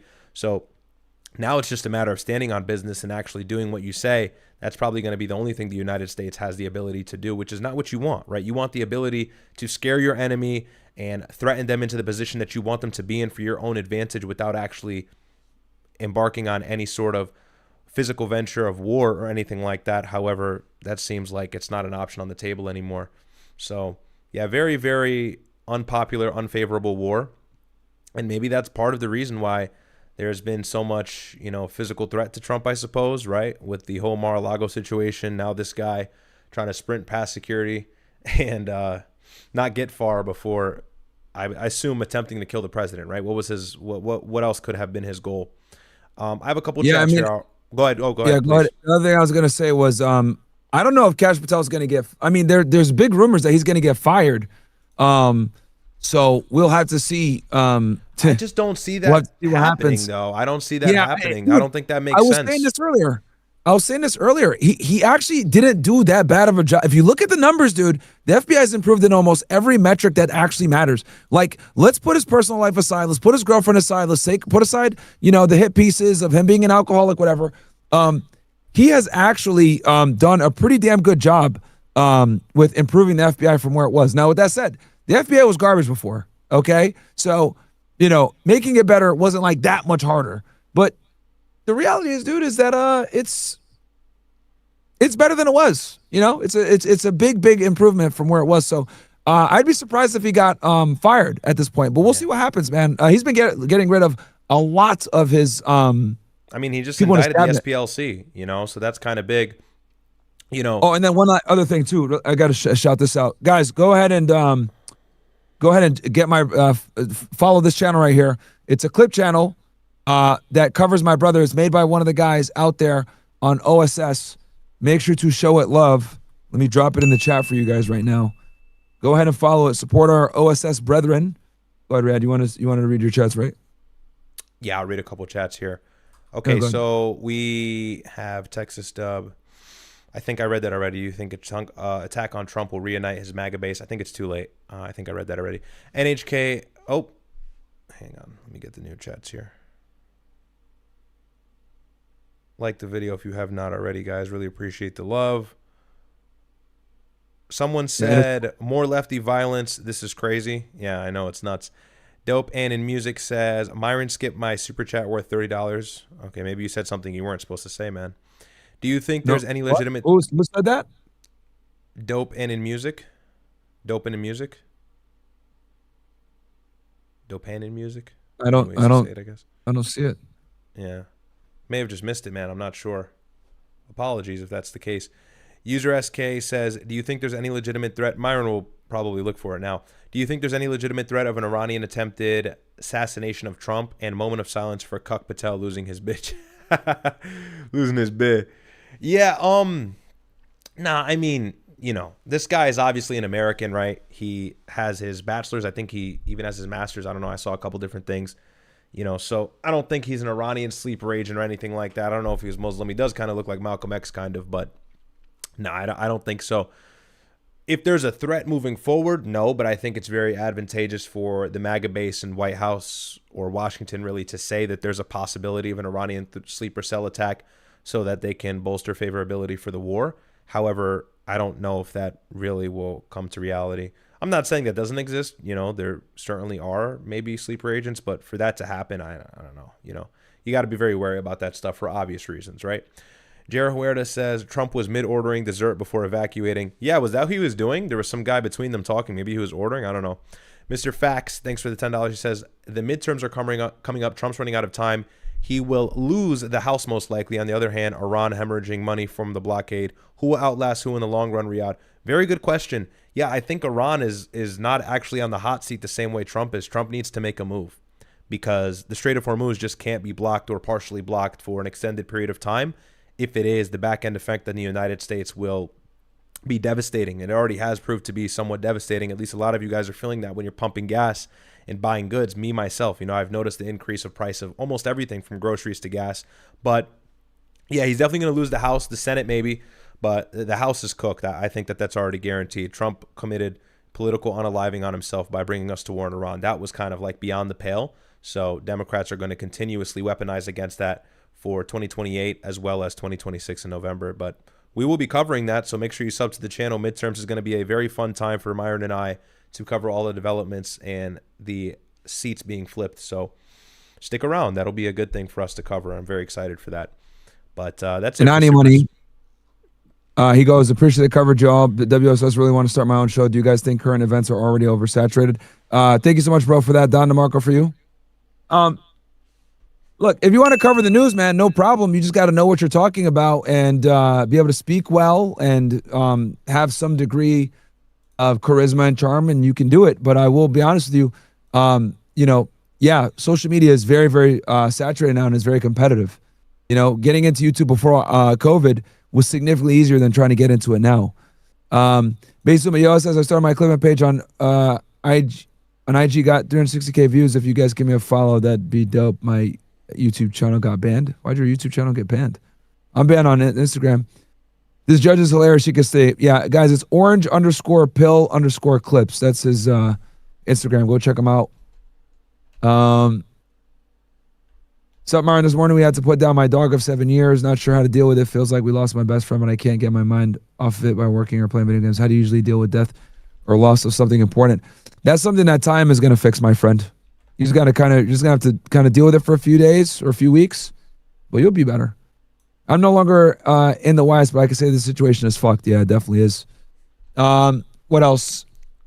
Let's see if there's any other coverage. I'll hang on for a little bit longer, and then I'll move my people over to you. Let's see what else is going on. You want to jump into Twitter space with these guys? Oh, yeah, that'd be great. With Suleiman? Yeah, let me do that right now. Let's do it. I'm sure they're probably still on.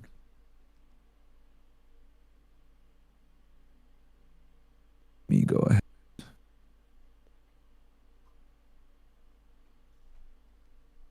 Cash App Patel. Look at Dan Clancy gooning as usual. Once more, having a human slave on stream, it doesn't violate her TS, and she wasn't view biting. As far as I'm concerned, this only appears to be consensual. I admire the innovation streamers bring to the platform. Cooked. Yo, fuck this nigga, bro. Man, fuck Twitch, bro.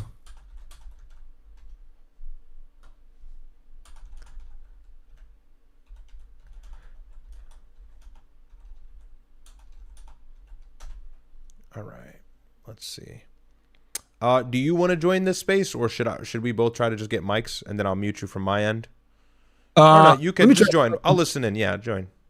No, they should be able to hear you through my side, or maybe they won't. I don't know. No, they won't. They won't. But go for it. All right, let's do. However, I can't hear it though. Yeah, no. But you know what? You can't hear it. Oh, you know what? I got the shot. Sorry. Those specific days. I got a mic. You can hear it, right? Yes. And whatever. But yeah, I am looking through his post, and there's no. I wonder if all those people that followed him are just because of tonight. Like, I was thinking that as well. You joined into it. Get a mic, Riyadh. If it was, 1 second, bro. 1 second, because you keep saying things that like literally gonna get me suspended. So I need to watch if I keep you in the space now. Welcome Marin onto the stage. Marin, hope you're doing well. How are you? Hey, what's up, man? I just joined in. We're live on stream right now. My brother's here too. He'll jump in the space as well. Very interesting turn of events of what's going on here. What's your thoughts? I want to know what he says when they talk to him. I predicted what they were going to charge him with. They charged him with almost the identical charges that they charged Ryan Routh with back in 2024. If you guys remember when he tried to shoot him while he was golfing with Steve Witkoff, they got him with the using a firearm in act of a commission of violence, assault on a federal officer. So I predict that they're going to probably add in another charge, attempted assassination of a president. I think it's 18 U.S.C. 1751. I'll double check the statute. But they're going to have to probably, try to establish like, hey, what were you doing when you went there? And who were you targeting if he, admits it. But this guy, 18 U.S.C. 1751, attempted assassination of or assault of a president or vice president. Okay. But yeah, so we'll see. We'll see. And who were you targeting? I'm intrigued to see what he says. I'm going to read the criminal complaint when he gets arraigned. On Monday. 18 U.S.C. 1751, attempted assassination of or assault of a president or vice president. Okay. But yeah, so we'll see. I'm intrigued to see what he says. I'm going to read the criminal complaint when he gets arraigned on Monday. The case is going to go federal. So it's not going to go to the state. The feds are going to take it automatically. So FBI is probably going to lead it. What do you think about the assassination, some obviously in this space think that maybe it's like orchestrated, but obviously I don't think that most people in the space do. As much information as I can before I make like conclusions. I know a lot of people love to, start putting on the tinfoil hats and say, "Oh man, I think it's this theory, this is my theory," blah blah. Right now, at least from what we see at face value, it looks like some crazy lone gunman, but that can change, literally within a minute. So I know more facts are going to come out, obviously, during the weekend. He's going to get put in front of a judge. I predict that there's probably going to be a criminal complaint filed right now as we speak. They're doing search warrants in California as we speak. So, I always try to get as many of the facts possible, read the court documents, and kind of make a judgment once I read all that. What do you think about him as an individual? I mean, it's interesting that basically, you look at him and he's, his background seems to be a bit indicative of what's been going on, and maybe parallels with Tyler Robinson. Yeah, it looks like he's a progressive. I saw that he donated some money to Kamala Harris, which that was a waste of money. But and that he's a teacher and he's from California, so there is a likelihood that he's probably leaning left, or a left leaner. Now, it would be I will tell you this: if they start saying, "Oh yeah, this guy is he doesn't like the war," some shit like that, and he doesn't like Trump getting in the war, now that's when red flags will start popping up for me, if this is like linked to Iran in some way. But we won't know. But I am definitely looking forward to reading the criminal complaint, because typically criminal complaints have a good amount of probable cause in them, because it's written by the agent that actually does the investigation versus an indictment. So definitely going to look at that. See, that's probably going to reveal how he got to Washington D.C., what they found when they did the searches. Did he leave a manifesto? Did he not? Was there any other co-conspirators? What was on his phone? So that's going to be a treasure trove of kind of figuring out motive and going from there. But at face value, at least from what Trump said, he wrote him off as like some crazy radical leftist. And we looked at a lot of the information, and this guy was an extremely smart guy. He was basically featured in Caltech. Extremely, seemed like a genius, a very smart guy, but then was just a tutor afterwards. So what do you think that was indicative in terms of profile of somebody who maybe would carry out such an attack? Yeah, one thing I've always kind of realized about people that are very brilliant is, there's always like some other type of defect, right? You don't get blessed with that level of intelligence without like some negative consequences or side effects. Now, obviously, some people can hide it. Some people, can't hide it. Some people do their best to improve on it. But anytime you're gifted with high intelligence, you typically end up being very quirky. Most people I know that have high IQs have like little weird quirks about them. Obviously, this is, quirky at the worst level, but this is what it is. And there's a lot of people that I know that are super smart, but they're just lazy. They don't apply themselves, right? Hard work beats talent when talent doesn't want to work hard. There's a reason why that saying exists. So, he could have been one of these guys that was smart, high IQ, but just was a chronic underachiever, right? Or got distracted or sidetracked by other things. So we'll have to definitely see what comes out as they continue to investigate this guy. Riyadh, thanks for joining us. Hope you're doing well. What's your thoughts on the shooting? Yeah, it's crazy. On its face, of course, I can already see the conspiracy theories popping up. And so I give some of them credit because I suppose they have some weight. I know a lot of people are going to start to say that Trump did this in order to enable more bragging rights or rhetoric to justify the building of the new ballroom. He's going to say the Hilton is not secure enough. We cannot annually have the dinner at places outside of the White House, so on and so forth. And then, of course, he's probably going to use this to his leverage, of course, in regards to the Democrats potentially taking the House in November. He's going to use the same rhetoric as the right has been using for a while, which, look, for many regards is actually true, that the left is violent. We cannot let Democrats have majority control. We can't let them control legislation, so on and so forth. However, that's a far cry from the truth, because they're probably going to take control of the House. And so it's going to be difficult. But, it seems like this is just the simple story, or the repeat story of a disheveled person from the left who, like my brother said, is probably actually very intelligent. This guy clearly was educated. We were taking a look at his LinkedIn per your post, so good journalism there.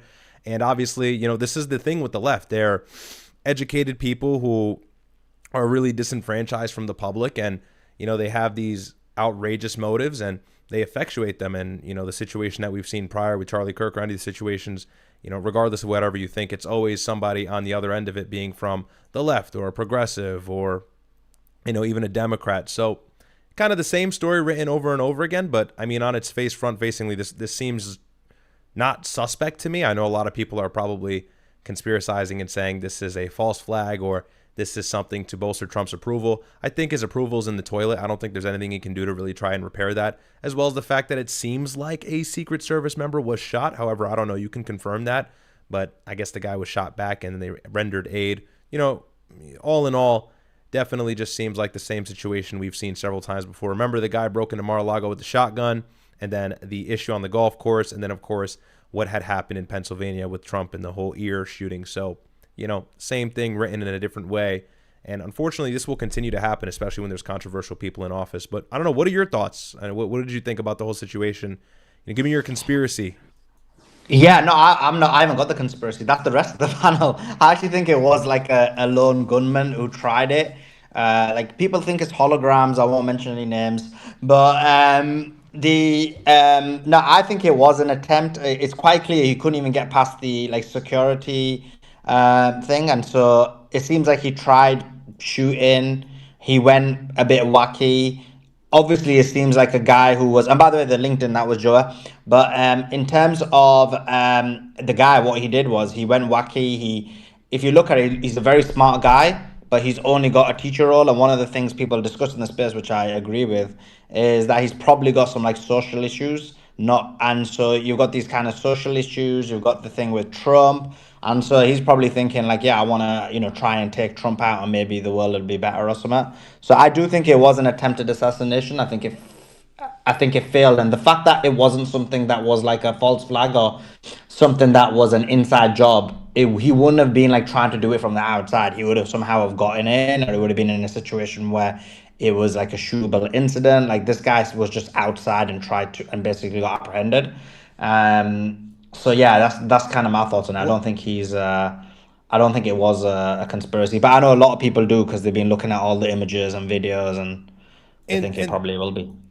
Yeah, exactly. And that's the thing, man, is I'm not against conspiracies, and sometimes conspiracy is the first step to kind of reaching the truth, because you've got to ask those crazy questions to break apart the puzzle. But it's just getting too far. I'm going down my X timeline, and the things that I'm seeing is unbelievable. And of course, it's X, right? So that's to be expected.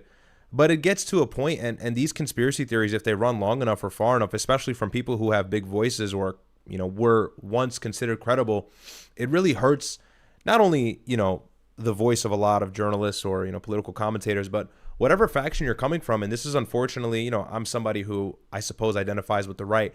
The issue is, a lot of people on the right jump to these conspiracies, and it just discredits the movement. So it does become increasingly frustrating to see a bunch of jibber jabber, lizard theory, kind of shape-shifting bullshit that you always see. But no, I can certainly see how people would think this is a false flag, but I think that's false. Real quick, so was the guy shot, or was the Secret Service member shot? CNN and several other outlets were conflicting each other for the first 2 hours of reporting. So what's the actual, if you have the facts? Yeah, the shooter himself was never shot. He was apprehended. A security person was shot. A Secret Service person was shot, but because he had a vest, he was shot, and obviously he didn't get no injuries. So that's kind of basically what happened in terms of that. But in terms of the what you mentioned about the about it, even though it could be legitimate, I do think that they'll use it in order for their own betterment, and you've seen that immediately from Trump's press conference to use it to manipulate, kind of leverage it. And the example of that is he was trying to get the reporters on his side. He was talking about bringing the country together. They may even say that this guy tried to shoot him because of Iran. Like, they may do certain things that leverages the situation in order, and then people will think that it is a conspiracy. And I'm not saying it isn't for sure, but I just don't see much evidence at the moment. But I think people will leverage it at that point. And I do think the Trump administration is going to leverage it. And we're already seeing that. Yeah, 100%. But overall, very, very shocking to see. I wish I could have seen the dinner. Of course, everybody was also, and that girl Casey, I'm going to stop yapping so you can go ahead and get your word, and I apologize. But, you know, what was funny was Carolyn Levitt, before the whole situation took place, she was saying, oh, you know, Trump is going to fire some shots at people today. And of course, hindsight always makes you think that you're seeing something you're not. So everybody's going, oh, she said shots fired. And it's like, bro, really? Like, obviously Trump was going to take a dig at everybody. That's what every president has done historically at the White House Correspondent Dinner. It's kind of a comedic show, you know, obviously to honor the First Amendment in journalism and everything else. So, you know, from top to bottom, it's going to be annoying dealing with the news the next few days. But I'm very excited to see the developments and what this guy's motives were and so on. But yeah. I actually have a question for you, Thanks for that, Riyadh. Oh, go ahead. A question for him. Go ahead. Yeah, if I could ask Riyadh a question. And thank you. That was nice of you to say, but I'm not one of those to be like, oh my God, he's still talking or whatever. But I do want to ask you a question because, like, I get it, right? Conspiracy theories, nobody wants to, you know. But how do you think, like, maybe some people feel like you get to a point where you never get an answer about anything, right? Like Butler, Thomas Crooks, there's a bunch of stuff still surrounding that, right? Not even going to get into Charlie Kirk, right? So, you know, like, how do you feel about that? There's maybe a faction of the country that's just like, with literally every event, we will start to ask questions immediately. And now we're just not going to take your, you know, first hand information anymore because we never get the official, we never get the official answers. So, like, what do you say to a person who feels like that about it? That's a great question. And look, I'm not a person who entirely puts all of my trust and my marbles or eggs in one basket when it comes to the government. You should always viciously question the government and ask questions that will lead you to a greater truth or something that gives a little bit more light or clarity to the situation. However, there's just certain cases where front-facingly things seem the way they are, if that makes sense. So there's been a pattern of this. And of course, the situation in Butler was sus. But look, there's been a pattern of far left-leaning people who want high-ranking political officials, political commentators, or people who are actually in office dead. And so they've enacted on those motives or real thoughts, and they have the capability of doing such things. But, you know, I don't want there to be this wave of overcorrection where, because the government lied to us about Iraq or even, 9/11, a lot of things that have happened historically, now we have to attack every single breaking piece of news with this conspiracy lens. It has its place, and so it's very advantageous to use at the right times, but I think it takes a lot of self-control and responsibility to discern as to whether the right time is during, an assassination attempt, or other times. You got to know when to kind of bring out the tinfoil hat, if you will. But I'm no stranger to giving conspiracy theories credit. It's just got to make sense. And, recently, especially like I said, X is victim to this. There have been so many situations where people are just going crazy. Like when the whole Charlie Kirk thing took place, of course, the official narrative is unclear, as well as the alternative narratives. But, you got like people saying the security guard next to him had a gun in like his sleeve, and it's like, all right. And people are really buying that. And of course, we got a lot of millennials, a lot of Gen Xers who use our platforms, and they kind of fall for that stuff. So it's just important to be honest. People do engagement bait, and so I understand, they're just trying to get clicks and they're trying to get all the raves. But I really do take honest journalism with credible evidence seriously. I honor myself in trying to be somebody who spearheads that, or at least is a part of that movement. So it's just not overcorrecting what we've been lied about, but at the same time being able to discern the truth. And, here I don't see, look, Donald Trump's base, MAGA, is cooked for the midterms. That's obvious. I think that they're going to lose a majority of the seats in the House, which is going to heavily inflict the ability of the Republicans, actual autonomy in passing legislation. Of course, if Democrats are taking those seats, well then, Trump is not going to be able to effectuate his goals. And so maybe somebody will say, oh, he ministered or administered this false flag attack to bolster his base or his support. I think it's over for that. So I think that would be a fruitless attempt, right? Megyn Kelly, Tucker Carlson, Candace Owens, everybody's turned on him. And I'm not one to look, if somebody comes on this space, I know I'm going long-winded here, but I want to make sure that my position is very clear and understood. If somebody comes on this space and says, oh, well, I think that Donald Trump did that because, you know, he needs support and he wants everybody to support him in this war. He doesn't want to lose the midterms. I'm not saying that that person's an idiot. I'm just saying there really is no good or credible piece of evidence or reason to think that yet. You know, it's only happened 3 hours ago. And so I think it's most sensible to work with the facts. And conspiracies gain more credibility, or you have a better ability of actually being able to attack them over time, because that's when the real developments happen. That's when somebody who was a part of the situation that stood quiet for 2 or 3 years actually said something. That's when the FBI or the CIA may declassify something. That's how we've been able to come to the conspiracy theory about John F. Kennedy and actually bring it to light. So it takes time to actually discern as to whether a conspiracy has weight or not. I think for the first 24 to 48 hours, we got to stick with whatever the mainstream narrative is, unless something is super obvious, like, all right, this is a false flag, this is done behind closed doors, this or that, you know, so on and so forth. So hopefully that's a good answer. I'm not somebody who shuts these things down, but you got to work with the mainstream news, man. Go ahead. I'm sorry. Right, because I do like your analysis and the way you speak, by the way.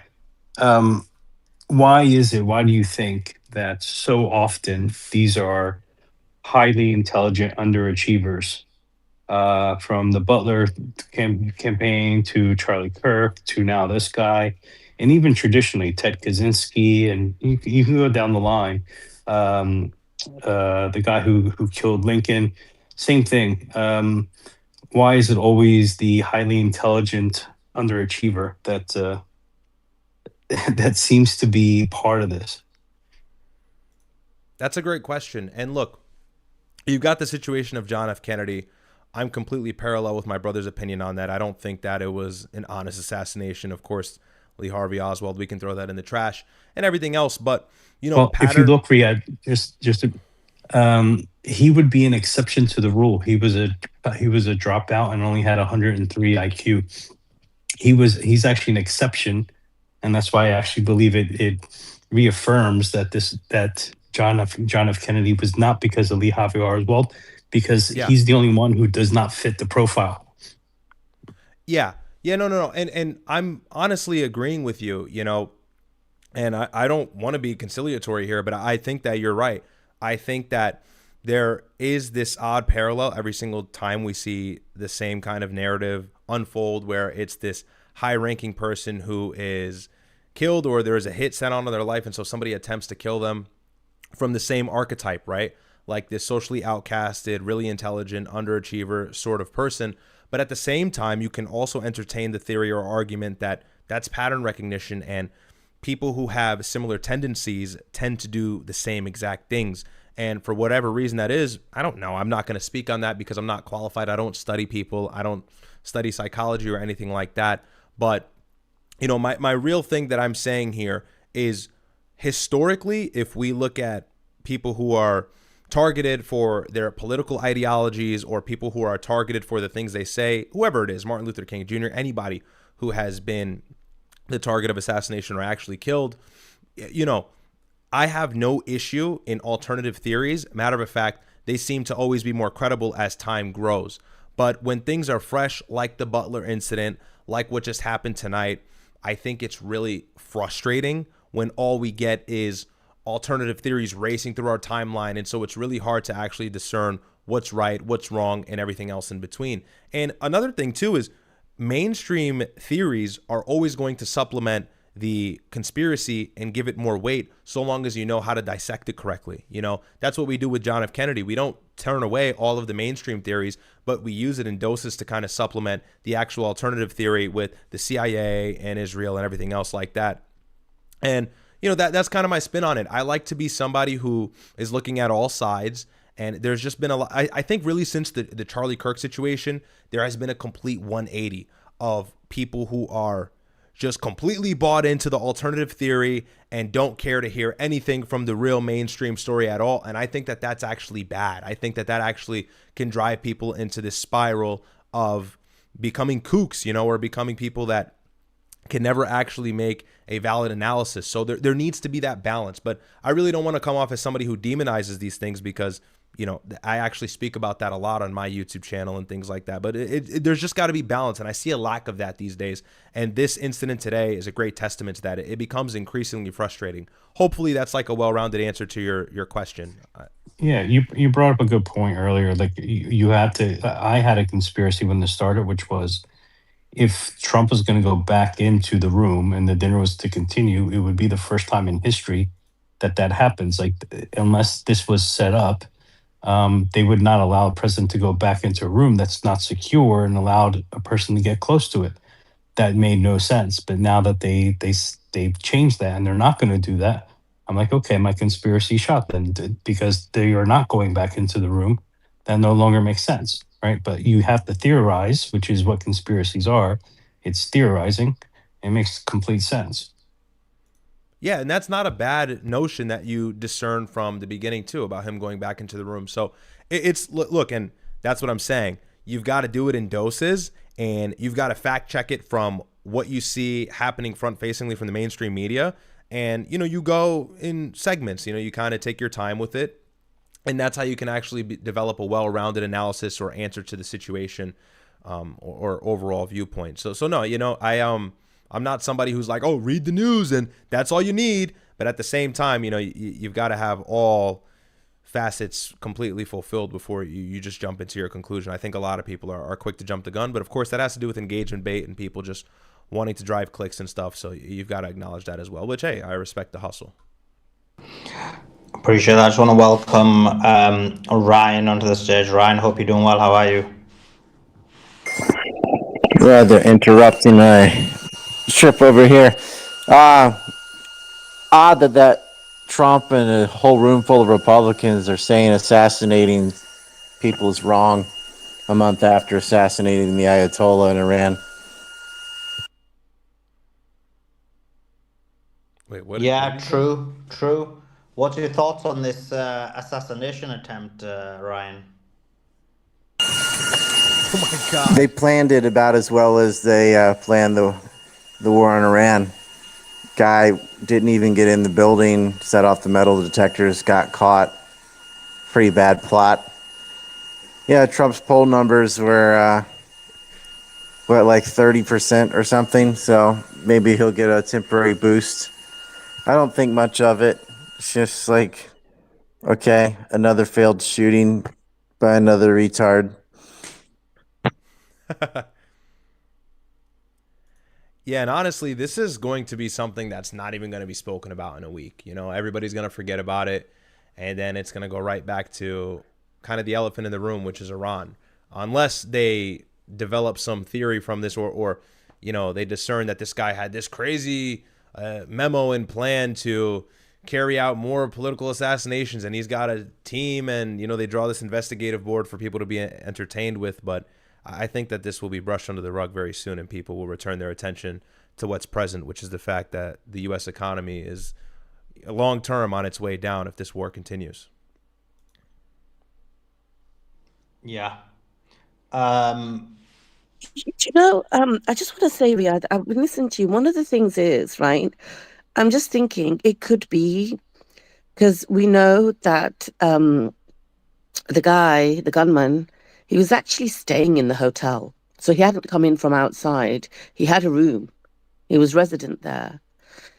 And then it could be that he was just there, you know, out of curiosity. Maybe he had those weapons. I don't know. Maybe he wasn't there to assassinate anybody, because I find it really troubling that, let's just say this was a genuine assassination attempt. I'm assuming it's a fairly big hotel. So therefore, Secret Service, if he was there to assassinate Trump, would have wanted to take him down and make sure there wasn't anybody else staying there in the hotel that was there colluding with him, you know, a co-assassinator, check the rooms, sweep the hotel, lock it down, do background checks. But what did we find? Within minutes, Trump had actually released a full video of the whole assassination attempt. No gunshots, nothing. From what I know, one gunshot was fired, but we don't know by who that hit one of the Secret Service agents' vests. They said 5 people were shooting. One of the reporters said 5 people were shooting, but nobody was injured with a shot. And then Trump goes, and remember, this is the first White House Correspondents Dinner he had attended. Caroline Leavitt said before the dinner started that shots are going to be fired tonight, right? Now, let's just say that she meant as in by his speech or whatever, and it was taken out of turn. But after all of this, Trump immediately releases the full video, all his details, and I do not believe Secret Service had a chance to do any checks or sweep that hotel or find out any of this vital information. And then he waltzes to the White House and does a speech about the ballroom, amongst other things. I mean, you can't take it seriously even if you want to take it seriously. You know what I mean? Yeah. No, look, first and foremost, good point. But at the same time, in the midst of pandemonium, everybody's going to kind of say the wrong thing. Like, oh, I heard 3 shots. Oh, I heard 5 shots. Oh, I didn't hear any shots. And so there's always going to be conflicting reports. I don't think that's grounds for really discerning that something is a setup. However, I will say Trump just casually now gains the ability to say, well, this is the whole need for a ballroom, right? Now this is something that he has access to utilizing or weaponizing against Congress and legislation who have been constantly halting his plan, or the judges really in the area. Now he can say, well, look, my life was just threatened. We need this ballroom. Future U.S. presidents are going to have to deal with this grim reality as well. Is this Hilton Hotel a good location for security apparatus for a president or a vice president? So that's certainly a bragging right he's earned, and there's some weight in that theory, no doubt. In regards to the hotel and whatever, I don't know if this guy planned it. I don't know if it was just something he decided to do on a whim. I think that he planned it because of the complication of the weapon he allegedly used. But, ultimately, I'm not completely opposed to all of those things you said. It's many things that seem front-facingly odd, especially right away when you get the story. But I think as time goes on, we'll get a little bit more of a developed idea. Now, in regards to Trump posting the video and posting the picture of the guy in his face, I just think that comes from Trump's lack of professionalism. He's an egomaniac. He probably has dementia. He doesn't listen to anybody in his corner. If you paid attention, it was supposed to be him. And obviously, they're always late. But out of the briefing room, he was incredibly late to the speech. And when he finally got there, he was reading off of a paper. And so, it seems like there was some sort of plan concocted for him to not say the wrong thing. Previously, when that F-15 jet was shot down, Trump had said many things I don't think he was supposed to say. And so Ratcliffe winced every single time that Trump opened his mouth, that being the director of CIA, because he seems to say things he isn't supposed to be saying. And that's, kind of the key aspect of a president is confidential information, something Trump is not so good at, withholding. So I think that just comes from his ego, right? Like, I'm going to post this guy on the ground. I'm going to be this culture vulture and show that the United States is the hottest country in the world, like he always says. But no, I mean, look, I'm completely open to those theories. And honestly, right now, this seems odd just because of the fact that, you would think the Secret Service has, anytime the president is anywhere, I mean, they have the block locked down in many cases. It is weird that the guy did get that far, especially with his firearms. I will admit that. But what I'm saying really, and just to kind of reiterate so nobody misconstrues my position, some of the theories I'm seeing online are just wild. And of course, Caroline Leavitt saying shots fired. Look, that is a crazy coincidence to me because, look, if Trump was talking shit about all of the press journalists that were sitting down watching him, what are people going to say? Oh, shots fired. Trump attacked this person. Trump attacked that person. So that is kind of like a figure of speech. But I'm not mad at your theory, and I think that there is some weight to many aspects of it. Just the fact that the guy got as far as he did. However, it was a lousy attempt. I mean, he sprinted past the security and didn't get far. What I do think is weird is we heard shots on the audio and in the video. At least there were several different videos. Heard 4 or 5 shots from what I saw, but right now it doesn't seem like anybody was actually shot. Now, of course, people miss shots, especially in the heat of the moment. It's not actually easy to, get eyes on target or really hit your target when adrenaline is pumping. But these are professionals. These are, security professionals, Capitol Police, local police, and Secret Service agents. You would think that they would hit their mark. So the fact that the guy was apprehended and not hit, I'll say that is a little bit glaring. But we'll see what continues to come about. Thanks, Riyadh. Ryan, I want to ask you, when I've been looking through timelines, I'm seeing a lot of it's almost instantly sparked a left versus right kind of debate about safety security, left being violent, right needed protection and stuff. And then I don't know if you managed to catch Trump's speech afterwards. All right. He No did way they're mention saying Iran. 7,000 in the chat. Random in the middle of this thing. Iran's going to have nukes and they've definitely used them and we need the ballroom and all of this stuff. What do you make of all of that, Ryan? People just take advantage of any kind of stunt that happens and blame it on the enemies they already had without waiting for any facts. That's what they always do. Trump even blames Thomas Crook's shooting on Iran. He had nothing to do with Iran. There was some other guy that recruited 2 Afghanis out of New York who had once upon a time been to Tehran. So there's an Iran connection. The Israelis put that poison in his ear. This is what people do, like the anti-big pharma people will say, I bet the shooter's on SSRIs, and the anti-gun people will be like, I bet he had AR-15 and he shouldn't have these guns. They all just attack whatever enemy they had, preloaded without waiting for facts.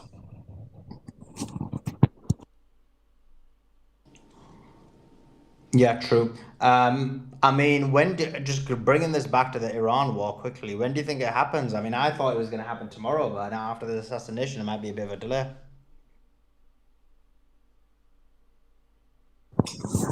No, they'll get the Bush carrier group in place, and he'll make his threats. And look, the war never really stopped. I mean, Israel's still bombing targets in Lebanon. I guess you mean the air campaign between Iran and the Gulf states and the United States. They're not gonna break. The U.S. is gonna break that if anybody breaks that. I mean, Iran doesn't gain anything by doing it. Right now, they still have the strait closed and they're not getting bombed. The only thing that changes if there's a war starts is the strait's still closed, but they're being bombed. So it'll be the U.S. that does that. But he had his little correspondents dinner, and he has some things to shore up, and he's getting his carriers in place. But there's no way the ceasefire holds. He'll keep trying to extend it.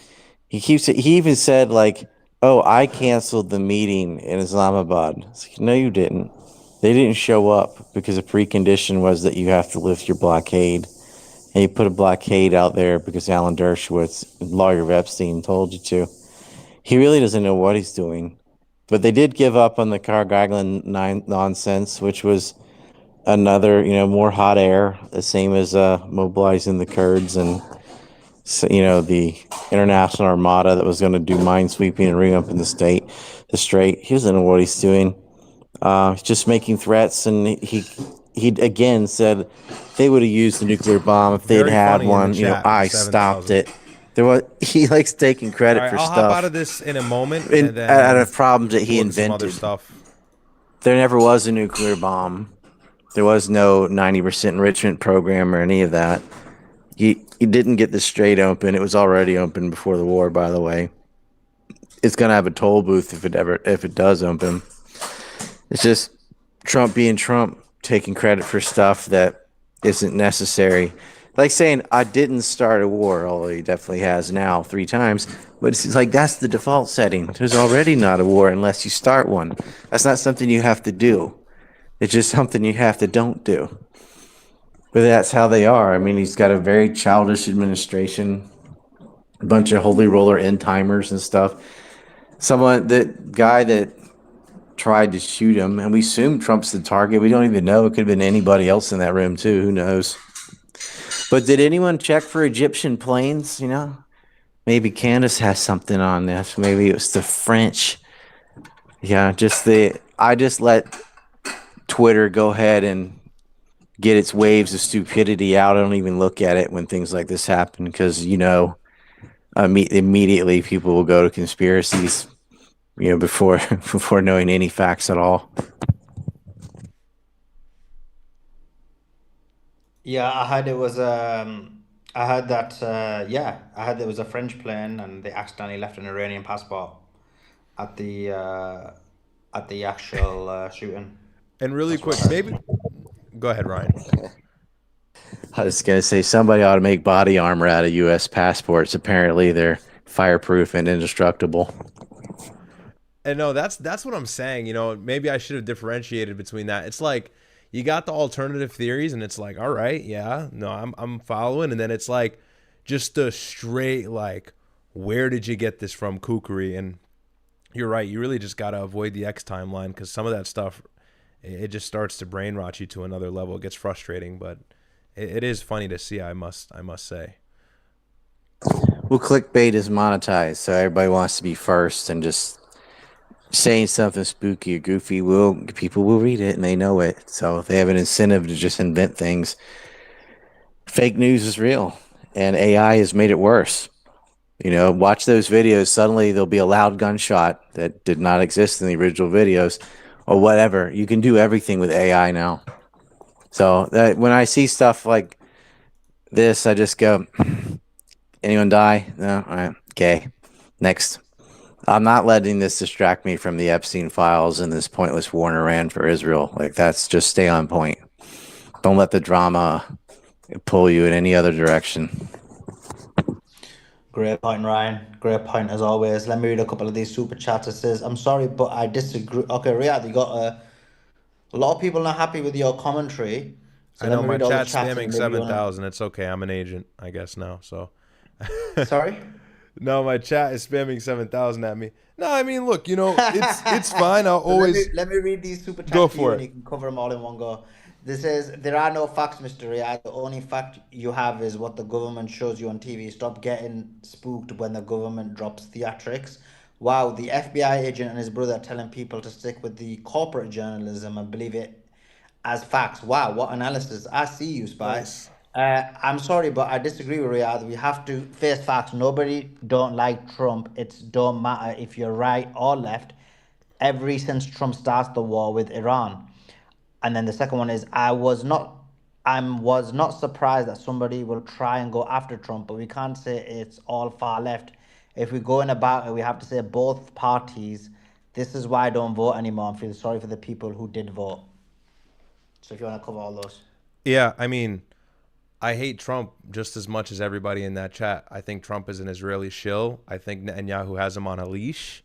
I've said that several times on my channel and in these spaces. So, I mean, there's no secret there. And he's a dumbass for starting this war in Iran and actually omitting his own intelligence assets and then listening to Netanyahu, who visited Washington and Mar-a-Lago like 7 times. So, yeah, I'm not a fan of Trump, as well as the fact that he's using this to distract from the Epstein files.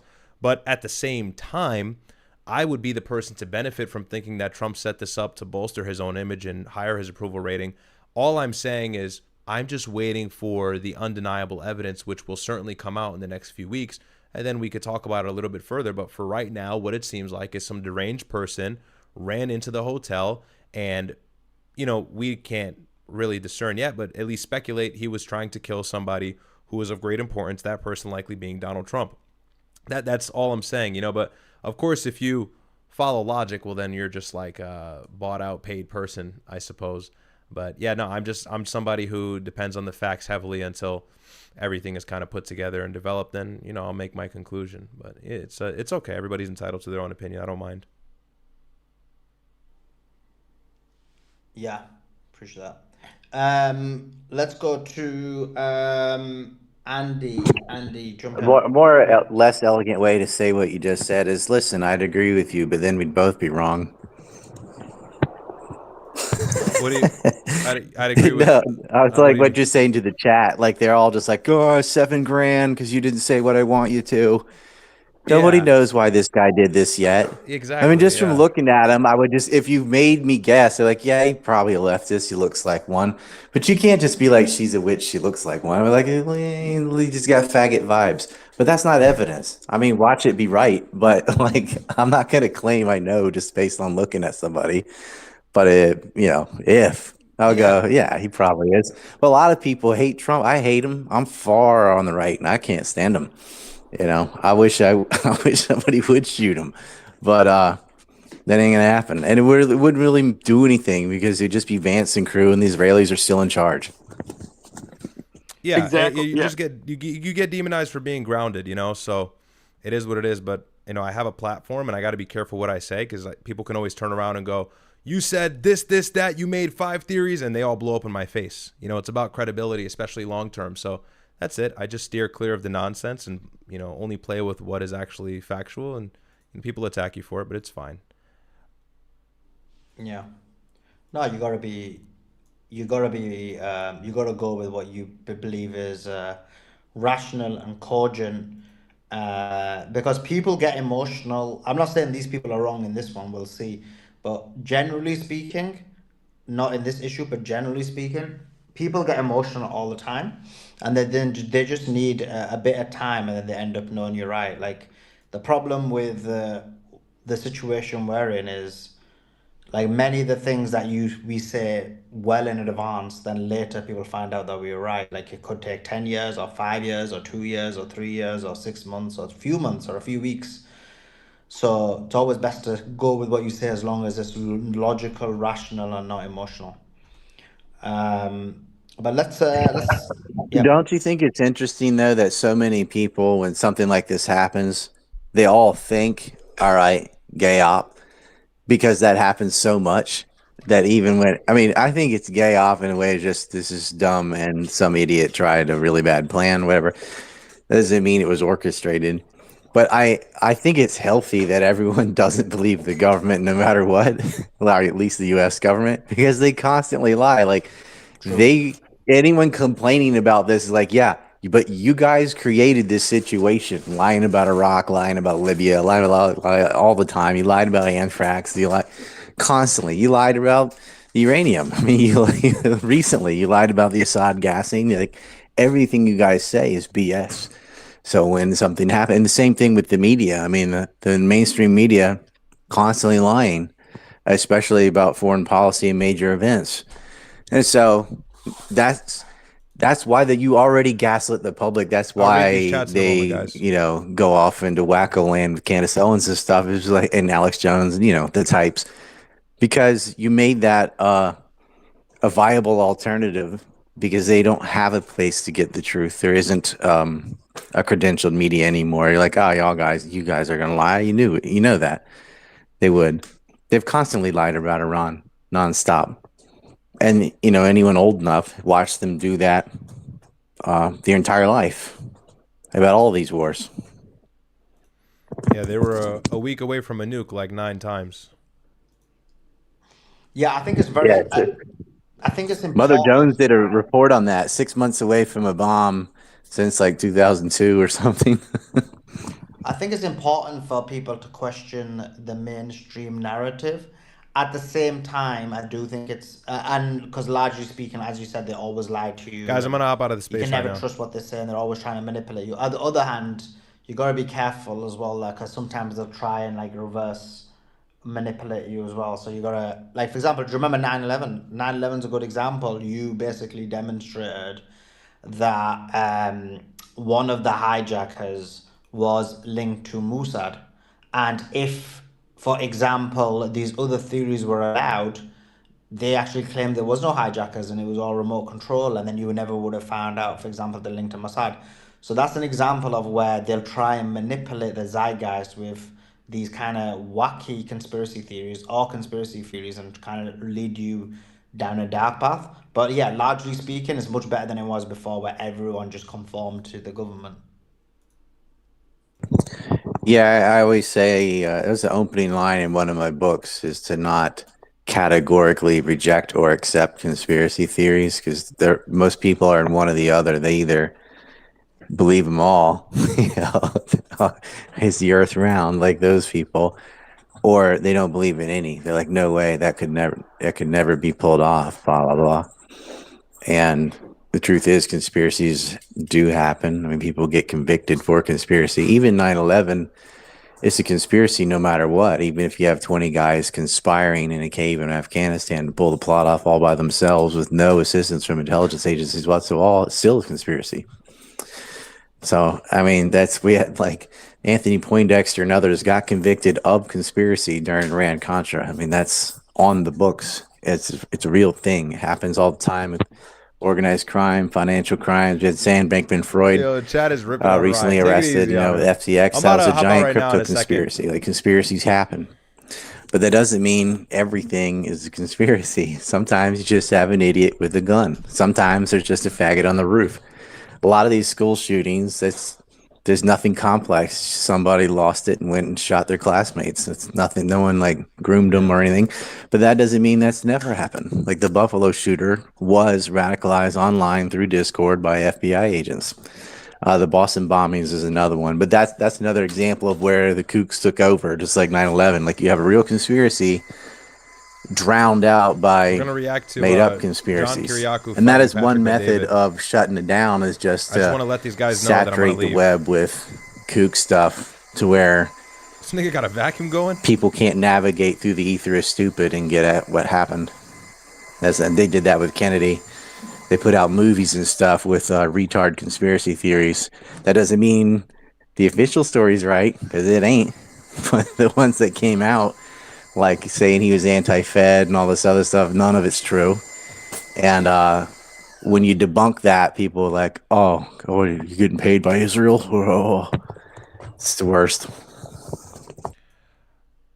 Yeah, guess what, guys? I'm gonna hop out really just so I don't jump out like I don't know. I'm gonna hop out, Suleimani. Thanks so much for having me, bro. Appreciate it. Thanks for coming. All right, good night, guys. Thanks for coming. Appreciate you. The Lego guys have. All right, I left. Goodness, Chad is begging me to leave. What's with you guys spamming 7,000? Careful with that, okay? Don't be rude. Don't forget what kind of news you're getting here, okay? I say Trump is a dumbass. Here's the thing. I go, Trump is an idiot. Trump brought us to war in Iran. He was brought and elected in 2016 to do that. That's why he tarnished the Iranian nuclear deal. He serves Netanyahu. He's got Jared Kushner in his corner. They're all in bed with Netanyahu. Riyadh's base. Then the MAGA base is like, you don't know what you're talking about, son. And then a nigga run into the hotel trying to kill somebody. I go, yeah, I don't know. Maybe he just was a dumbass and ran into the hotel. I think Trump actually really wanted to give that speech at the Correspondents' Dinner and rip on all of his enemies. You got the 7,000. You got the 7. Like, can a nigga live? What the fuck? God forbid I'm grounded. God forbid I operate on facts. Like, now you took the 7,000. Like, all right, bro. No, it's funny, though. It is funny. I know you guys are just joking, but it is like, you know, you can't please everybody. And I've always come to terms with that early on, so it doesn't bother me. But yeah, I start talking shit. Why are we at war in Iran? You're just the Israel hater. You hate Israel, and you're Muslim, and he speaks Arabic. Don't let him fool you. He's not black. He's a Muslim. He just hates Israel. And then, God forbid, a nigga go, yeah, maybe it's just a crazy nigga trying to kill Trump. You got the 7,000. Like, all right, bro. You can't win. You literally can't win. Like, bro, can I catch a break? Let me read some chats. Now, I know you guys are joking, though. I mean, I hope, but whatever. Okay. But yeah, it's crazy. Like, have you gone on, I know I'm yapping. Have you gone on X? Some of the things that these people are saying, it's like, oh my God, who gave you a phone? Take his internet away. So it is an overcorrection. Ryan said something profound. Look, the government has lied to us for years, especially when it comes to Middle Eastern foreign policy, the John F. Kennedy assassination. They lied. And so now when something happens, people immediately go, false flag, this isn't true, it's not real, like, don't believe the news, whatever. And I understand that, but sometimes there is an element of overcorrection. It's like, bro, it's not that complex. The nigga actually just shot up the school. You know what I mean? So, and it does take a lot of balancing and, being careful. But anyways, okay, user SK, user S4K, do you think there's any legitimate? I read that. Oops. David says, switch from Marin stream to yours. Shout out to both of you for content. Thank you so much, bro. Appreciate that. And then Rex says, Ayo Riyadh W, Riyadh W stream, WU. Thank you so much. So, yeah. Yo, somebody in the chat just said some facts. If I was taking 7K, would I be working a job, dummy? I still have a job. Ugh. Yeah, I know. I still got a job. Monday morning, 8 a.m., got to clock in. to my corporate job. It's hard to stream and do a job, man. Nah, I'm kidding. I'm doing this whole pity party. But yeah, I still have a job. He's a Muslim. He hates Israel. And then it's, you took the 7,000. All right, bro. What the fuck? Nigga, I'm just not going to say my opinion anymore. Maybe I'll just lean into the conspiracies. I'd probably make more money. Immediately when something like this happens again, don't worry, guys.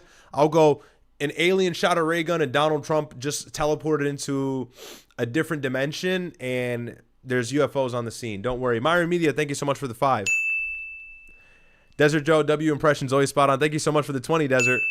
W Desert in the chat, man. Shout out to you for the love. Shout out to our mods. Where do I work? Why would I tell you? I work at McDonald's.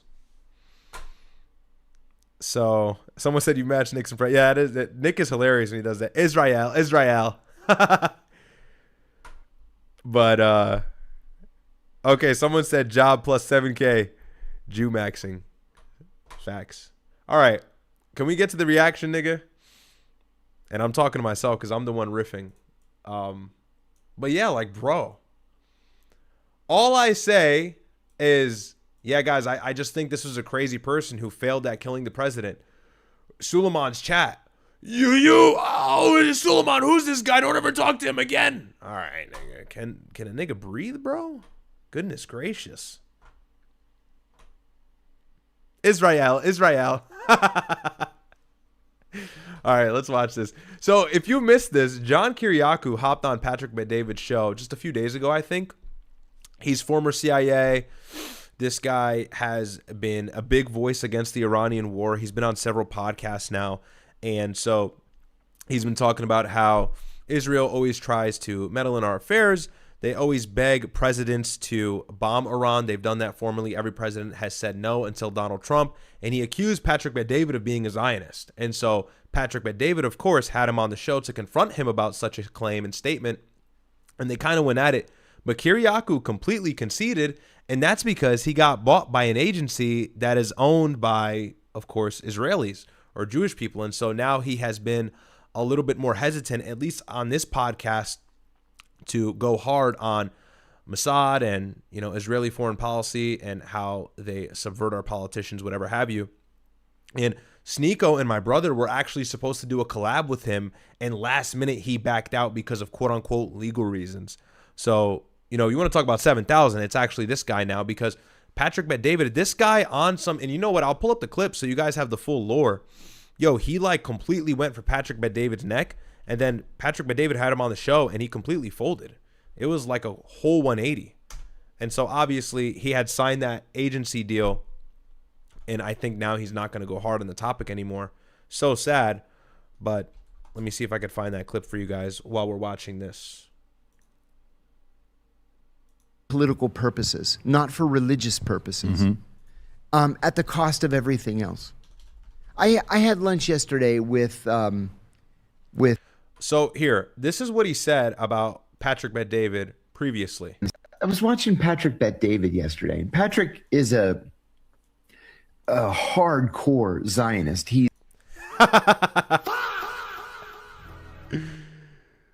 went straight for the jugular. Neuer says, Neuer 420, thank you for the $5. We are joking saying 7K because you claim we shouldn't jump into conclusions, but you are jumping to conclusions. The ones that happen to sound Jewish too. I'm not jumping into a conclusion. I'm just saying what the mainstream media narrative is that a kook psycho runned into the White House Correspondents Dinner and tried to kill Trump. That actually seems like what it was. You know, I don't see any underlying factors that leads me to believe into a different conclusion unless something else comes out in the next 24 to 48. But if you disagree, that's totally fine. You know, you disagree, that's fine. But I guess I took the 7K. We getting money over here. So, whatever. He's Iranian. I don't think he's Jewish. I think he's like half Assyrian and half Armenian. But he's a hardcore Zionist and not. So I don't need to play the full clip, but he shot on him for a little bit. So he brought him on the show. And, dude, he completely folds. Like, look at this. And my phone started blowing up. And I'm like, why is everybody texting me this? Look what John said about you. What I said, John is about to get on the podcast. So, Rob, if you have the clip, I want to start off with this. I want to address it one by one by one. I want you to cover this for me. So you're on a podcast. I don't know which podcast this is, but whatever it is, I was texted by everybody with this. So go ahead and play this clip. I was watching Patrick Bet David yesterday, and Patrick is a hardcore Zionist. He's Iranian. I don't think he's Jewish. I think he's like half Assyrian and half Armenian. Yeah, hang on. But he's a hardcore Zionist, and not just a Zionist. He is a Sorry, I forgot they played the clip when they were actually interviewing one another, so my apologies. I didn't realize that. like 1,000% backer of Reza Pahlavi to return to Iran and to assume the Peacock throne and blah, blah, blah. And he was saying yesterday that it's not 60% of the Iranian people who support the overthrow of the regime. It is 94%. Which is what the mainstream narrative is that it's allegedly 90% that supports an alternative regime to the IRGC, and that's just bullshit for several reasons that I've stated before, and I suppose I'll go into it in a moment, but that's just not true. And if it's not true at any time, it's not true currently because of the rally around the flag effect that we have now created in Iran by attacking them without any stop. You know, we bombed the shit out of Tehran, over 10,000 strikes on Iran. We hit their nuclear sites, Natanz, Fordo, Isfahan back in June. You know, we have slowly, if there was a 90% hate for the IRGC and only 10% or 20% had supported the regime, which is what the sources allegedly say, the ones that Patrick Bet David later brings on, well, then we've tarnished that by destroying their country, killing all their leadership, and innocently killing several civilians, 3,000 plus at this point, and that's according to conservative estimates. So that's actually a fleeting statistic. It's a fleeting gain to actually even use that as credibility or a talking point. That rhetoric is bullshit. Why? Because when Donald Trump threatened to attack power plants and bridges, Iranians gathered around power plants and bridges saying, if you're going to destroy these pieces of infrastructure, then you're going to kill us as well. And so obviously the country to some degree has united against a greater evil, that being the United States and Israel. So formerly there may have been some weight to those claims that everybody hates the IRGC. By the way, a brutal regime, I won't lie. But now, if at any time, the whole world has kind of rallied around the IRGC or backed them because they're fighting Israel. And Israel just managed a 26-month bombing campaign on Gaza and killed almost 100,000 people. Likely more once we figure out where these missing people are and we open up the rubble and everything like that. So, yeah, actually, the IRGC is more popular than ever. Donald Trump says, America's the hottest country in the world. Well, now the IRGC is the hottest military faction in the world because you've put a battery in their back and you made them look like the moral superior because they're defending themselves, which is their international right. By the way, we attacked them first. And of course, we attacked them on the grounds like Marco Rubio had initially admitted to the press due to the fact that Israel was going to strike first. Example number 1,346,000 of Israel dragging us into a conflict that we actually had no interest in to begin with. And this has been the plan for years. This is what Benjamin Netanyahu has told the UN. This is what Benjamin Netanyahu has told the entire global community, is that we need to effectuate regime change. And all of these countries like Saddam Hussein with the clean break in 96 and all of these other neighboring countries in the Middle East, but ultimately and always was Iran. That was the main goal because they're in charge of the axis of resistance. That is the main center point that kind of keeps Israeli encroachment and their threat to sovereignty or their threat to sovereignty of several different neighboring Arab nations at bay. The axis of resistance stands between that and Israel's goals. Hezbollah, Hamas, the Houthis. I've said this millions of times, but just to give anybody who's new here or clueless a little bit of context, that's why this whole 94% thing is false. You know, and of course they omit everything I just told you for a strategic purpose, and that's what Patrick Bet David is. He is a Zionist effectively, whether he likes to admit so or not, and that's because he supports this war in Iran, and this war in Iran doesn't actually support the United States. Matter of fact, it's been disastrous for us economically because of the Strait of Hormuz being closed.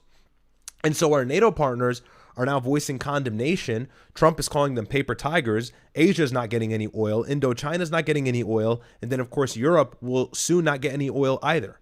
Global energy crisis. Trump is threatening to hit power plants. The Gulf countries have suffered. Our military bases in the Gulf countries are no longer operational because Iranian missiles have destroyed them. And that was a response to, of course, our initial attacks on February 28th. We're about 60 days into this conflict, and we've achieved none of our goals. So you got to factor all of that in. I know that's long-winded, but you've got to factor all of that in when you understand this whole 94% doesn't support the IRGC. Well, 94% likely doesn't support Israel as well. Did you ever mention that? Did you ever get around to that fact? And by the way, many of these numbers are from Western sources. So no one said the IRGC is all sunshine and rainbows, you know, but those two things are not mutually exclusive. And the greater enemy here is the United States that does the dirty work of Israel. And this is where all of the dishevelment, this is where all of the grievance from Muslims in the Middle East actually comes from, you know. So, yeah. No one I've ever said that, but okay, let's keep What going. polls are you looking There at? are no polls. Hang on, let's There keep are going, no Louis. polls. You just make this shit up to put your stooge in. The monarchists are crazy online. I mean, They are. I saw some, they've been passing around the message that Iran only became Muslim 100 years ago. What? No, that was No. 1,000 years ago. 1,000 years ago, yes. And- And I get And it was a Sunni country until, I believe, the 15th century. that there are still Zoroastrians, and I get all that. Now they're Shiite. Elliot Covert, Patrick Bet David is Jewish. Okay, I stand corrected. I wasn't sure. But I know he's not ethnic Persian. He's Can you believe it? Patrick Bet David's Zionist rhetoric is so strong. John Kiriakou, for a moment, actually thought he was just full-on Jewish. No one would ever accidentally think I am. But the fact that that's an accidental thought from somebody else on him, I mean, is that not telling? That's pretty self-telling in and of itself, that all of his rhetoric stems from Zionist talking points. And, you know, Patrick Bet David is very anti-Islam. And I don't know, should I even break this down to a T? Because I don't want to bore you guys to death. I want to watch the video. But I think this is really important and educational for a lot of you to understand. And this is something that's not spoken about. Shout out to Scott Horton. He really goes into detail on this in his book, Never Again. But, or sorry, Never Again. I think Enough, whatever it's called. His book on Middle Eastern affairs. Somebody will remind me in the chat. But you've got to understand, bring it back to the 60s, the 70s, the 80s, and then, of course, our air campaign in Iraq in the 90s. Osama bin Laden, kind of the one who is spearheaded Islamic terrorism and everything like that, if you will. There has been this like convoluted attempt from the United States and the Western world as a whole to really point the blame in the direction of Islam for Islamic terrorism. And I know a lot of you may say, hey, Riyadh, I don't dislike Muslims, but that's true. You know, a lot of Muslims do derive their motives from scripture that they read to literally, or maybe they understand the religion from an extremist perspective. And so there's some truth to that. I don't deny that. You can say that there is an element of that exists in the Salafi sect of Islam or the Wahhabism sect of Islam, remnant of really Saudi Arabia and some of the Gulf regions like Iraq. And that's kind of where Al-Qaeda came about. But the whole thing with the Islamic terrorism narrative, there ought to be something said about it.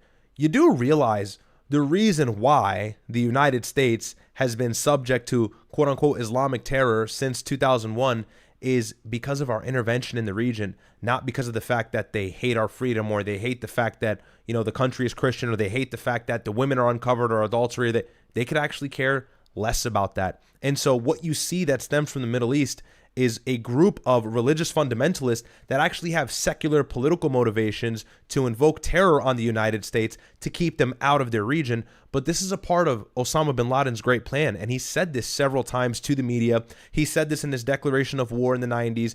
He told the United States, the reason why I'm declaring war on you and the West as a whole is because there has become this Crusader Zionist alliance that has removed our brothers from their holy land in Palestine, of course, Israel, 1948, and then so on with the Arab-Israeli conflict spanning all the way into the 70s with the Yom Kippur War. Osama bin Laden said if it were not for the United States, Israel would not be able to do what they're doing in the Middle East and kill our brothers and sisters and serve their purpose here, as well as the fact that we were intervening in these countries and kind of undermining their leadership for the greater good of relying on the petrodollar, our own advancement of seizing their oil in return for military protection. And on its face, for anybody looking at that, they might go, oh, well, that's a good deal. You know, we actually had business in the Middle East. But for a lot of these people in the Middle East, these disheveled people who were actually educated like Osama bin Laden, he was an engineer. If you didn't know, he wasn't just this camel-riding, cave-dwelling Arab. He said, well, hey, that's bullshit, actually, because the United States supports Israel, and now they're undermining our leader and offering us military protection. This is Holy Land.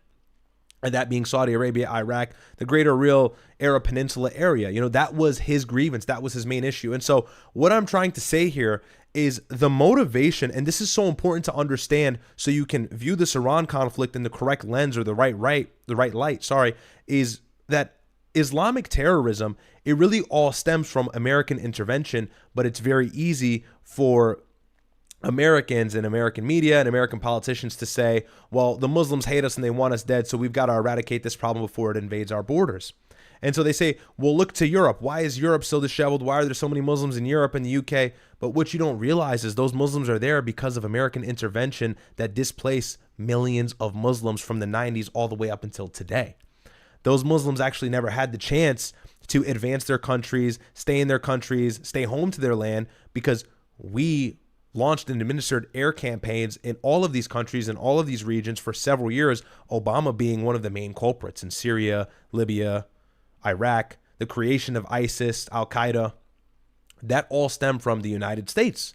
So it's really important to understand that, and a lot of the MAGA base doesn't quite grasp that. You had the Trojan horses of the opposite theory, like Charlie Kirk saying that, the Islamic invasion and the left uses Islam as a sword to slit the throat, whatever the fuck he said in that stupid tweet. But you've got to be able to really dissect that. And that doesn't mean being pro-Muslim. I support Islam, and you don't even got to go as far as Tucker Carlson, but you really do have to understand that it's not this motivation that comes from a theological basis.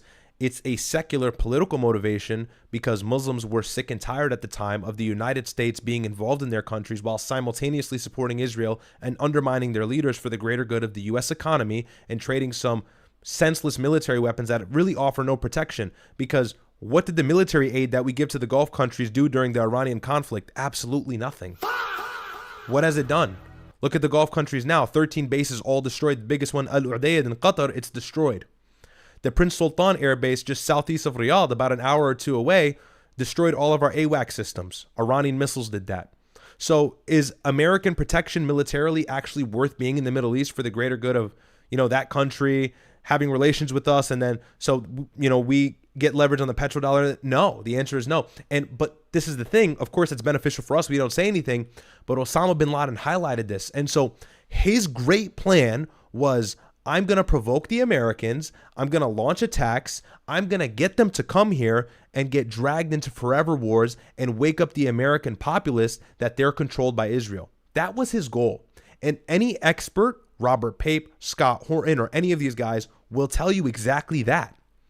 The greater goal of Osama bin Laden and any fundamental jihadi group, Al-Qaeda, or any of the others, the shadow factions that emerged in Afghanistan and Iraq, the goal was to actually provoke the United States and then fight an attritional or asymmetric war, make it long-winded and painful for them, make the United States overextend into the Middle East, and that will win back the Muslim base against the U.S., which is what they did. They wanted to create this hate for the United States for what they were doing in Israel. They just needed an effective way to shine the light on the matter.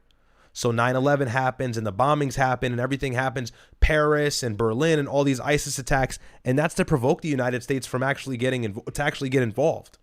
But people are going to say, you're crazy. How could you theorize such a matter? This is what Osama bin Laden said. Read his letter to America. Read his declaration of war. Read all of these different excerpts from these military leaders of these groups. Only later, under the Obama and Clinton administration, do you see this different ideology emerge with ISIS. Abu Bakr al-Baghdadi, their leader back then when Obama was in office, saying, oh, well, we are the new caliphate and Islam must take over the world. That's when you see that rhetoric, but that rhetoric is much different than Osama's.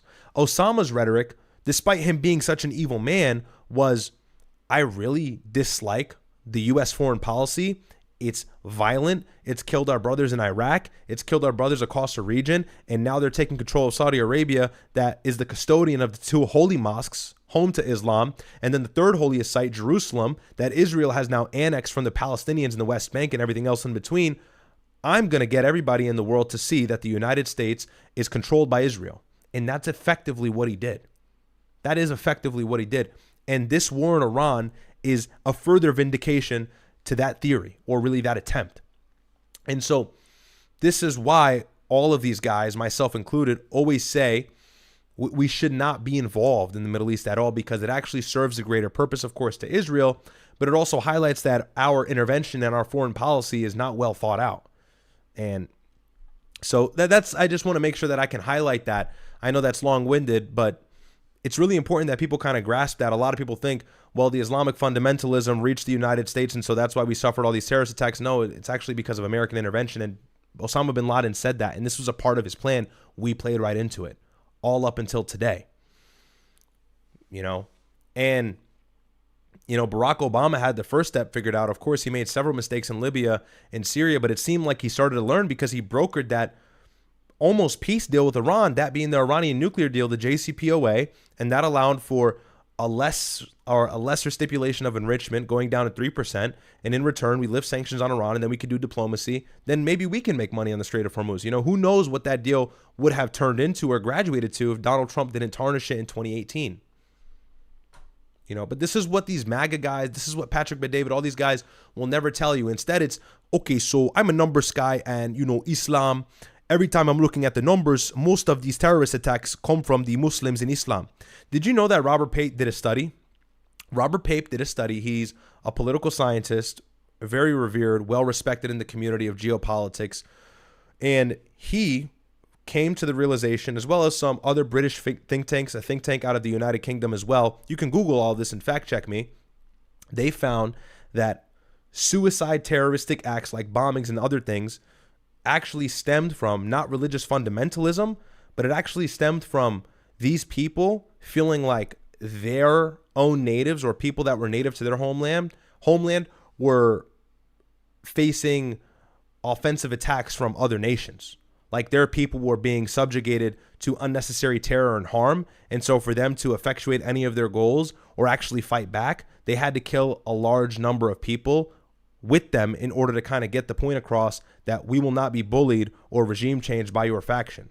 That's what they found is the motivation of these suicide bombings. You can go actually fact check me on that. It's not this whole like Islam promotes martyrdom. Now, of course, that just so happily coincides with it, right? That is a fundamental aspect of Islam that is parallel with the whole suicide bombing theory and, Muslims killing themselves. They're killing another 100 people or 1,000 people. And so, I'm not saying that that's not a non-factor. It certainly weighs in, but it's not the whole thing there. It's not the meat and potatoes of the matter. So, and all of the top experts, political scientists in the field will tell you that it's not actually a religious motivation. It's a political one in response to poor foreign policy motivated by Israel. So I got some super chats and then we'll go back into the video. Somebody asked what my religion is. I'm Muslim. And so I get it. Oh, you're a Muslim, you're biased, you got a dog in the fight. Look, it means nothing to me whether you attack Islam or you're for Islam. I don't care. I don't get into the theological issue. I don't give a fuck, actually. Most of my audience is Christian. But I tell you that so you don't get fooled by these MAGA fucks that say, well, we've got to start a war in Iran because of terrorism. No, that is why you're paying so much money at the pump. Did you not learn from Iraq? We should not be in the Middle East. Intervention in the Middle East, especially from an air campaign perspective, does not work. So, Jeffrey Chavaria says, W brother, thank you. Ibrahim says, are you against this alleged assassination attempt? Yeah, of course. I'm against any attempt at a U.S. president, whether I agree with him or not. I don't want a sitting U.S. president to be killed. Of course. K8, yo, Riyadh, if you don't mind sharing, when is your birthday? It's a little weird. Why do you need that information? It's in October. October. I'll just say October. I don't know what you can do with that information. Thanks for the super chat, though. It's Diaz says, what exactly is the difference between the two terror groups, Al-Qaeda and Daesh? And didn't the Taliban fight Daesh but have links to Al-Qaeda? Yeah, because some of them disenfranchised and joined the other. Daesh is ISIS. And Al-Qaeda is the original Osama bin Laden ideology or his group. So that's what was first founded initially in response to U.S. involvement in the Middle East. And that was spearheaded by Osama bin Laden. And that actually is birthed from CIA support for bin Laden in the late 80s against the Soviet Union when they were fighting them in Afghanistan. We backed bin Laden in the 80s. And then we turned on him and stopped supporting him and started supporting Saudi officials instead. And there was this whole thing. That's another reason why he was actually upset. But that was the start or the origin of Al-Qaeda. ISIS started later. and in my opinion, was actually an invention administered by really the United States and Israel, because we backed several different proxy groups in Syria and Iraq, and we trained them and we armed them up, and that eventually is what birthed into ISIS today. And Trump actually said that back in like 2016, but now we know that. And more evidence of that is, if you look to Syria, the only surviving member of what used to be a part of Al-Qaeda, Al-Nusra Front, that's what the Syrian version was formerly known Mohammed Jolani, now Ahmad al-Shara, the new leader of Syria, and we let that guy just take control of the country, and then we backed him and we lifted sanctions. And so it shows that the United States has a vested interest in certain Salafi Wahhabi groups in the region taking power for the greater good of them not actually allowing Soviet air power like the Bashar al-Assad regime, or even allowing Iranian proxies to cross over and support Hezbollah or arm Hezbollah, and that was in the favor of Israel. That's why we kind of allowed that regime to take place in Syria. That happened in December of 2024. So there is history of that. There's evidence of that. But it all has the same origin, and that's American intervention. Do you understand? And that's so imperative to understand. Attack Islam all day. That's fine. Just understand that this whole anti-West sentiment, anti-West rhetoric, death to America thing, it doesn't come from Islam. It comes from a political and secular motivation because of the fact that we've meddled their elections, we've been involved in their countries, we've killed innocent people, and we've subverted those governments and put in U.S.-backed leaders all over the Middle East, Israeli cuck leaders all over the Middle East for the greater good of that country supporting us, and we give them a few military weapons that actually offer no protection, a real-time example today being the Gulf countries. So, look at Osama bin Laden. He was an intellectual. He was a very educated individual. He was an engineer. Muhammad Atta, one of the hijackers in 9/11, also an engineer, right? And all of the team and all of Al-Qaeda's base, the high-ranking guys, were from developed countries like Saudi Arabia, Egypt. And so these guys were intellectuals. They weren't just cave dwellers. That's how you know it wasn't this religious fundamentalism. It was disheveled people who were disaffected, upset that their government was being subverted and really dogged out by the United States and Israel. So they took matters into their own hands. Of course, not the right thing to do, but that's what they did. That's what they like to tell you. Osama bin Laden was like riding camels. Nigga was rubbing sticks together, making fires. No, he was actually probably smarter than you and I. I know that hurts. Whoa, Riyadh, what are you saying? That's just the truth. That's just the truth. He was an evil guy. He's burning in hell, but he was also really fucking smart. That's why he achieved many of his goals. So, and these guys were all closely involved with intelligence assets. They all have ties to the CIA. It's this whole thing. But it's not just this Islam says boom, boom, so we boom, boom. But this is the picture that people like Patrick Bet-David and Steven Crowder try to paint to you. And that's such an omission to the truth. And it's an easy way to earn the American base's favoritism. And it's popular to say that. But of course, the truth is less popular and it gets you in trouble. But I'll always be the one to tell you what the truth is. So, is there anything else that goes on? Yeah, or 94% of his curious to know because I want to get all of it out. Well, that's what I'm a big fan Literally, of I've been asking online, like from these, these Persian monarchists. See, this is what I get for listening to people in the chat. Everybody wants the Shah back. I find that very hard to believe, considering how brutal the Shah was, and the fact that he was overthrown by his own people. Right? I mean, it wasn't like he was cooed out by any foreign power. Quite to the contrary. So he. But yeah, they literally these Persian monarchists. They do polls of like. Is there anything else? And, okay, you can pause it right there. Walk me through this. Oh, I owe you an apology. No, but watch this fold. This is unacceptable. Tell me this. I don't want an apology. I enjoy talking to you. Last time we spoke, I think out of the 7 clips that we posted, 3 of them was upset Jews because it was comments you made that were bad against Mossad. And I thought it was very revealing. I thought it was great. But walk me through each of these. Number 1. Hardcore Zionist, 100% backer of Pahlavi, and then 94%. Tell me. Okay, the reason I said that is because of Netanyahu's appearance, number 1. Yep. And the comments that you made about Pahlavi, like, why hasn't this guy called me back? I want him on the show. Like, why? He's irrelevant. He's a clown. Why hasn't he called me back? I had him on the show 2 times. Yeah, but when you first invited him. Do you know why? Do you know what happened there? He's asking for help. Because the interviewer, the Iranian interviewer that interviewed me, is asking me, are you going to help him? are you going to help Reza Pahlavi? And we're speaking in Farsi and English. And I said, no. He asked me for help. I never heard back from him. But I made some very bad remarks about the guy. Have you heard what I've said about them? No, I'd love to. I don't know how you must not know how monarchists think of me right now. No. Do you know they can't stand me wrong. today? Good. No, it's not good. I liked his father. I don't think he's a strong leader. He's not. He was following me. His wife was following me. His daughter was following me. Everybody unfollowed. The monarchists attacked me because I called them. Oh, it is in shambles with me and that relationship, Rob. Maybe play a clip of what I said in the podcast if you want to play down. That's a badge of honor. I'm going to leave Iran and go. By the way, you know what's the biggest thing that Iranian people are saying? Hey, Reza Pahlavi, why don't you go to Azerbaijan and say a few words from there? Come closer to Iran. Show some stuff. He's not doing it. The one thing about Trump, let me tell you what was very crystal clear about Trump, about Milei.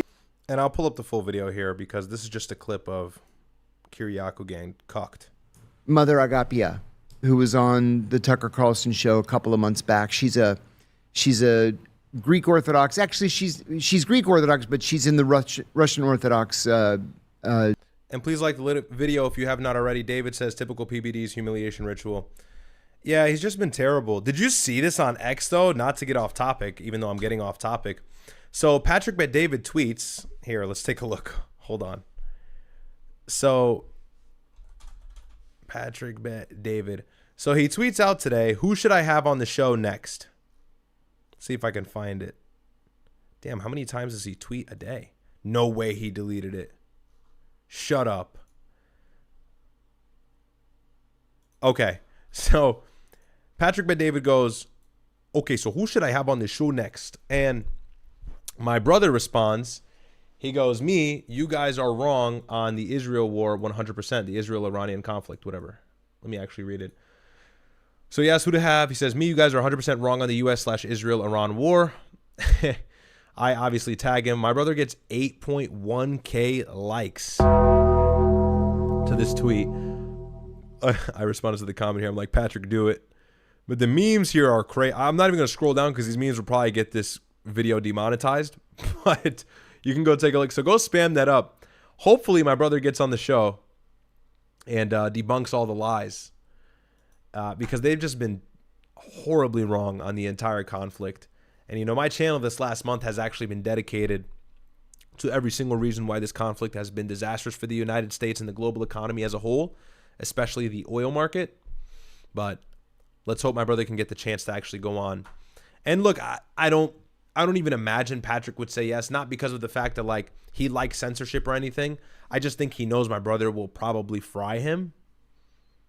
And it's nothing personal. It's just like, you know, he's wrong. And it's funny because he's seeing he's wrong because nothing is going in our favor. So. Archdiocese of Jerusalem. And we talked about this. And she said in the 25 or so years that she's lived in Israel, that it's changed dramatically. And she said it's changed dramatically because of politics. The religion hasn't changed in thousands of years.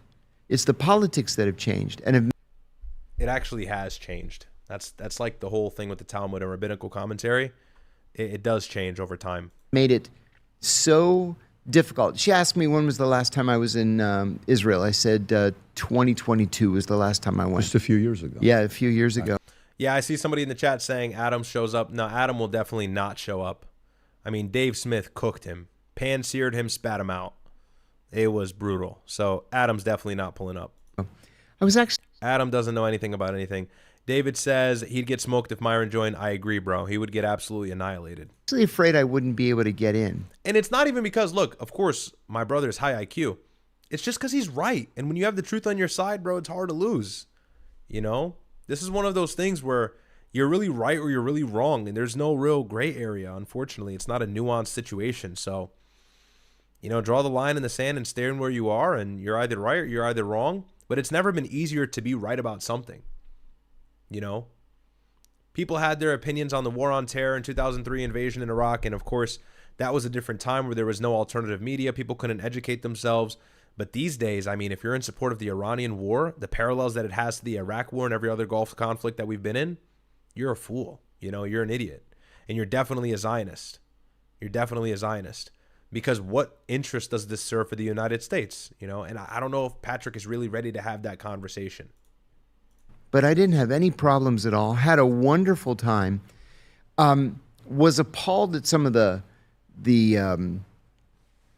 some of the social situations I saw in the West Bank. I've never been to Gaza. I've never seen it with my own eyes.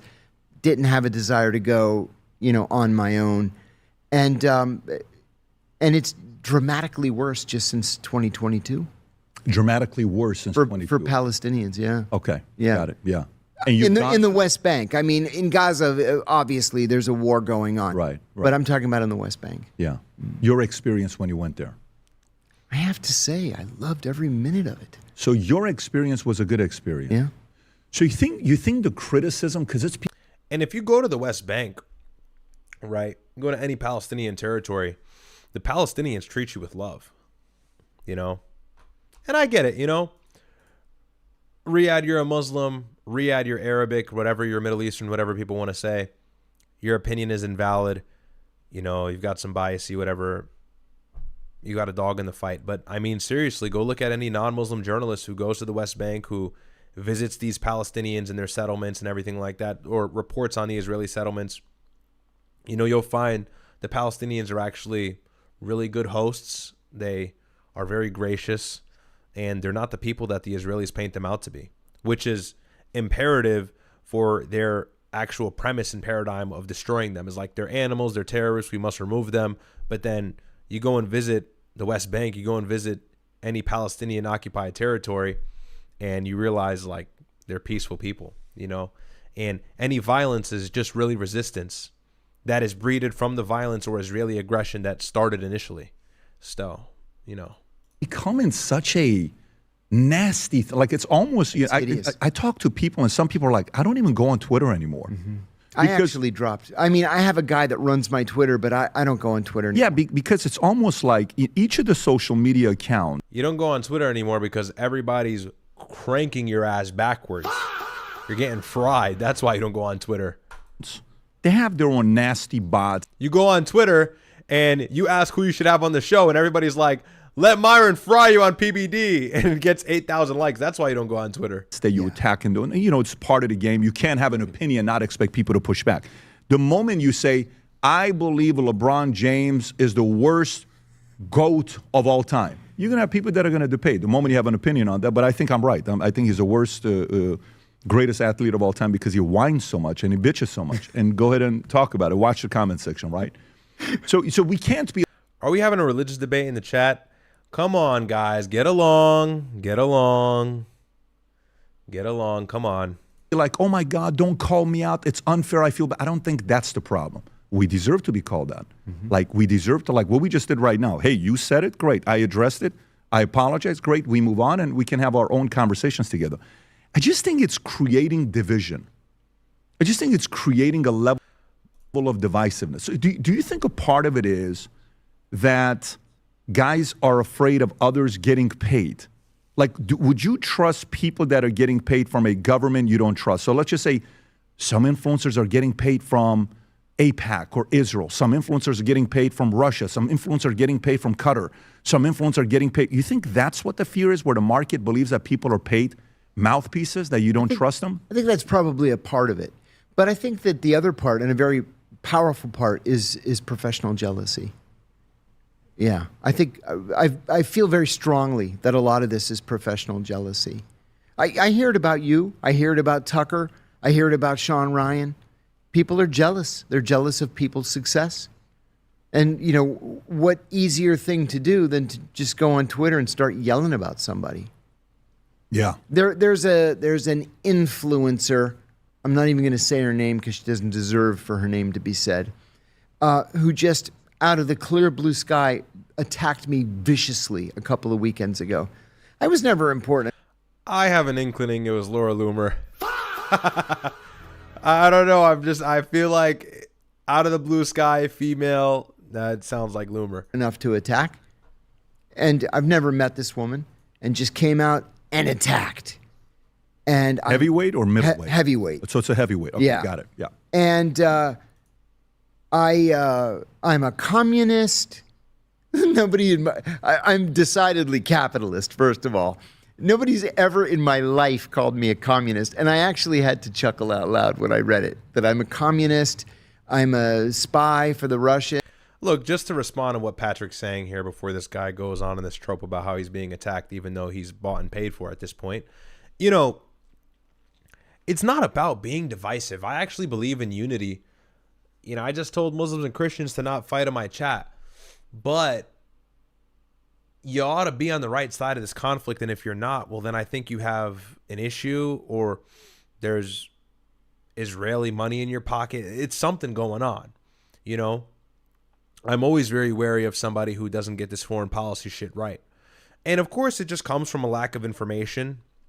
And we live in a time where people don't like to consume or digest information and be well read. And so I get it. But, you know, the reason why Patrick Bet-David is so viciously attacked these days is because everything he says plays into Zionist talking points. And, you know, I don't trust people who speak from an ideological standpoint. And let me explain what that means. Let me explain what that means, because on its face, that doesn't sound like it makes sense. But let me elucidate my point really clearly. I can tell you as a Muslim whether, you know, like I can tell you as a Muslim, there is a radical Islam problem, but it is fringe. And it's actually non-relevant, because the reason why the war on terror ever started is because of secular and political motivations, as I just explained for maybe like 30 minutes straight. But I can still tell you some of those issues do stem from a fundamental kind of like misunderstanding of Islam, whatever have you. But I want to hear somebody who isn't Muslim, who isn't brown, that says, yeah, there is actually a genocide in Gaza. Yeah, Israel is actually annexing the West Bank. They are actually attempting to annex southern Lebanon. Like, I want to hear somebody admit that they want to annex really the Middle East as a whole. Because it's obvious they're doing that, and there's no secret. That's what all the experts are saying. All of the genocide scholars, all of these people who are credible, who are actually educated, who actually studied and are well-read, will tell you that's the intention of Israel, so long as there's no money in their pocket. So, yeah, I do have a problem when you get these things wrong. I have no issue with somebody disagreeing with me. I actually just kind of disagreed with a lot of the people in that Twitter space when I was talking about conspirators running around with the dumbest rhetoric, but I didn't start any beef. I don't have any problems with them. I'm not talking shit about them. But when it comes to the topic of foreign policy, that's a red line.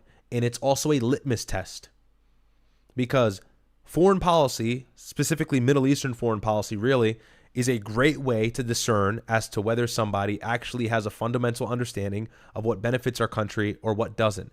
And if you can't discern what's good for America or what isn't, or what's America first or what's not America first, well, then you concern me as a person. I think your ideology is flawed, or you are misled. So you don't deserve a platform. You don't deserve a stage to be speaking to Americans on. And if you're going to utilize it or exercise that right, no problem. I will also do the same to criticize and debunk you every single time you open your mouth. It's not about being divisive and being angry and fighting and this whole, I think that's actually goy shit. But, you know, when it's about the Middle East, again, like I said, that's beyond the pale if you get that wrong. Because that has to do with why the United States is not able to flourish, you know? So I don't like this whole, oh, everybody is attacking me and they're being divisive. It's like, yeah, but bro, it's because you're so fucking wrong. And all you care about, it seemed like in the beginning of this conflict, was the Shah, Persia, Mohammad Reza Pahlavi. Like, I want this guy back in power. And it's like, hey, bro, do you not see the greater evil at play here? Do you not see the fact that the United States gains nothing from this and you're an American first? Are you an American first? I would hope the answer is yes. If so, this conflict doesn't favor us whatsoever. It's not for the betterment of the country. So if that's the case, and we know that, we can come to terms on that, then what are we talking about? You should be against this war. And no, I have a TV show that that is produced by a company in Miami, and RT International happens to license it. Landon says, can you give some info on what deal John K did? John K? Oh, John Kiriakou. He was former CIA. So they... And he went to jail for espionage as well. But run it? Yeah, he's former CIA. And he used to be based on this topic. Now he's like cucked, and he signed some deal with some agency that's owned by you-know-who. Other platforms run it. All of a sudden, I'm a Russian spy. Like, oh, you figured that out all by yourself, huh? Oh, he's got a TV show that runs once a week on this Russian network. He must be a Russian spy and a communist. Like, newsflash, have you ever been to a history class? There are no communists running Russia anymore. Not for a very long time.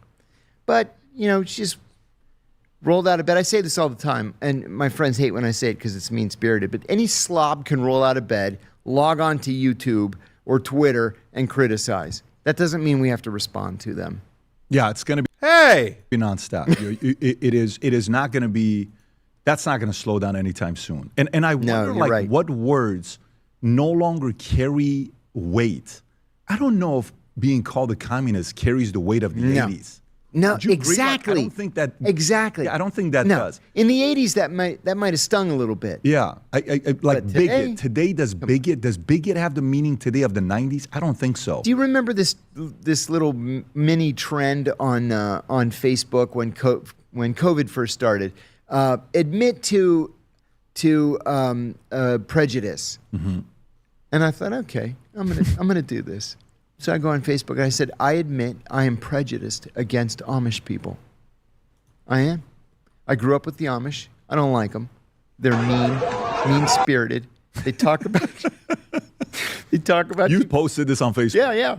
And people jumped all over me. I'm like, people, I'm joking. It's a joke. What's wrong with you? People need to lighten up. Yeah. But this is the current situation we find ourselves in. We are. It's and I hope. I don't know if with I do think we're gonna get to a point where you know how today Las Vegas. I don't know if you've been to Vegas. I'm sure you're traveling all the time. Vegas isn't what it used to be 20 years ago. Not a chance. You go to Vegas, it's like it's a freaking ghost town. Like it used to be packed. Yes, it did. You know, and then you see the stats where they're saying, why is Vegas having a hard time today? And you'll see numbers where they're saying Vegas is having a hard time because kids are no longer drinking alcohol like they used to. Going and hooking up today, I don't need to go to Vegas. There's Tinder. Yeah. So everything Vegas offered, I now have access locally, and I'm no longer interested. Let's talk about Iran. I don't know what these niggas talking about. Said that on the 19th, 20th, I don't know the exact dates. And Rob, if you have the video, I wouldn't mind showing it because to give him credit that he was the first guy that announced it and it happened. And so how did you know? Where did the information come from? The truth is, I've got a friend at the White House. I have friends at the Pentagon, friends at the CIA, friends at the FBI. And this was the criticism. Incoming Wi-Fi jokes. Here we go. It's got to be YouTube. Okay, I'm running a full stream here. I'm already waiting. Said that on the 19th. The Wi-Fi jokes. Well, wait a minute. Said that on the. Okay. Yeah, that's exactly what you should believe because that's what happened.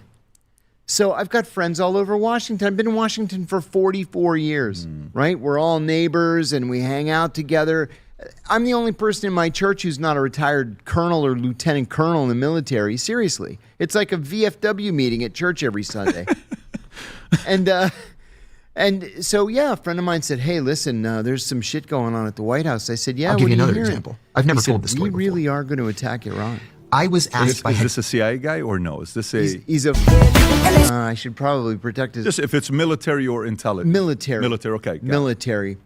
And he said, we're probably going to be attacking on Monday. And I said, well, wait a minute. I said, I've been really hedging my language here. And what I've been saying, this is what I told him. This guy is the same guy that says this stuff, guys. Which spy force around the world did you think was the most impressive? Oh, the Israelis. Really? Yeah. The Israelis have no rules. They'll kill anybody. What was it? 3 years ago? This pager operation? Oh, it was so fascinating. Good Lord, it was a work of genius. It is genius. It was totally illegal. Totally illegal. But it was genius. The moving parts I didn't believe it was real. I had to I was like, there's no way that this is real. This is the stuff of movies. It is. For anyone that doesn't know, what was the story? Yeah. Okay.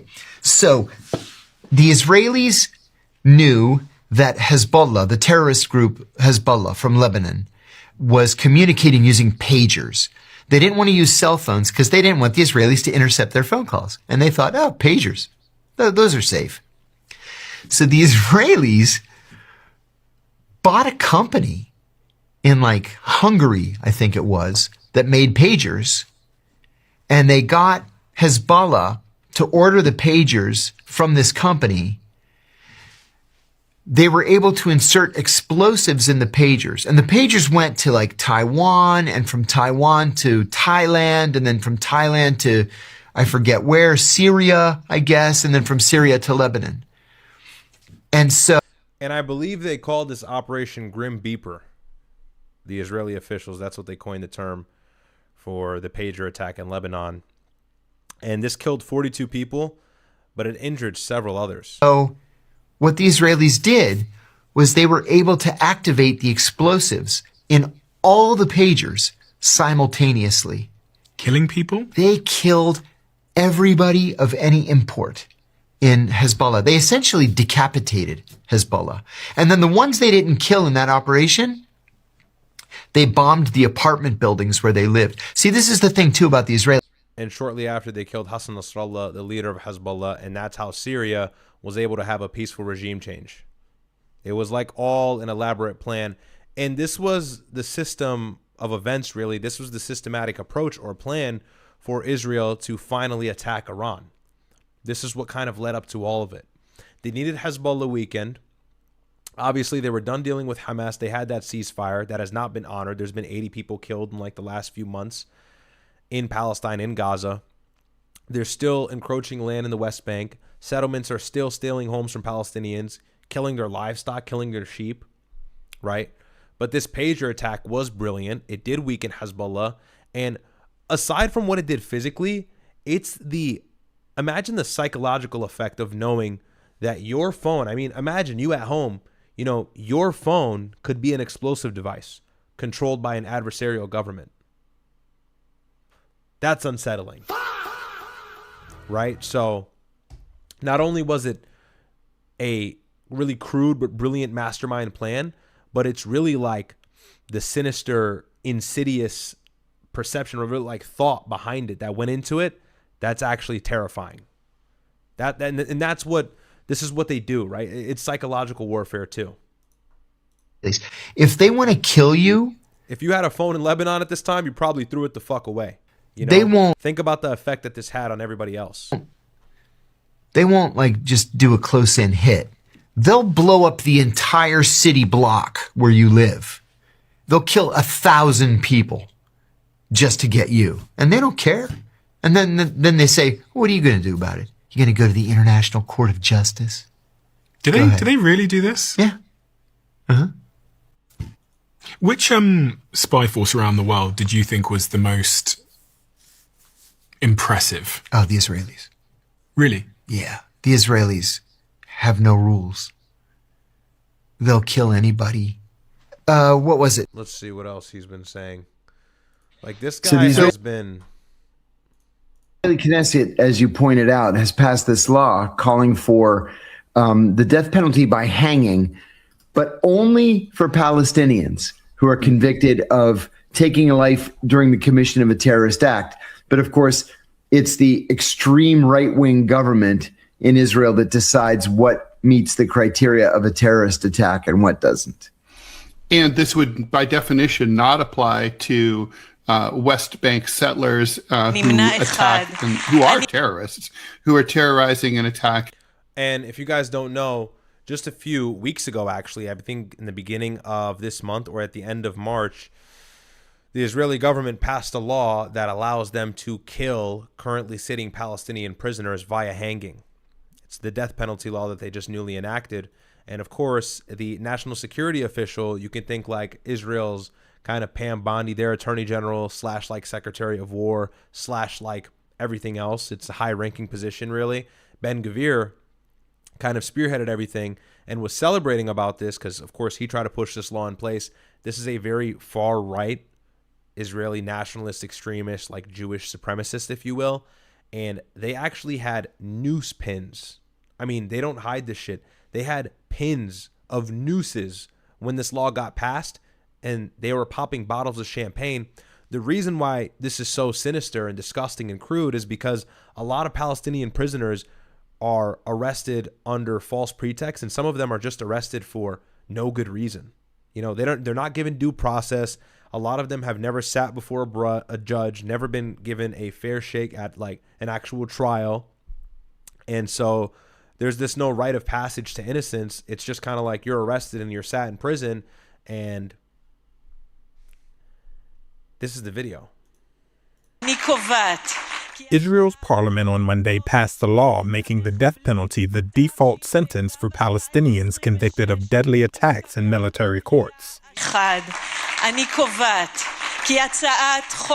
That's Ben Gvir right here, guys. And look, he cannot contain his excitement. עונש מוות למחבלים, תשפ"ו 2026. השר, על מה כל החגיגה? מוות למחבלים עבר היום, חוק מוות למחבלים, היסטוריה, היסטוריה. בעזרת השם בקרוב, אחד להוציא להורג, כל אלה שטבחו ורצחו ושרפו, לחיים, לחיי עם ישראל. The move fulfills a pledge by Prime Minister Benjamin Netanyahu's far-right allies. Far-right National Security Minister Itamar Ben-Gvir promoted the measure.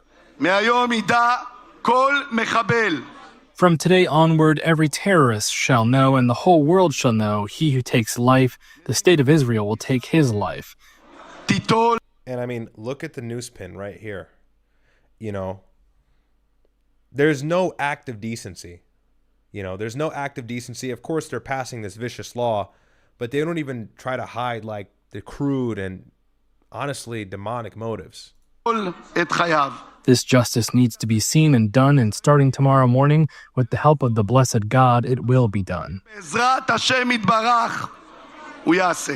Palestinian President Mahmoud Abbas, meanwhile, condemned the legislation, saying it's a breach of international law and a doomed bid meant to intimidate Palestinians. The measure, as well as kill several more innocent Palestinians, adding to the already large death count existing from the West Bank violence and, of course, Gaza. Has drawn international criticism of Israel, which is already under scrutiny for increasing violence by Jewish settlers against Palestinians in the occupied West Bank. It includes provisions requiring an execution by hanging within 90 days of sentencing, with some allowance for delay, but no right to clemency. Palestinian militant groups Hamas and Islamic Jihad called on Palestinians to launch attacks in revenge for the law. Israel abolished the death penalty for murder in 1954. The only person ever executed in Israel after a civilian trial was Adolf Eichmann in 1962. Eichmann was an architect of the Nazi Holocaust.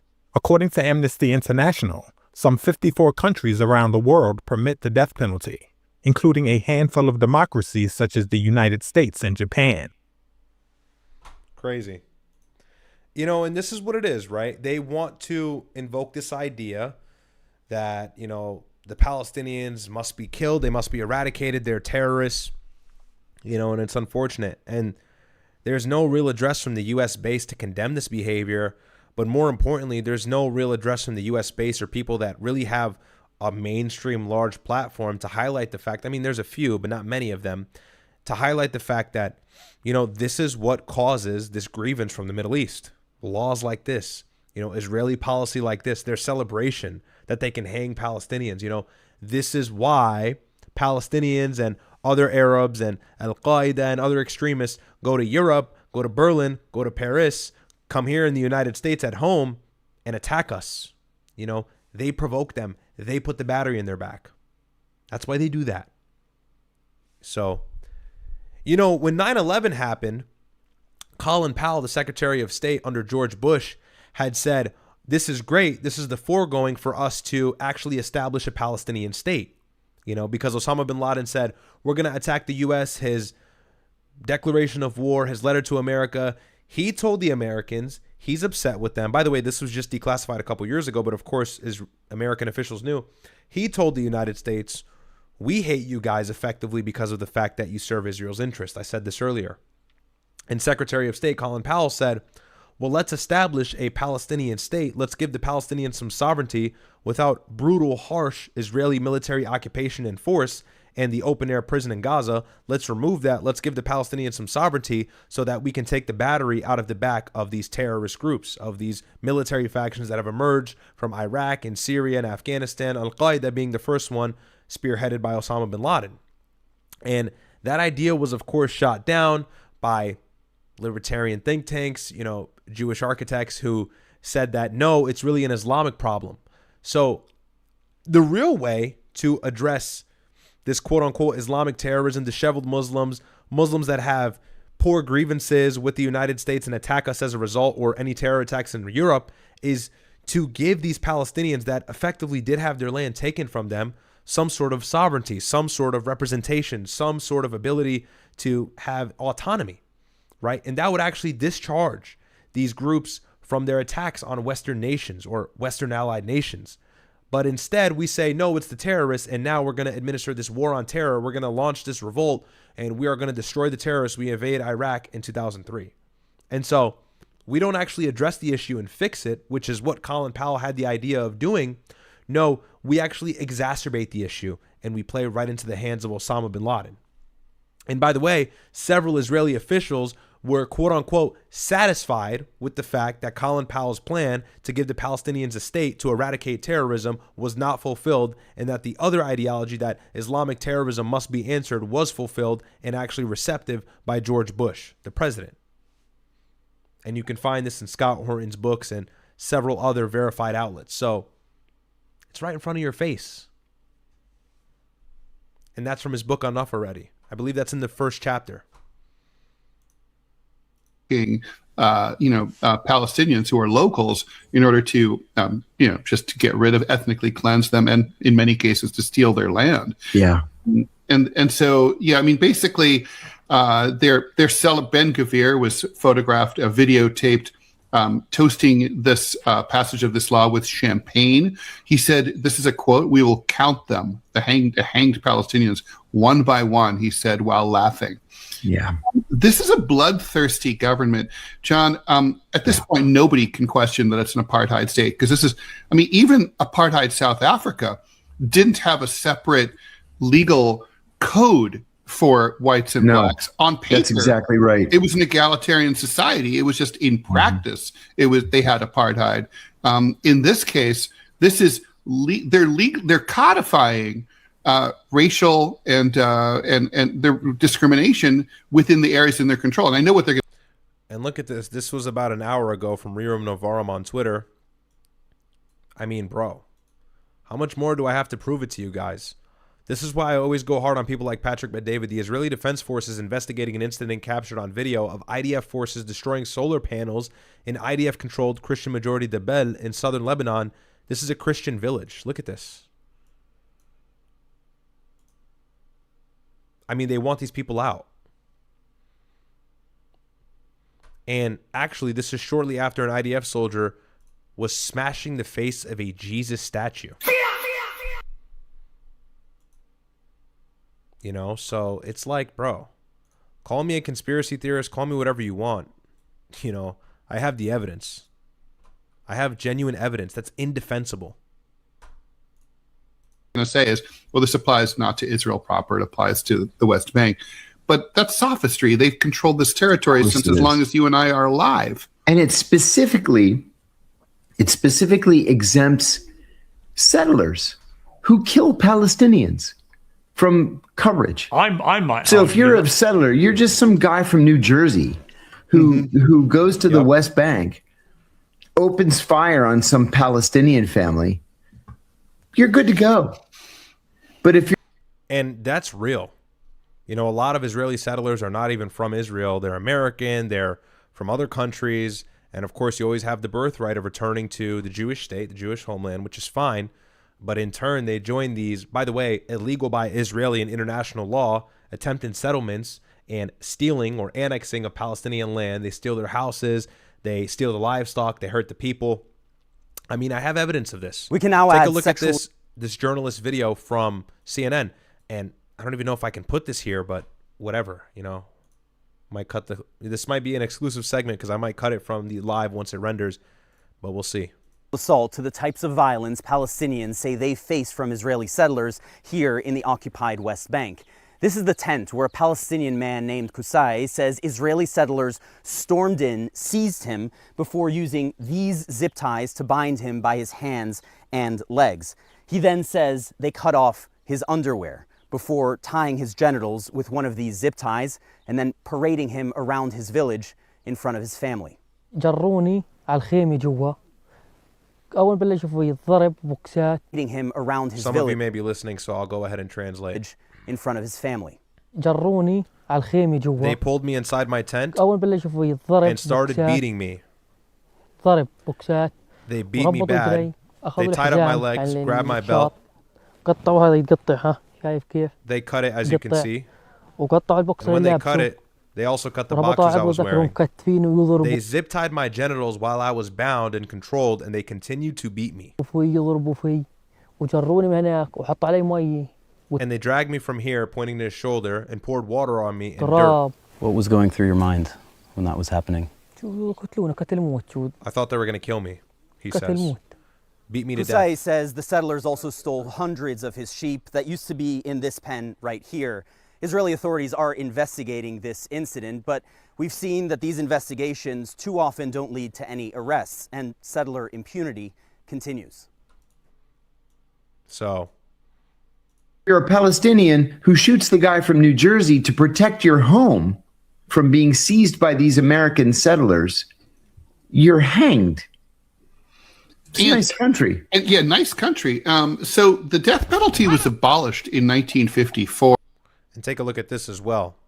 These are the people, by the way, the people who are subjugated to this, many of them are imprisoned, and now they'll be they will be bound by this new law that says that they can be hung within 90 days of imprisonment.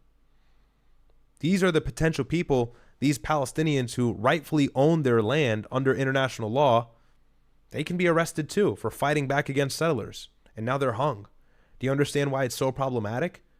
Because a lot of the grounds that the Palestinians in which they're really arrested or persecuted on is bullshit.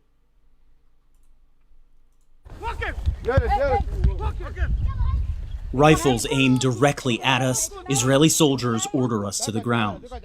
Producer Abir Salman identifies us as journalists before translating the soldiers' commands. Sit down, sit down, sit down. So the soldiers just immediately came up and started pointing their weapons directly at us, telling everyone to sit down immediately. Obviously, we're not posing any threat here. The commander comes straight for our camera, and within seconds,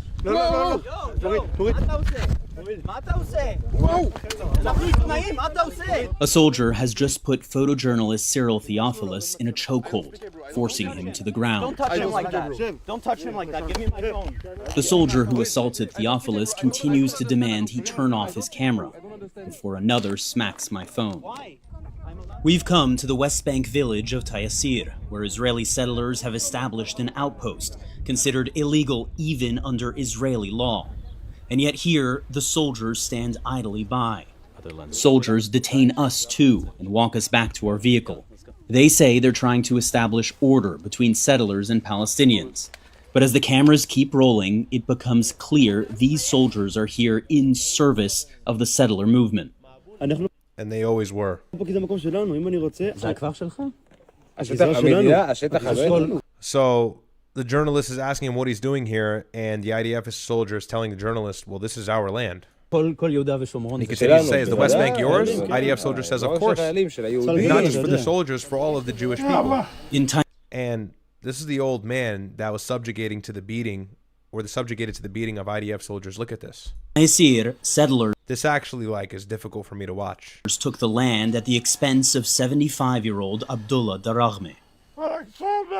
His breathing is labored, his face bloodied, bruised, and swollen, bones broken. His family and multiple eyewitnesses say the settlers stormed into his home in the middle of the night and beat him to a pulp. I didn't expect this, Abdullah's son says. Look at him, bro. Fucking look at him. An elderly fucking man. And so I'm going to go off a little bit here, and I want to try to contain my emotions because I don't want to get too far gone. But this is why I have no respect for people like Patrick Bet-David. And if I met him in person, I suppose I'd shake his hand, but I would always tell him you're fucking wrong and you're nasty and you know what you're doing and you need to choose the right fucking side. You know, this gets me really angry. Because this is not a secret. This is not a conspiracy. This is in front of your faces. And just now, ever since the October 7th conflict and onwards, have people been able to freely talk about this without being censored to death. And so we've just seen a small expose of what's been happening in the West Bank, and Gaza, by the way, for the last 70 years. And so people come to say, and they say, oh, well, the issue in Palestine is a lot more complex than it seems on its face. And it's regardless of whatever you think about colonialism or apartheid, let's actually just grant you the fact that maybe that's a non-question. What are they doing to the Palestinians currently that don't have a majority representation in that country? Are you fucking kidding me? Beating settlers, stealing their land. This is illegal under international law and Israeli law. This is why Benjamin Netanyahu will get arrested in several countries if he tries to visit them. And it's like we're trying to figure out who's right and who's wrong here. I'm sorry. To me, I see a clear aggressor. You know, 8 months ago, there was a starvation imposed on Gaza. And Donald Trump finally stepped up and said something. He said, well, it's bad and they can't get the food because it's behind fences. No, they can't get the food because Palestinians are being shot in their fucking faces for getting flour. Fucking flour. The ingredients needed to make the most basic foods like bread. They can't even get that without being shot or tortured or bombed. If they're lucky, they'll get the flour without being shot at. And then if you're a Palestinian who's been in the West Bank for hundreds of years, well, you might just get beat the hell up to a bloody pulp like this 75-year-old man. And so I'm telling you all of this to say I have no tolerance for people like Charlie Kirk when he existed. Somebody would say, well, Israel's apartheid state, you know, they're beating people up in the West Bank. You know what was happening when that blockade was going on with the food? The Israeli supplied food that they weren't allowing Palestinians to get. Israeli snipers were posted on roofs, shooting Palestinians in the back of their fucking head for getting flour. Do you know what Charlie Kirk was saying during that time? He sat down with a rabbi, and for like 12 or 20 minutes, I can't remember, they were defending the fact that Israel is not actually targeting anybody. They're trying to give them the food, and Hamas is stealing the fucking food. These are the lows that these people go to. This is what foreign money in the pockets of our Americans does to the thought process of the mainstream and the rhetoric that follows it. This is why I do what I do. This is why I joined my brother. This is why I've made my own channel. Because if it's one small voice with a couple thousand views every night, then it's more than enough for me. And I can sleep at night. And I can lay my head on a pillow every single night and know that I don't lie. And know that I don't take money from everybody or anybody. This is the truth, and I will always tell it unwaveringly, without apology. I'm unapologetic about this shit. And I don't mean to be bleeding heart. Everybody knows I'm very right-wing, but these are my people. I am Muslim. You know, newsflash. This fucking bothers me.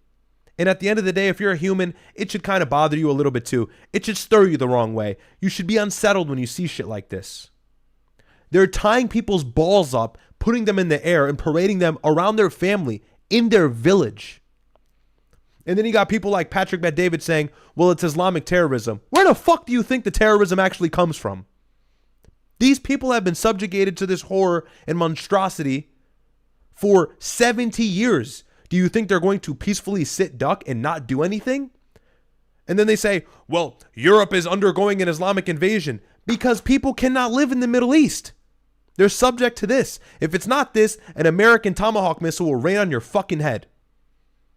This is why I'm a non-interventionist in the Middle East. I love this country, but I hate its policy in the Middle East, and I want it to change, but it's going to take the right candidate. It's going to take the right candidate, and it's going to take a lot of changing internally in how our politicians are lobbied and how we think. So if you live in Florida, vote for James Fishback. Vote for Dan Blazarian. If you live anywhere where your congresspeople or your public representative does not take AIPAC money, go fucking vote for him. Look it up. You can find it all online. There needs to be a change because this is what the United States is forced to support, even though a majority of the populist base, if they were red-pilled on this, would vehemently be against. And so this is my MO. This is what pisses me off. This is not right. This is not left. This is right and wrong. Do you understand? This stuff angers me. You know, when I watch this stuff, I get a lump in my throat. And I try not to get emotional, but it's impossible. I can't step over it. So everybody says, why do you always attack Patrick Bet-David? And, you know, but this is why. And so if Tucker Carlson's going to join the cause, God bless him. You know, when my brother was talking about Hind Rajab, the girl who got shot, the girl whose parents died in front of her, she had blood all over herself. You know, my brother got emotional about that. This is what we do. We talk about the truth. You know, and I'm careful and I'm politically correct and I always will be, but I will never cease to call this bullshit out. This will always be the case. So this is why I respect Sneeko. This is why I deeply respect all these guys, Nick Fuentes, because they call this shit out. And Nick is a Catholic and he calls this shit out. It's about having a spine and a backbone. It's about being a human. You know, and if you can't even do that, well, then you've stooped to a new low and you're shit in my book. I never want to listen to you. I want nothing to do with you. And what's even more angering is somebody like Charlie Kirk, and I know he's not alive to defend himself anymore, and so I'm not going to attack him, but he was smart enough to know this was wrong, and I think he did internally know it was wrong. But the fact that it took him so long to even give it any weight as a topic really pissed me off. Really pissed me off.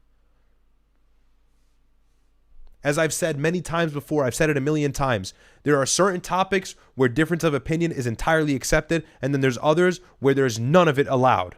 And this is one of them. You need to be on the right side. If you're not, you're demonic. You really are demonic. It's a matter of evil. So, not to get all passionate and shit. I don't want to be cringe, but I mean, look at the old guy. Look at the old guy. 75-year-old Abdullah. What threat was he? Daraghme. His breathing is labored. What threat was he? This is not a rare occurrence. This is every fucking day in the West Bank. For years. And Obama condemned this, which is why they made sure to get Trump in office.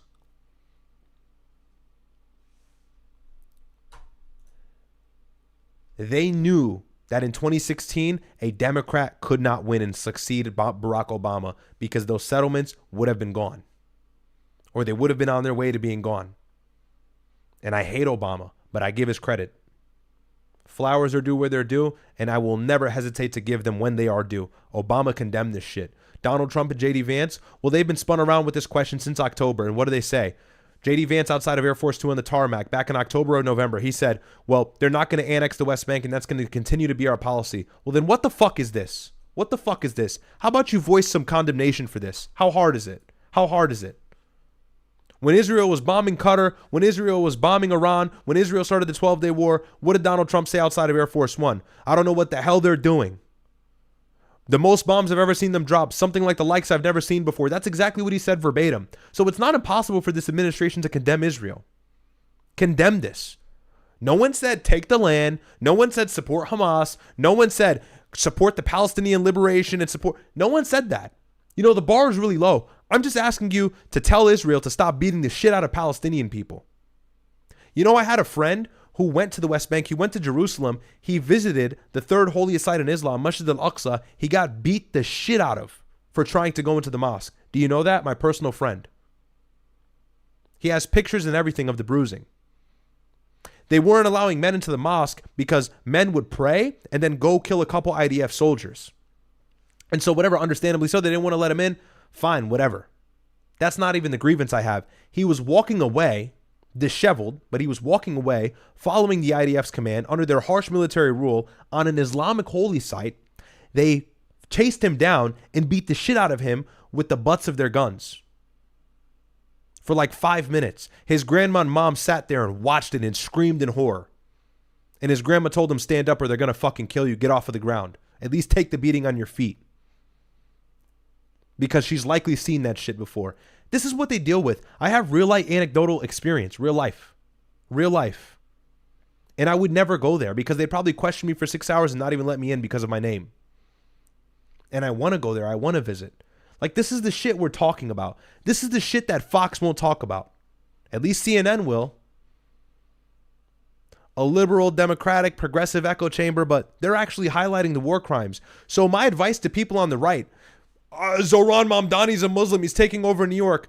Yeah, I agree, he's a socialist. He's actually a piece of shit politician, but he gets this right. So that's why he won. Do you fucking get it? Until your foreign policy sharpens up, you will never fucking take control. You will never win, especially the favoritism of the youth, because they're all privy to this shit. So when I'm watching Tim Pool, when I'm watching Timcast, and Tim is going, Mamdani's going to destroy New York, and the fat fucking elephant across the table from him, named Randy Fine, who's bought and paid for by Israel, says New York is going to cease to exist, and somehow NASDAQ and the stock market and Wall Street, all supporting New York financially, is going to destroy the city, and Zohran Mamdani is going to make it all come crashing down, and they're saying these outrageous things just because the guy is Muslim. I ask you to condemn that shit. I ask you to boycott these people. That's bullshit. That's bullshit.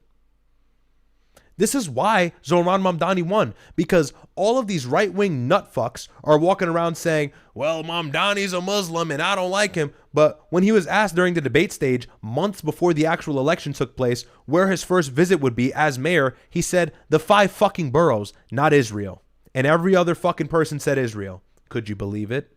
And he won. So maybe let's let go of the whole he's a Muslim, this and that. Yeah, if that bothers you, that's your prerogative. But let's understand the greater issue here. It's because he's saying the right things, which is America first, New York City first. Yeah, he's a socialist, but he's also New York first. That's why he won. He's handsome, he's young, he's well-spoken, he's charismatic. He did a phenomenal job campaigning on TikTok, and I don't like the guy, but I can acknowledge it. And that's something the right really sucks at fucking doing. Enough with the old... I can't stand these old right-wing, outdated, dumbass millennials and Gen Xers that just care about ideology and culture vulture war. And you're an idiot and you destroy the movement. You want our country to be prioritized? Well, then our politicians need to be held to a higher standard. More than just campaigning on America first and, we're going to take back our country and we're going to... No, I want somebody to actually come in and say all of those things. And then I want them to also say, oh yeah, and we're not going to support Israel unless they honor our orders. And we're not fighting in Iran anymore. And the Palestinians are going to get sovereignty so we don't birth more Islamic terrorism. That's what I want a politician to say. And he will have my vote because that's what's going to bolster the American economy. And that's what's going to allow us to tip our finger on the scale in the Middle East and actually have power and actually be the main hegemon. And not allow Israel to annex the IRGC, destroy Iran, and then take control. Because once the axis of resistance is out the way, you bet your ass they're going to undermine us and betray us even more than they already have. And they're going to have the whole Middle East to themselves. They'll pull the strings. They won't need us for help anymore. You don't want to live to see that day happen. It all starts here, though. You don't understand. The Palestine question is what birthed everything. That's why Osama committed war against the United States. It's the Palestine question. That's what Colin Powell acknowledged, and that's what the Israelis shut down right away, and they were happy and satisfied about it. You want to fix the issue in the Middle East? You have to answer the Palestine question. That's what caused the entire ripple effect. That's why the Arab-Israeli wars happened. That's why Egypt was fighting Israel. That's why Syria was fighting Israel. That's why the Prime Minister of Israel at the time called up Nixon and said, if you don't help us, we're going to nuke these countries. They stole our weapons from us anyways. So it's actually a lot more complex. It's not just Islamic terrorism. Do you know why I'm going on this now? Do you know why I'm talking about this, monologuing forever? And I know a lot of you know, but I can't help it. It's increasingly frustrating. And by the way, that video, I can show you videos like that for days. 4 days. 4 fucking days.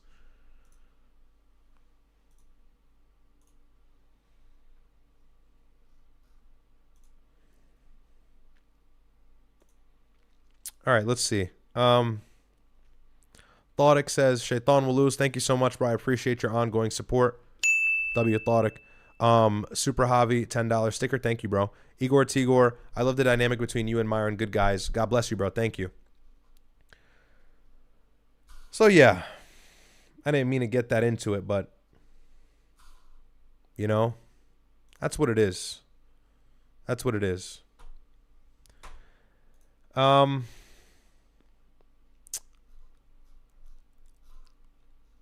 But yeah, guys, it's getting late for me. I'll be honest. Got to be up. I have things to do tomorrow, unfortunately.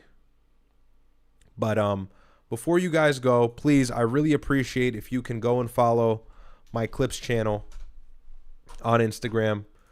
Trying to get the meta motion shaking. That way, you know, we can funnel more people onto the YouTube. So this is my Instagram Clips channel ran by my editor, Halimi. And a bunch of clips on here. A few have went viral. They're doing all right. Go give that a follow. You know, I'm like all serious now, but I just get angry about that stuff. You know, and then give the personal Instagram a little follow too, you know. Go show love to your boy. Give me the 3K followers. No, but I give updates on here for when I'm going live so you can know early on in the day and kind of prepare. You know, we fly, we're dripped out, you know. Tel Aviv impressed. This is a funny ass comment. So follow me on the gram, but really follow my Clips page. That matters more. This is just my personal Instagram. So, yeah. But, let's see. Any more chats? Do you think any future presidents will ever not be funded by AIPAC or influenced by Israel? I think the day will come. I think in the next maybe decade or two, I think that may be a reality. Because there's a big shift. But we got to keep our foot on the gas. Who's taller, you or your brother? He's taller. I'm 6'2". He's like 6'3", 6'4". All right, guys. I know it was a good live.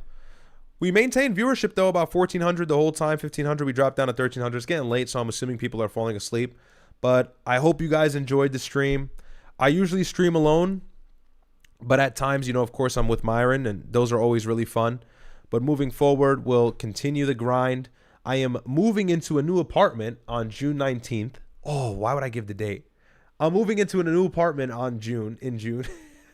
I mean, it doesn't matter, right? But I'm moving out in the middle of June. And so you're going to get a brand new setup. The apartment is gorgeous.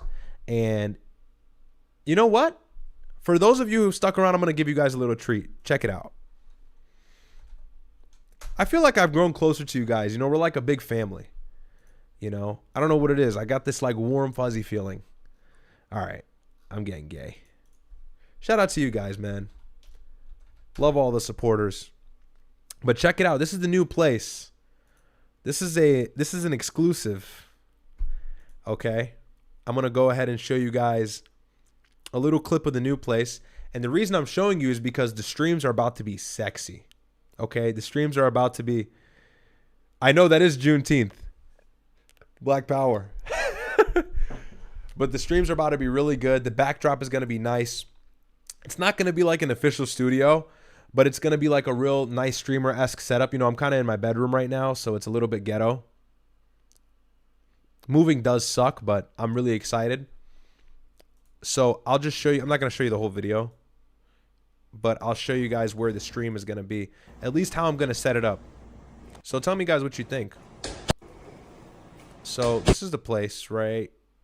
I know I'm edging crazy. So this is it right here.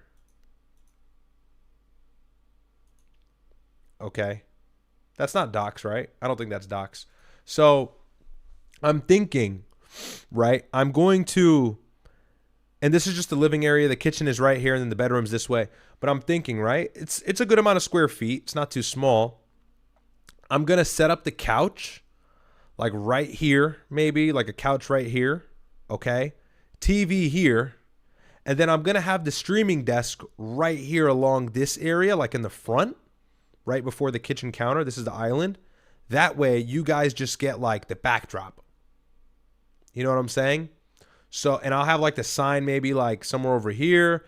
I'll have some nice RBG lighting or RGB. I don't know, whatever the hell it's called.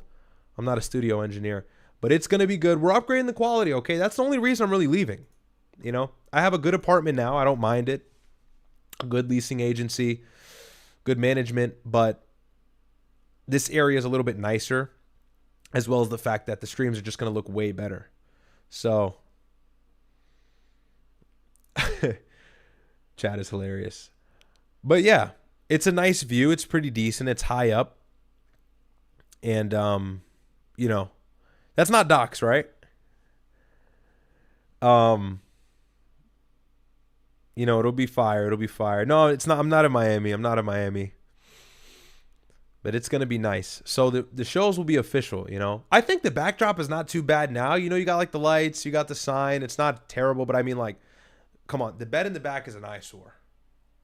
You know, like, you niggas do realize I end the stream and then I just lay down. Like, bro, it's like, it feels unprofessional.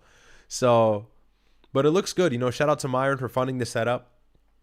Not too expensive of a setup, really. Kind of budget maxing. I got a good light, good lights here, camera. You know, I ordered a new monitor. I'm just letting you guys know I care about the quality of the show. We're going to do a 4-monitor setup, quad monitor setup. And the reason for that might seem excessive, is because when I'm running the stream and then I have a guest or I'm with my brother, it's hard to like look at the chat, screen share, look at my OBS, which is my streaming platform, what's like hosting the stream to YouTube, and then also like having a screen for like miscellaneous. You know what I mean? So it's tough. But yeah. I rolled out of bed and jumped on stream. Yeah, that's why I said hey, because that's literally me. That's literally me. Super Hobby says move to Miami. Oh, maybe one day. Maybe one day. Maybe one day. Miami is actually similar price point to where I live now, believe it or not. So, yeah, you got to run at least 3 monitors. Facts. If you stream, bro, streaming is like, you know, on its face, it's like, oh, you know, it's easy. You just get in front of a camera and talk, and then the lights are on you, and then you're looking at the chat move, and people are criticizing you, and you see there's like 1,000+ people watching you, and then you got to manage the stream, and you got to make sure the right thing's on the screen, and you're not sharing the wrong thing. And I know I may be sounding like I'm overcomplicating it. It actually can be stressful. I've gotten used to it now. I'm very used to it now. But the first few streams, I was like, you know, I was kind of cortisol maxing because it's a lot to run at the same time and then talk. And, you know, I wasn't nervous, but it's just like, all right, I got to make sure I don't mess this shit up. Would I ever do IRL? Yeah, I would. I would love to do an IRL with Sneeko one day, inshallah. I was going to. I was in New York, but I was on my way out, and like I hit him up, but it was too late. But one day I would love to do IRL. I mean, I wouldn't do it myself. I don't have a crew. Kind of broke over here. You know, still work a job. Still work a job, nigga. But no, I would love to do IRL. It is scary though. Like what happened to Sneeko, you know, when he got punched, like that's scary. You know, stuff like that is unsettling. And thank God that's all that happened to him. What if the guy just stabbed him? God forbid, you know, right? So it is easy. It's like, you know, you think you're doxing showing the apartment like what I'm doing now. You really dox when you IRL stream because somebody can pinpoint the shit out of your location. That's scary. So I don't know. But I definitely will do it with Sneeko one day, inshallah. I'll jump on his stream. It'll be fun. It'll be really cool. We'll do it in the city. You know, tons of fun. But, okay, yeah. So that's the apartment. A little sneak peek for you niggas. But I mean, what do you think? I think it's going to be really nice. I don't know how I'm going to set it up. It's going to be very difficult for me to like set it up correctly because I've got to like coagulate the living room with the streaming setup and the camera, and I've got to make sure it all looks good. But once it's set up, like once I have it, like it's going to be lit. It's going to be fire. So very excited. But yeah, that's pretty much it for the show. I'll give you guys a nice little stream after my brother got off. You guys got, by the way, wow, my eye is like red. Why is it red like that? You know, my brother went live at 1. He got off at, I think like 11 or 12. I can't remember. You guys got straight entertainment today. You had Myron all day, and then you had the substitute teacher tonight. W. Endless entertainment. And that's the goal, really. You know, I try to offset the times that we're live so we can efficiently fill the space. You know, he's live in the day, I'm live at night. Just so you guys always have something to watch. Hopefully you enjoy my show as well, so you have something to watch. What are you thinking of getting active on Kick? I don't know. At some point, maybe. Why is Connecticut so expensive? Bro, Connecticut is cooked, bro. Connecticut is, it's absurd. Way too expensive, bro. You wouldn't believe it. You wouldn't believe it. For my Connecticutans, you know what it is, Fairfield County specifically, it's ridiculous, bro. Well, you got Westport, you got Stamford, you got Greenwich, you got New Canaan, you got Southport, you got Fairfield, Ridgefield. Is Ridgefield Fairfield County? Just like outrageously expensive, very affluent areas. But I love it. I love it. Connecticut has that genuine New England feel, and I love it. I do love Connecticut a lot. I tweeted that shit. I was like, yo, I love Connecticut. And niggas was like, what is this, bait? I'm like, all right, fuck you. Where do you live? Ohio, nigga? Like, you know, no shame to Ohio, but if you live in Ohio, maybe don't live there. But yeah, so love you guys. I'll be back on likely tomorrow. I know, I'm sorry I can't give you guys a for sure. Likely tomorrow. If not, definitely next week. We'll be back on and rolling. But any more chats? No. Love you guys. Thank you so much to Tia. Thank you so much to Desert Joe. One chest when he's moderating. Love all you guys. Really appreciate the love. And all of the members as well. MD, I see you in the chat. Shout out to you, bro. And all the other members. I know there's a bunch more. I'm not seeing them right now. But God bless you guys. Really love you. Appreciate the support. I love streaming. You know, it's something I love to do. So I love that I can do this and you guys get some entertainment out of it. We can enjoy the night together. Pause! We can enjoy the night together. Really good times. But I'm glad you enjoyed the stream. Until next time, we'll be live. About an almost 5-hour stream. Hopefully you enjoyed it. All right? Peace out, guys. Love all of you. Have a good night.